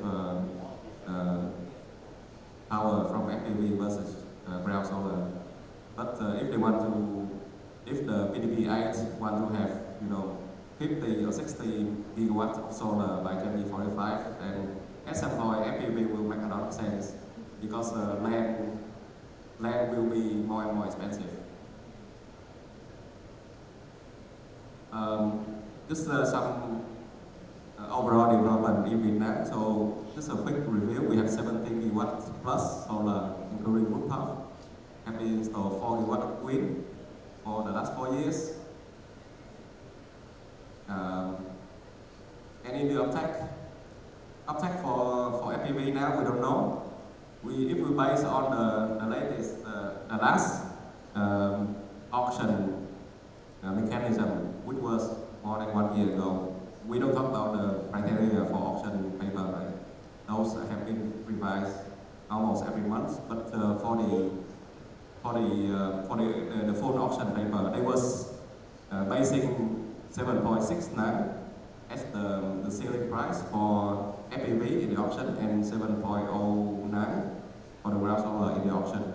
So we don't know what would be the future of auction, but I would assume that the government would have, I think around 10% more for FPV in terms of the ceiling price, and they would. It's important that they need to separate the technology because currently FPV has not been fully developed, at least on the supply chain in Vietnam, so capex is still higher. So FPV standalone is hard to compete with PV. In terms of development, local ENS standard is increasing. We see that because a lot of new FPV are being requested for site survey and for master plan approval. We see that the Ministry of Agriculture and the provincial authority has been asking for having more concern about the use of water. So I think local ENS would be more strict. Economic comparison to ground solar, we always have to take into account ground solar cost every time we are doing FPV. So economic comparison always there. Execution timeline FPV is still, I think, at least 60 to 70% more. Such as if someone is saying a 50 megawatt peak can be constructed in 7 months, then FPV, I think, is at least 150% that. Project finance is the biggest challenge for FPV because of the less track record. So we have 4 projects in Vietnam, and I don't think any project are having international finance. So I don't know whether a 350 megawatt peak can be all financed by the local banks, or if it's required in international bank, then what would be the ENS standard? What would be the track record that they require, equipment and everything? Can we use sun-grow solution, or do we need to use the theater area? So EPC option is not many compared to ground solar. And like I said, the supply chain of FPV need to be a lot more developed in Vietnam. Yeah, just some photos of the 3 FPV located in Vietnam. I missed out the photos of Mỹ Hiệp in this. So these are the list of the FPV project have been already approved in master plan number 7. Roughly 3.1 gigawatt peak, 2.7 gigawatt AC. But I don't think the list will be so important if projects also presented in this seminar.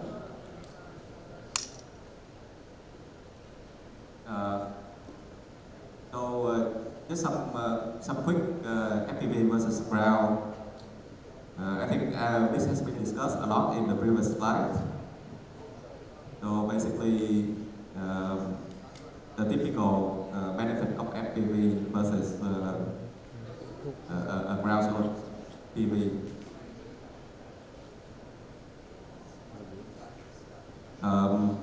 The challenge, I think, is as discussed, is still a lot of undeveloped supply chain, limited option on the EPC and especially O&M of the projects in Vietnam. I think O&M managed normally, but for international finance, large-scale FPV projects, what would be the standard for O&M? We don't know. The insurance cost for FPV would be quite tricky and hard to assess. And the current price competition with ground solar, if they need to separate the technology in the auction for FPV to be compete. The common challenge in solar, I think, for FPV is a lot less because a lot of projects are applied in the hydro and the area of with hydroelectricity.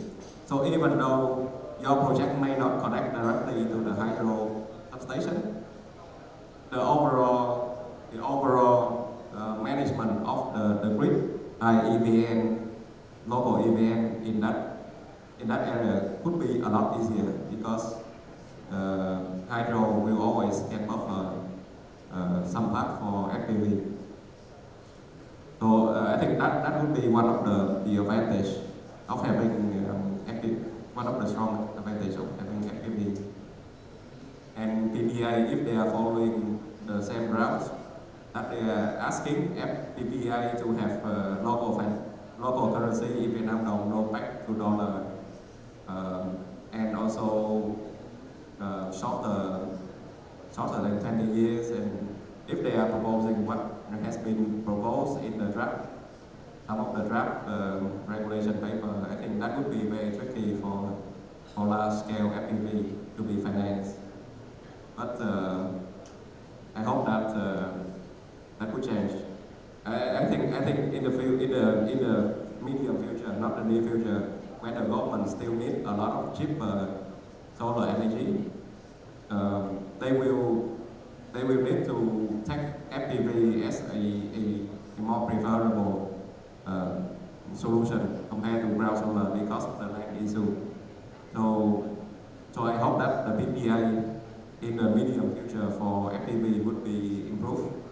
But based on the current draft PPA, I don't think it's already not internationally bankable already, and it's getting worse.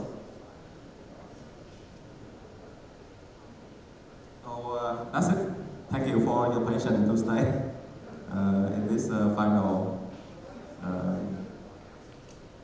session. If any further questions.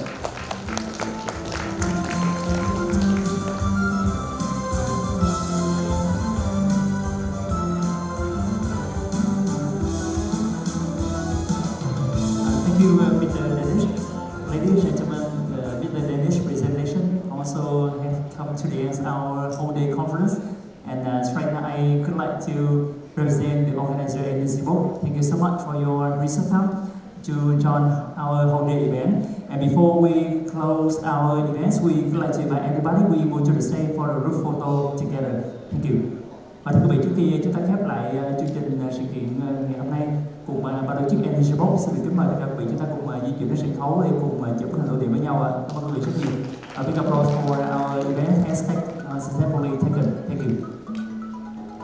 Và một lần nữa xin mời các vị chúng ta cùng di chuyển đến sân khấu để chụp hình lưu niệm với nhau. So we invite everybody. We go to the stage for the group photo together before our conference